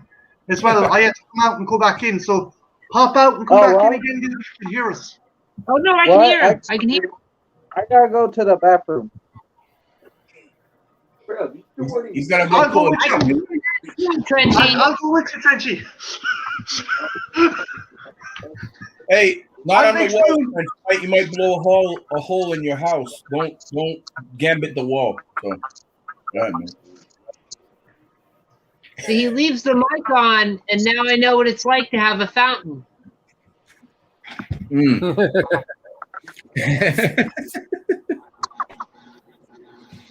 Oh shit! Heard a fountain's a Wayne, that's fountain's a Trenchy. His mom has got it going on. That was Mark had a fucking brilliant idea though, man. If they would have made a 70s Blade, Jim Kelly would have been like perfect for that fucking role, man. Mm-hmm. I could even see Fred Williamson. Yeah, he was a badass back in the 70s, 80s with like a lot of movies too, man. I love look at him! Look at him in fucking From Dusk Till Dawn. Yeah, yep. He was fucking huge. Yeah, he's that guy's always been a badass, man. He was a beast of a man. Yeah, he can still whip ass. Yeah. Mm-hmm. What's all this? Thank you. Was that brownie special or what? Special brownie. So you know what that means. I was like, if somehow they if they don't stop restricting travel or what, and then they fucking like, and somehow magically the scarecrow dissipates into the ether. You know what I'm talking about. I don't want to say it because, they fucking throw that sticker on your channel if you even mention it. It's like the word you can't say. Or like, oh, you should come down to you and Churchy for a visit, and we can sit and Marty Croft it up if you want. Sit in Marty Croft collection. Yes. I keep telling Churchy about that. He's not aware. I meant to show you this guy. I don't know if you can see him there. Yeah, brother. Hold on. Everything else has bacon in it. Yeah, no bacon. Is that? Star Trek. Is that one from Star Trek Generations? Yeah. I have that. 19th century outfit. I wanted to show John this guy. I got him with a motorbike. It's John Romita Jr. Punisher. He's my favorite Punisher figure now. Which one? John Romita Jr. Oh, John Romita. Yeah, I know John Romita. Yeah. Yep. With the big old angry fucking nose and head.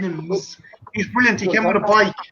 I got the Marvel Universe version of the Punisher, the one that they came out, the Four Horsemen, that when they were sculpting them and stuff. Oh, right. The original Marvel Universe one, the Marvel Legends. I have the Legends Punisher. Martin, I'm sorry, bro. I gotta sit down. I got so many fucking toys, but they're all out of the boxes and shit. I have to sit down one day and just do a thorough collecting video of all the toys that I got, bro. Oh man, I'd love that. Yeah. And I gotta see more of your figures as well, Ethan, because I love fucking action figures. Be right back. Yes, sir. Yeah, see, Yeah, people want to see this DVD. Left over. It's still in a box. Yep. I got little shit that I can grab here and there, but like everything's like on shelves and it's all just kind of, they all fell over, so fuck them. They're all just laying on the shelf now. But I'm not gonna go through every single one. But yeah, people seem to be interested in your DVD collection too, I think.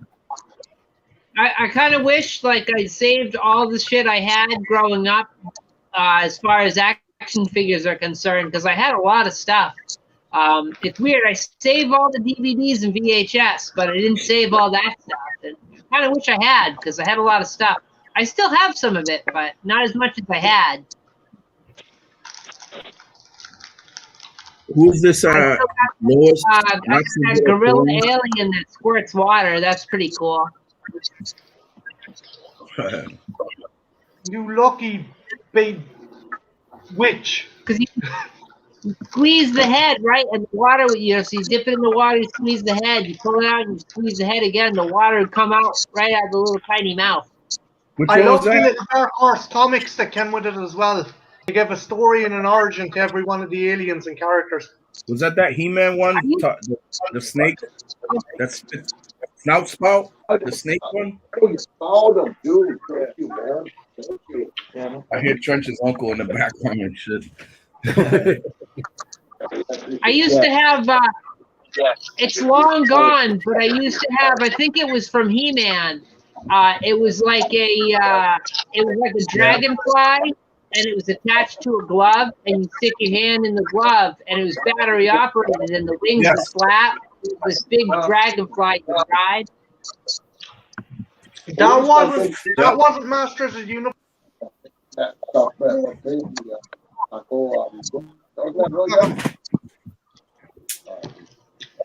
Yeah. We'll pull something out on y'all that's hardly seen. I don't see too many with this.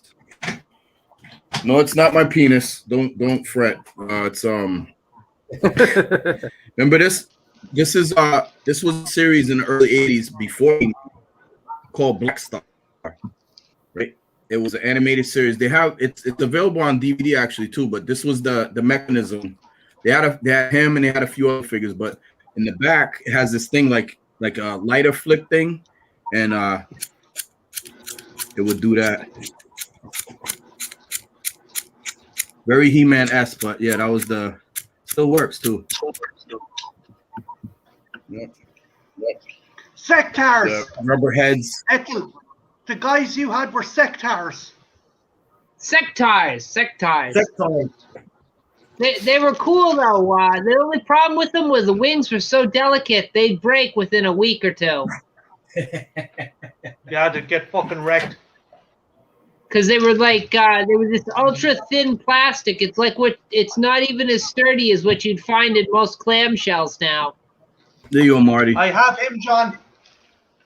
Yep.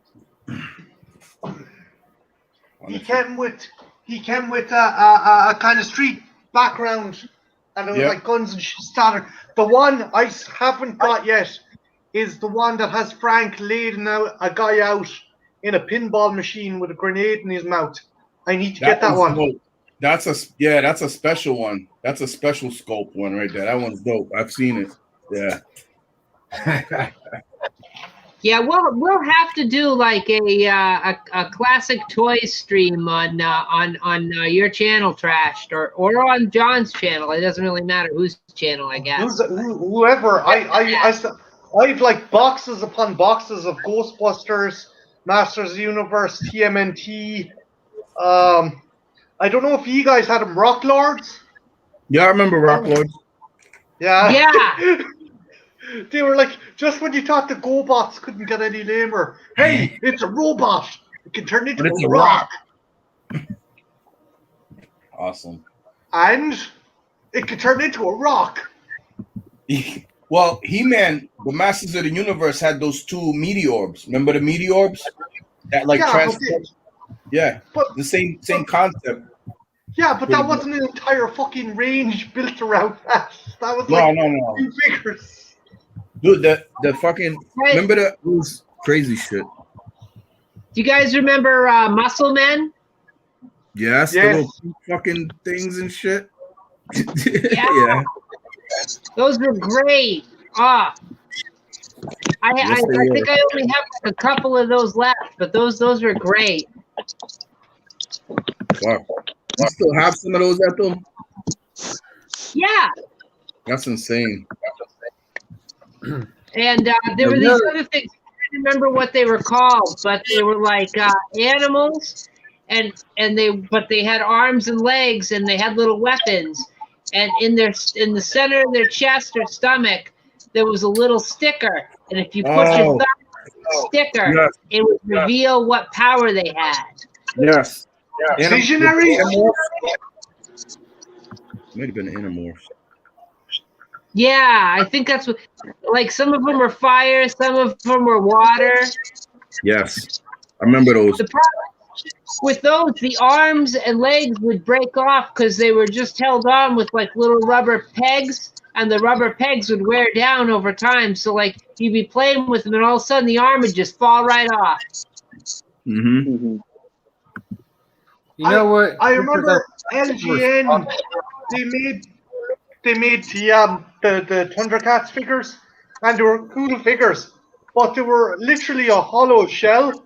So if you dropped them more than twice, those cunts would split open faster than a fucking egg, like, you know, just. Oh shit! What's wrong? It wasn't Visionaries, was it? It might have been. Do you have a picture on your phone machine there? Yeah. The thing is that Visionaries were humans with holograms of creatures on their chest. Yes. Was it that? No, they were animals. They were animals. Okay. Hold on. Let me see if I can find. Ethel, where did the Supernaturals? Yeah, it could have been. I don't know. Hold on.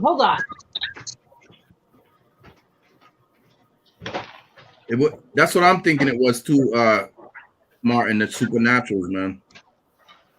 Supernaturals! Oh, I'm gonna fucking steal your children and rape your wife. Jesus Christ. I hated that them and the Transformer kid scared the shit out of me as a child. Transformers! What's wrong with his eyes? Fucking pure Rosemary Baby job. When the fucking kid turned around after playing with the Transformers and he had like bright green eyes and he talked like a Transformer. It's like, what's wrong with his eyes? It might have been Battle Beast that Ethel's talking about. Oh yeah. Could have been that. You know what action figures I'm surprised we never saw because of how popular the cartoons were. There was no Pirates of the Darkwater characters. Oh yeah. Or there was no Thundar the Barbarian. No, there are Mark. And They made there them were Pirates of Darkwater figures as well. much later. They Were made there? them, Martin. They made them much later, Mark. They made the Thundar. They made Ukla, Princess Ariel, and they made Thundar. They made just those three figures. Maybe the horse. They made them maybe somewhere in the 2000s, bro. Wow. But they are available. I don't remember seeing them. Yeah, you have to look. Did they make figures for the original Peter Pan cartoon series? The original what? The Peter Pan cartoon series, not the Disney one, but there was another one that was kind of like The fucking Tom Jones, sorry, Robin Williams one. Are you talking about? No, there was a cartoon series and it was kind of edgy and it had Peter Pan and I don't remember. I'm gonna try to find out what year this was so I can. Mark, I'm sending you a link in the private chat for the Pirates of Darkwater figures. Marty, can you see if you can find that Thundar one I was talking about and put that dude for him? Will do. You got any toy questions? Come to Marty and me. Thundered Barbarian. Yeah. Yep. Hold up. So there's the Barbarian lad, some chick in aerobics gear, and a lion with a bow and arrow. That's Princess Ariel. Yeah, and Ukla the Mark. I have the series, Mark. I have the series on DVD. They did put that out. It's like the series I have. Huh? The series I have. I just never saw the action figures. Yeah, they came out with a much later, Mark, like in the 2000s, bro. That's when they came. So. Yeah, I think they were released by Super 7. Got those fucking going to find that shit. I dropped links for stuff in the fucking chapter, but yeah, I had. Yeah, All right. What do you got? I think I found the box that may have them. Hold on. It might be Battle Beast, Ethel. I think that's what they were. Hold on. Oh, look. Board cube. That's cool. Let's see. That's not it. Oh, hey. Remember glow-in-the-dark Terminators? Have him. Those are fresh. Did the rubber yolks connecting his fucking torso to his arse come off on your one as well? Nope. Still there. Oh, you're lucky. Oh, these are probably in the very bottom of the box. Let me see if I can find one. Oh no. John, I don't know if you saw it. I done a couple of a year or two back. Oh, Pirate Wharf. Nice. What's that, Martin? You did something?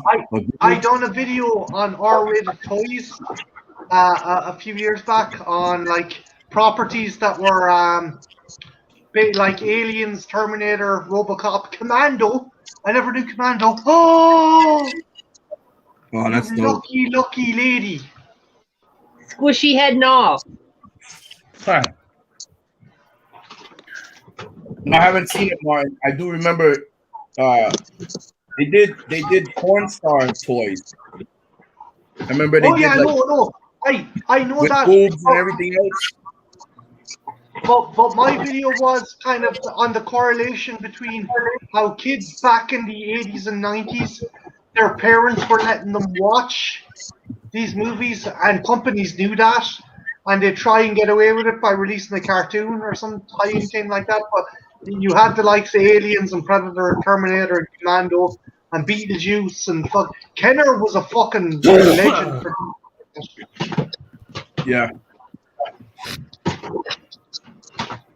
I want to show Ethel the fucking what was it? A picture of those. They had they had Visionaries. They had Supernaturals, and then the other one. What was the other one we just said that? Make it so, Ethel. And guys, have him pulling down his have him doing the Picard, pulling his fucking top down because it's coming up his arse. you know he's doing it. It looks like he's trying to do the Thriller dance. What the fuck?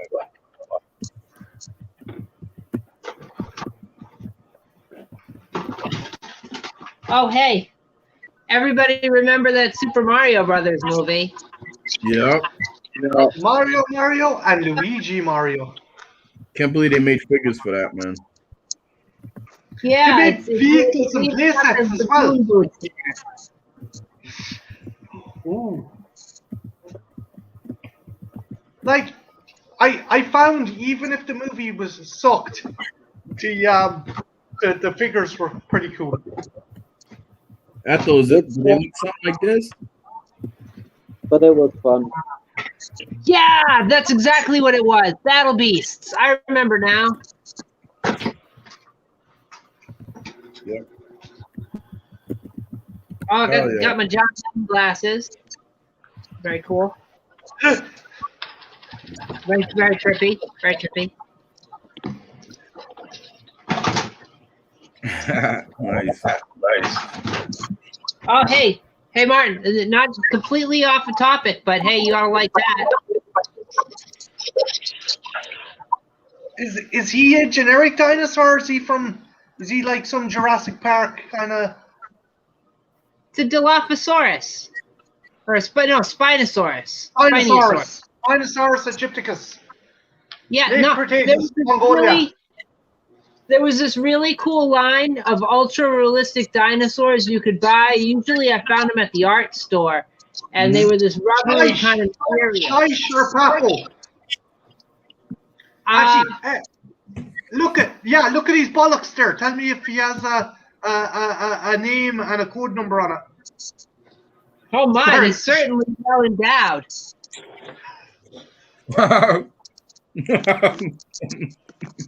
Dinosaur? More like dino whore. Well, nothing says Valentine's Day more than dinosaur nuts. That's right, French.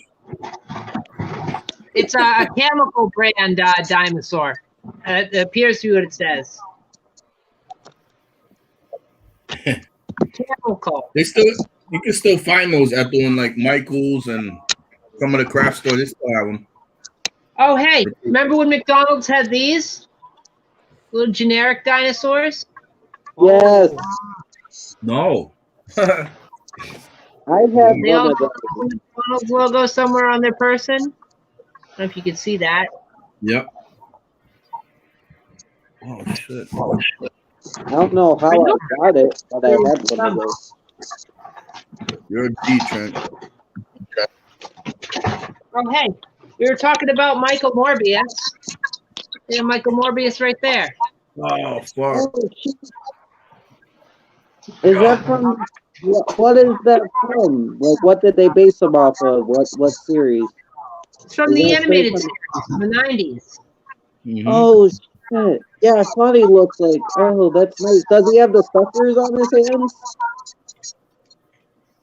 Does he have No, but he's suckers? posing like he's gonna either grab you or he's gonna take the life force out of you. Yeah. I don't The cool think the movie had bigger suckers on the hands, but I like that aspect. Hmm. Oh shit, that's fucking dope. See, you can turn from the I like that feature. Vampires to Michael Morbius in no time.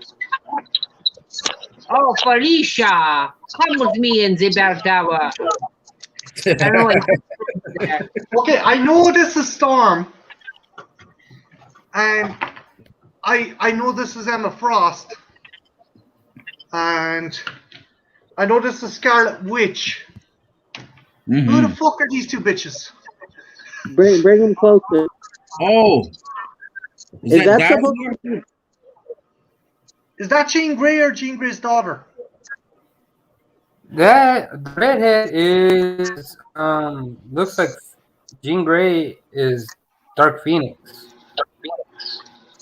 Okay. I think Is, The blonde is is this a Dazzler? spit near Emma Frost. The other one, Dazzler? Or no? I think this one might be Dazzler. it's Dazzler. I think we all remember Porcelain Frog with a penis. What? I think we all remember that.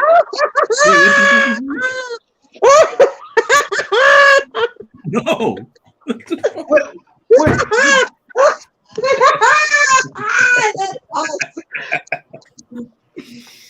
Wait, What is that? I want it's one a of frog with a those. dick, John. I don't. What else? What else? I'm not What more information do you need? Believe it or not, this came from a church yard sale. Nice. Fucking church. You could probably find the Satanic Bible at a fucking church yard sale bazaar or some shit, bro. Serious. Any type of shit they have at these fucking things, man. Oh, of course, Crazy. we all remember Spock. Everyone remember Spock, Ambassador Spock. Yep. Spocky. I got a Oh Spock shit! figure. I'm sorry. That fucking killed me. That was like the best thing ever. That's amazing. Dick Oh, I've you never did seen that? a frog with a dick. Of course, we got Leatherhead. I have him. Oh, Our Teenage hero Mutant Ninja team. Turtles. Yeah.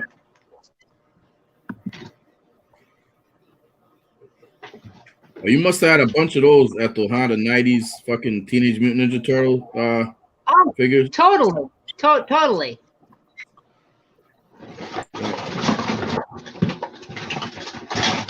Got a couple somewhere, but Not from anything specific, but I just used to have this growing up and I loved it. Two-headed dragon. mm-hmm. That's It's very Toho looking. Yeah. It's cool. It's very cool. It made in Hong Kong, so it was made in the same place where my knockoff Godzilla was made back in the day. Gojira. Godzilla. Young Gary. I knew him well. Young Gary. He's a lovely lad. Oh wow. Oh hey, my pinhead. Whatchamacallit? Pop vinyl. Not old school, but just cool to find. oh Yeah. nice. Sweet. See, Rubik's Cube, Star Trek playing cards. Oh hey, remember Batman Returns? They had these little penguins. Oh, They shit. had the packs. Did he come with the Penguin action figure, Ethel? Yeah. No, these were sold separately in a twin pack with the rocket packs, so you could buy Oh. just the little penguin.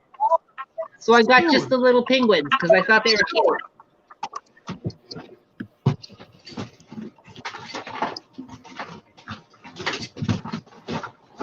That's dope. Oh, where are they? They're in here somewhere. Oh, hey. I don't know if you guys have had these, but Friday the 13th shot glasses. Oh, my mom has one of those. Yeah. Oh, shit.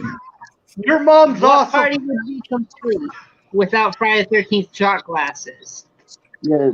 They were drinking like vodka out of that the other night, and I was like, oh, Oh, shit, yeah. that's a fucking creep cup. Oh, and another cool thing. Oh, shit. Oh. Is Kinda that kind of like Amigo reproduction? Yep. It looks like. Yeah, this is one of the reprints they did in 2014. I got an original Mego Hulk on my fucking somewhere on my shit. From the 70s.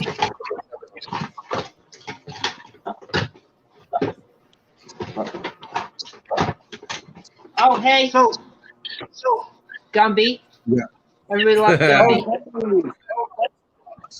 Do you have?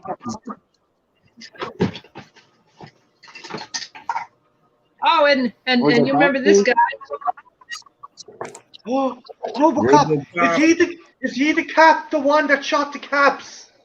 Is he the guy with the fucking button on the back that you'd stick caps No, up he's his the arse? fucking Robocop, but his battery is dead, so he doesn't talk anymore. I have his arm in here somewhere. It falls off because it's held on with a peg. Dead or alive, you're coming with me.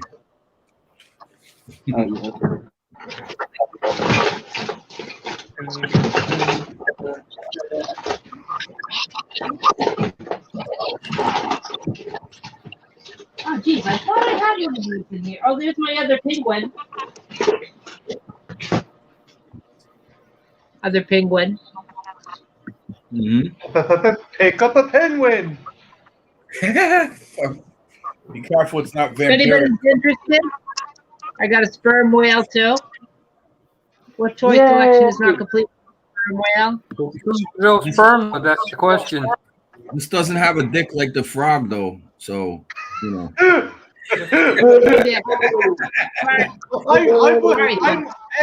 with John. If it doesn't have a dick, can it really be called a sperm whale? Exactly. I got some unicorn poop. What? Oh yeah, I had unicorn poop. It's happy. It's funny to throw it at people and say that you're gonna throw shit at people and throw that. What did you do for hobby, Kitchen? Oh, nice. And he's in his classic battle stance of Yes.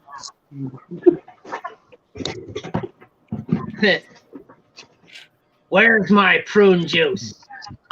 It's fucking busting heads.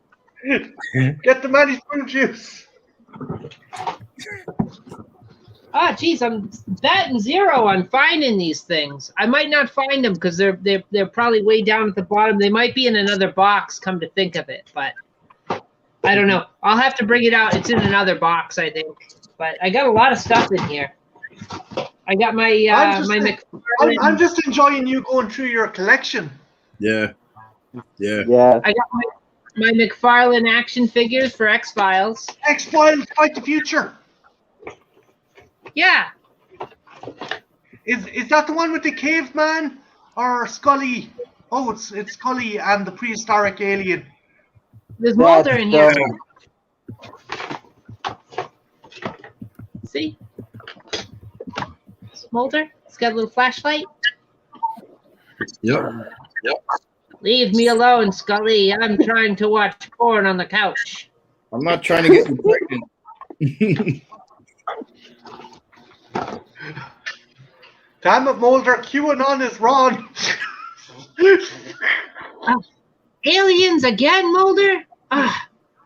Right? She was such a cynical bitch, wasn't she? Yeah, but by Christ. She was fucking gorgeous. I believe in science. It was funny because my little cousin got a invisible venom. What's that? Who's he? That's Venom. Oh shit! I remember that. Anti-venom? I've seen one of those. No, he's invisible like Venom. Camouflage Venom. Oh. Like the Predator figures. That is the shit. And see, he had the symbiote that come off him. Oh, that is shit. pretty good. Shit. Venom. I've never seen that figure. So fucking cool. I've never seen that. I'm on Spider-Man. I got battle damage Spidey. Yeah, that's fucking dope. Can you make group pages on Twitter? You could, I think you can make group messengers. I don't know about group pages. No, I want to make my It's Figures page on Facebook is doing pretty well, but I'd love to get a page that I know you guys aren't part of Facebook. Well, oh, Sandman. Dope. That's dope. I mean, I'm down to join, even though I don't have any figures. I'll give you a date you won't forget. Oh, no, Marco Polo. Oh, That's dope. of course. Yes. Oh, Yes. Pez? Shit, I got Pez. I need to find my Xenomorph Pez. I got one in Forbidden Planet, and its tongue comes out and it holds onto the candy. It's pretty fucking awesome. Six. You guys ever sword spot with the Pez's, like stretch them out and then bang them up against each other? Oh, the Borg! We are the Borg. Resistance is futile. Yep. Definitely not Swedish. I love that line in was that the line? Is that the country says? They sound Swedish, the Borg. They're definitely not Swedish. Have you guys seen this before? What is that? It's Mr. Muscle. Mr. T. Is that a Mr. T Chia pet? No, it's a Mr. T soap on a rope. Oh. See, get clean and don't be the fool. Oh my god. Wait, what, John? I've been in a fool who don't take me to the shower room in a prison. I said I pity the fool who don't get clean with tea. you need to watch Penitentiary. Drops the soap. Yeah, I'll watch Penitentiary 2 at some point for sure. Mr. T. I gotta rewatch Penitentiary 1 because I can't follow it. So I gotta rewatch it to try to follow it. Trenchy, do you want to watch a show that's absolutely awesome? Scared Straight. It's amazing. Yes. Yes.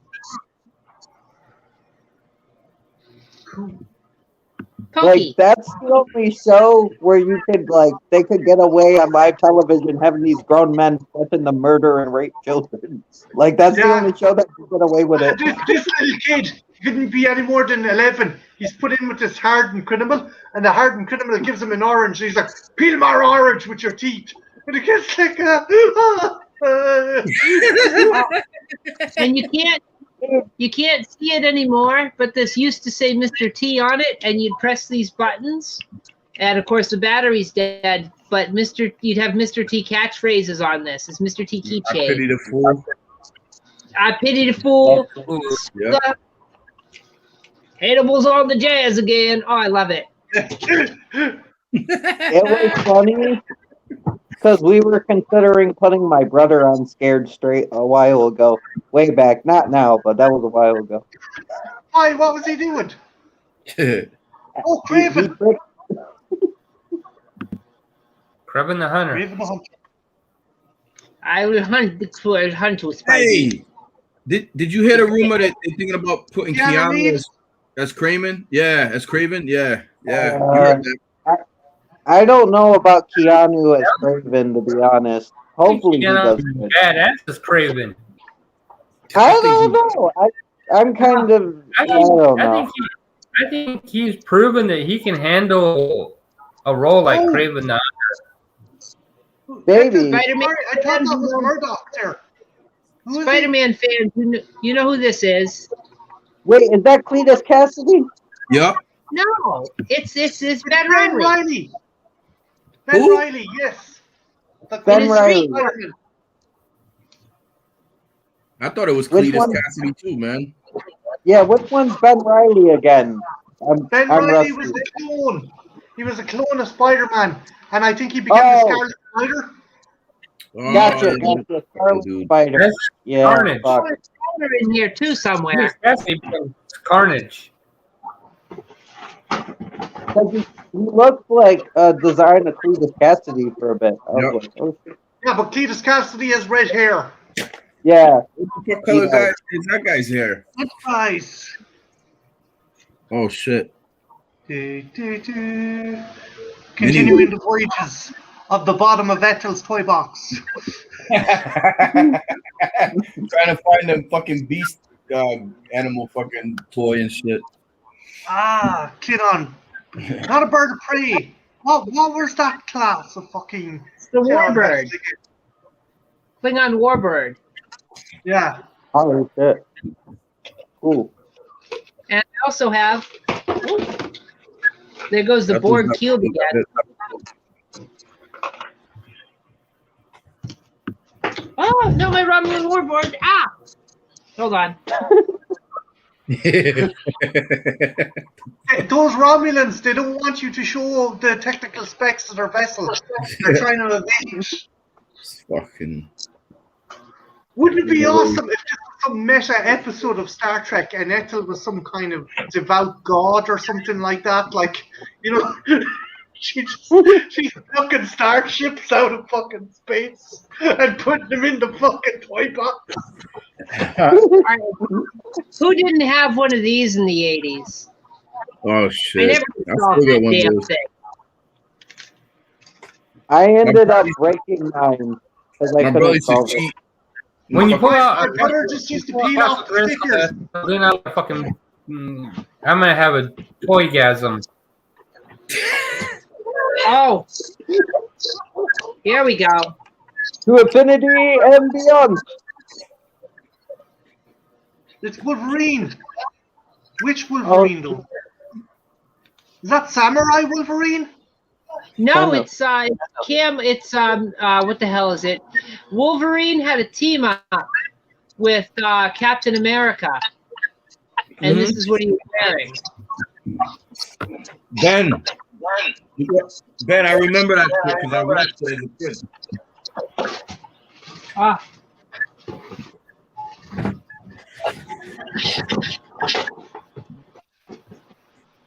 Oh, Damn it. if anybody's suffering from, if you guys are going into a radiation-heavy area, I've got some Rad-X.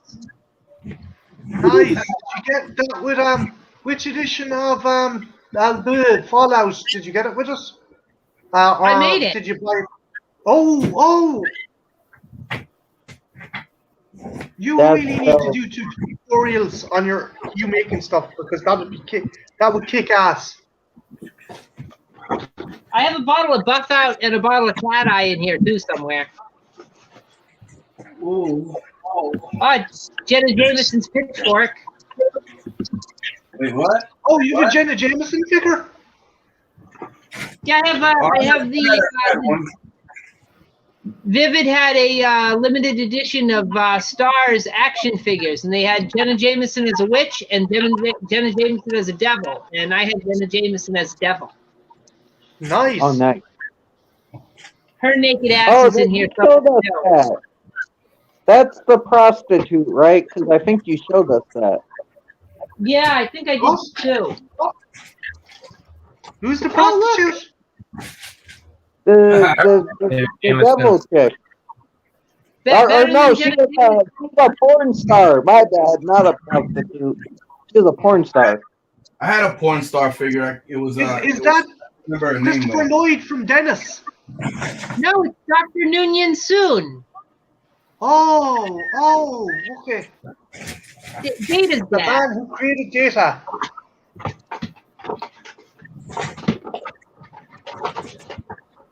Oh, yeah. Oh. Angry Nun. Yeah, them bitches are always fun to wind up. This one was cool because you'd turn the key and she'd walk and sparks would come out of her mouth, just like a real nun. Them bitches. See, she's got a little Mr. ruler. Miyagi. Yeah, he said, fuck Cobra Kai, dude.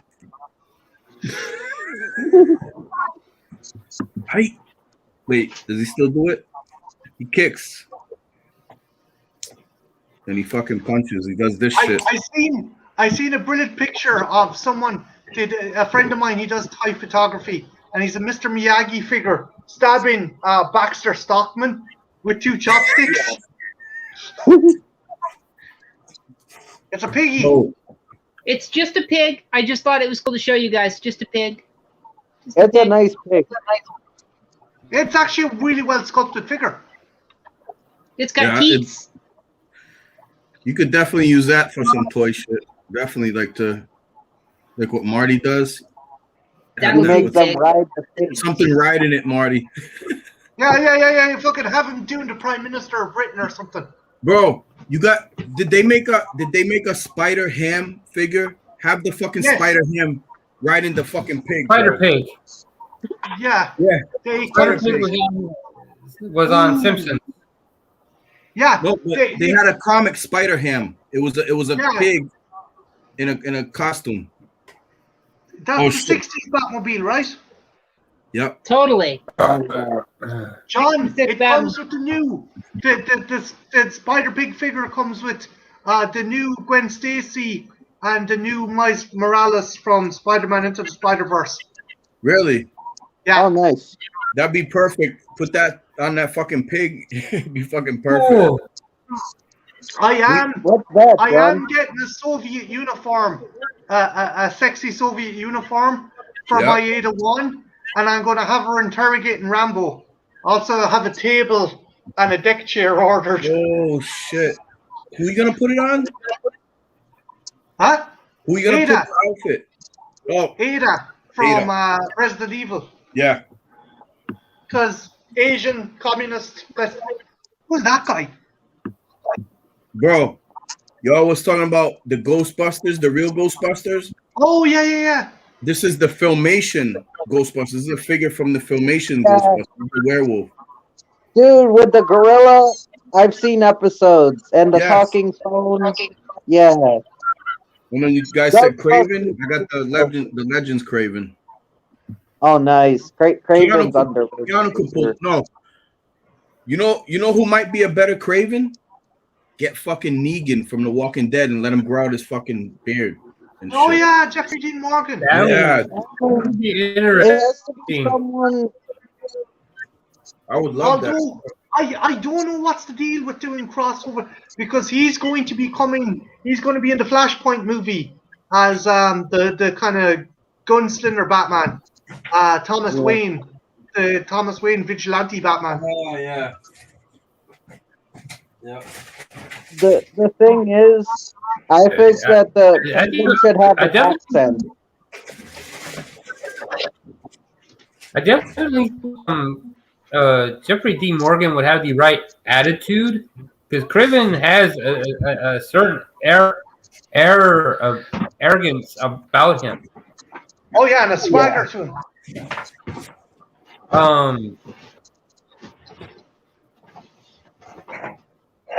My thing is, Having seen Keanu in Craven the Hunter in Dracula, without him attempting another accent, no.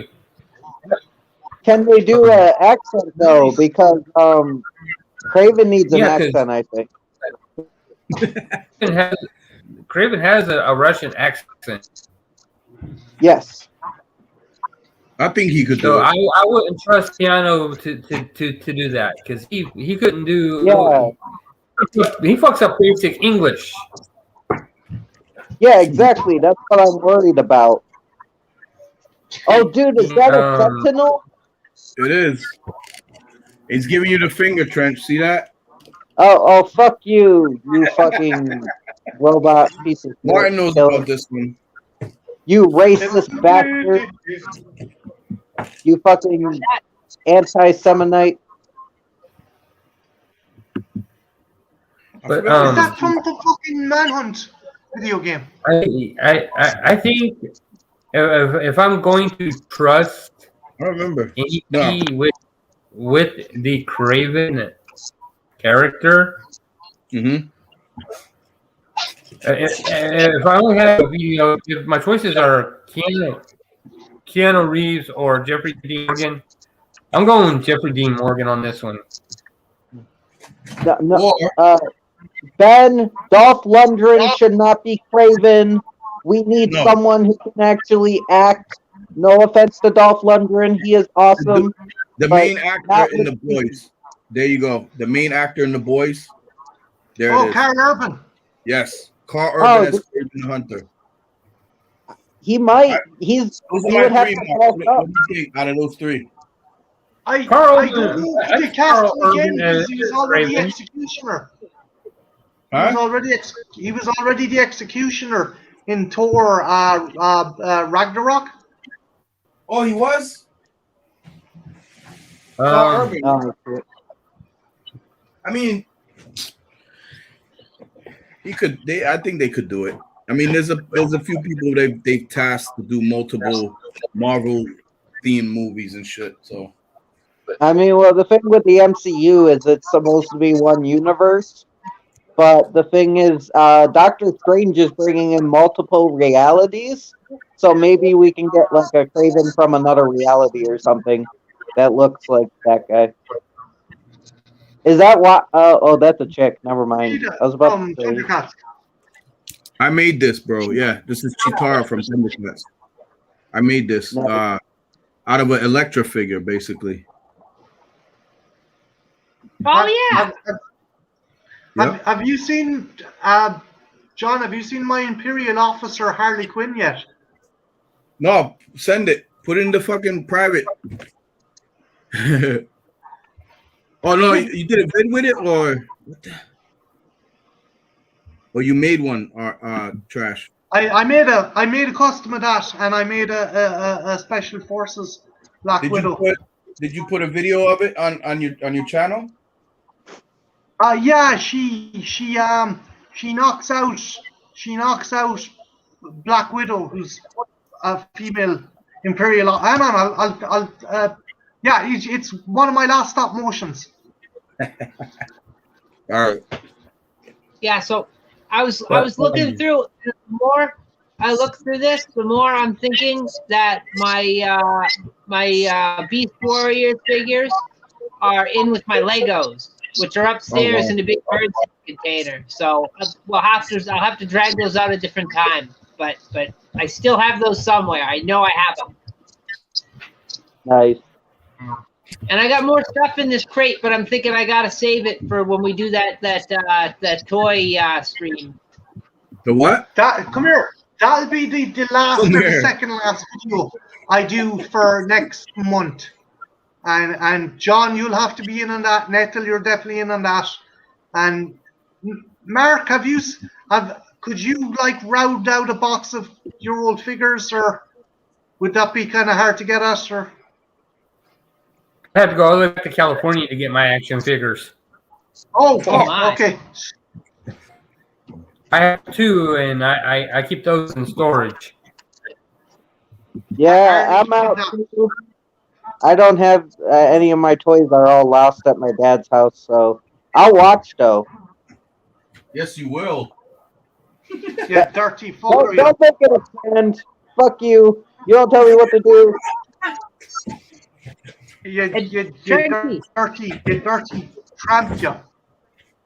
Don't forget to wear your prescription glasses so you can see. That's right. These are very important. When does StreamYards reset for you?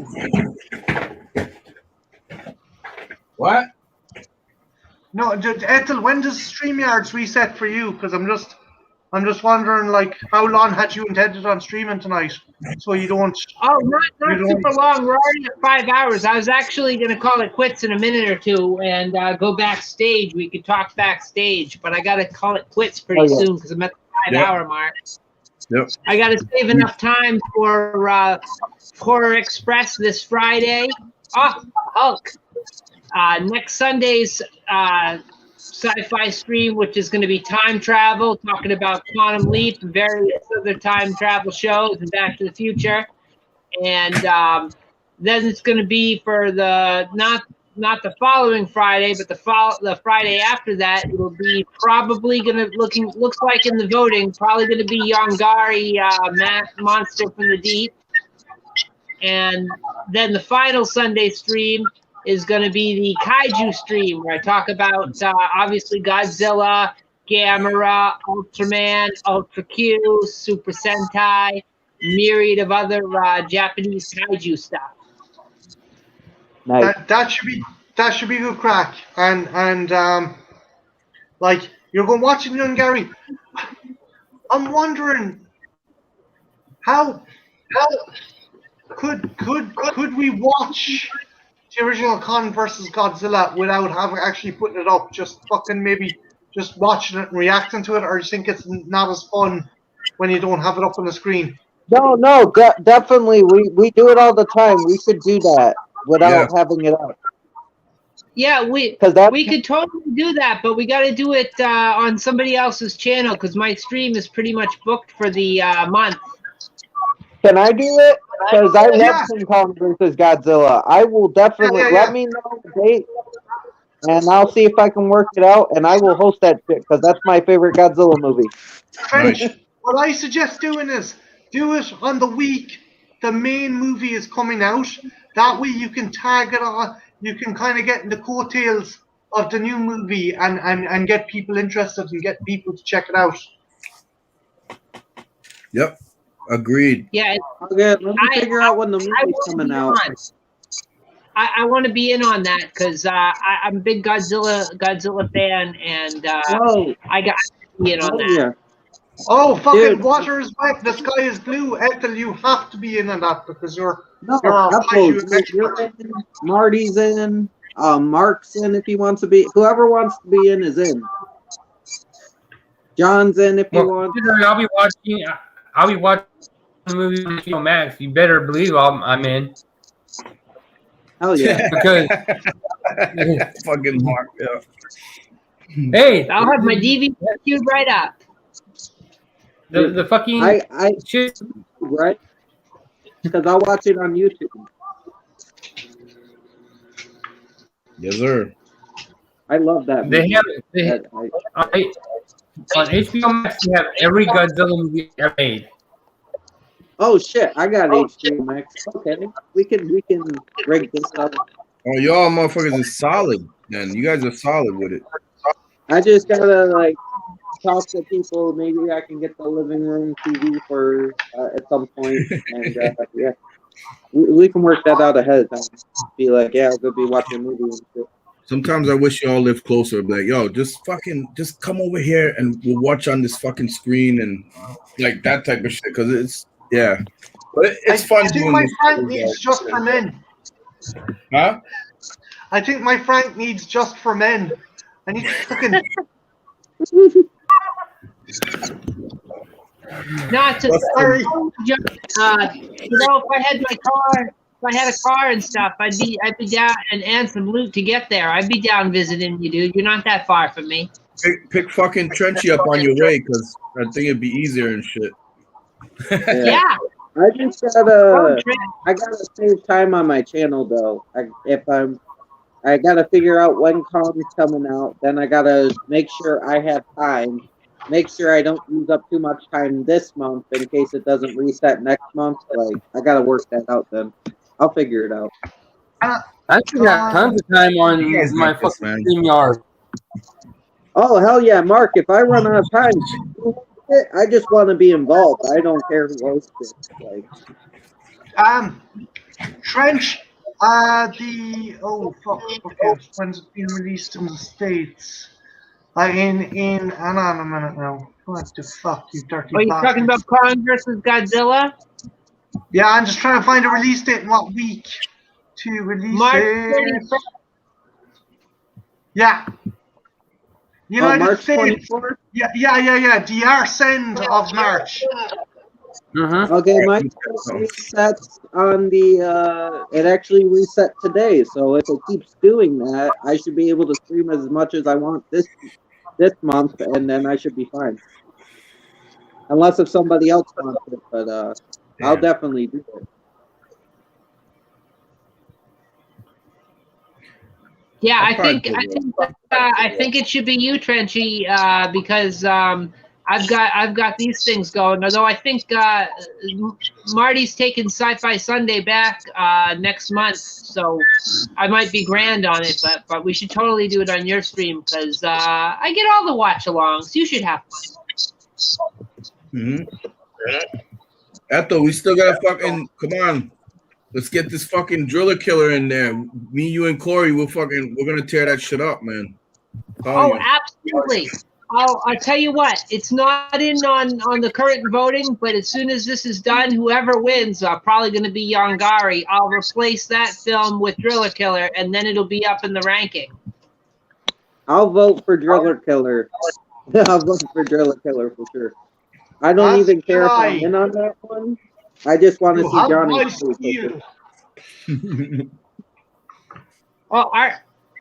Art wants the link. Art, I was gonna end the chat, but I'm gonna keep the back room open for a little while if you still want to drop in.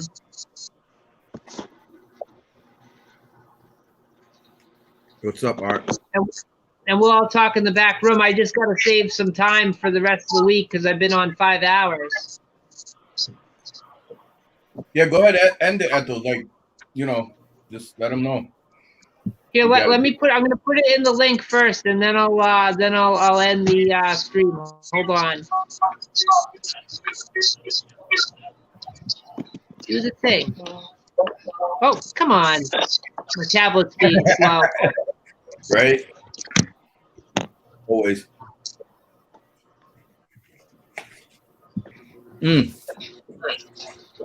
Real quick. Not done yet. What you think, Trent? Hey. Chat. Oh shit, that one's nice. Still working, but it went in. I see it, Ethel. Yeah, it's there. All right. Cool. You can leave. Yeah, because he'll get it. All right, he'll get it. Even if I end it, it'll still be there. He'll be able to see it. So. Yes. Yeah, and if not, I can always get the link to him because I got the link. Or wait, it's in the Twitter chat, Art. It's in our Twitter chat. Yeah. All right. So anyway, official outro time. I'm going to thank everybody for joining me. I want to thank Deacon for being here. I'm going to thank John Steele, Marty from Trash Picture Show, Mark from Mark's Monsters Mayhem, Trenchy, the Soulless Trench Coat, and am I forgetting anybody? No. Don't think I forget. We're going to thank. Ben? Oh, did Trenchy. I'm going to thank Ben Grimm in the chat, Art for being in the chat, whatever his name was, Leroy Green, who was in the chat earlier. And don't forget to tune in this Friday. We've got the Midnight Train to Horror, doing Horror Express on the watch along Friday. Check my Twitter for show times. Should be 6:30 Eastern. And Sunday we'll be doing the Sci-Fi Sunday stream time travel edition because it's 2/21/21. So there you go. Mm-hmm. And thanks for tuning in, folks. I will see you guys Friday. Adios. Right.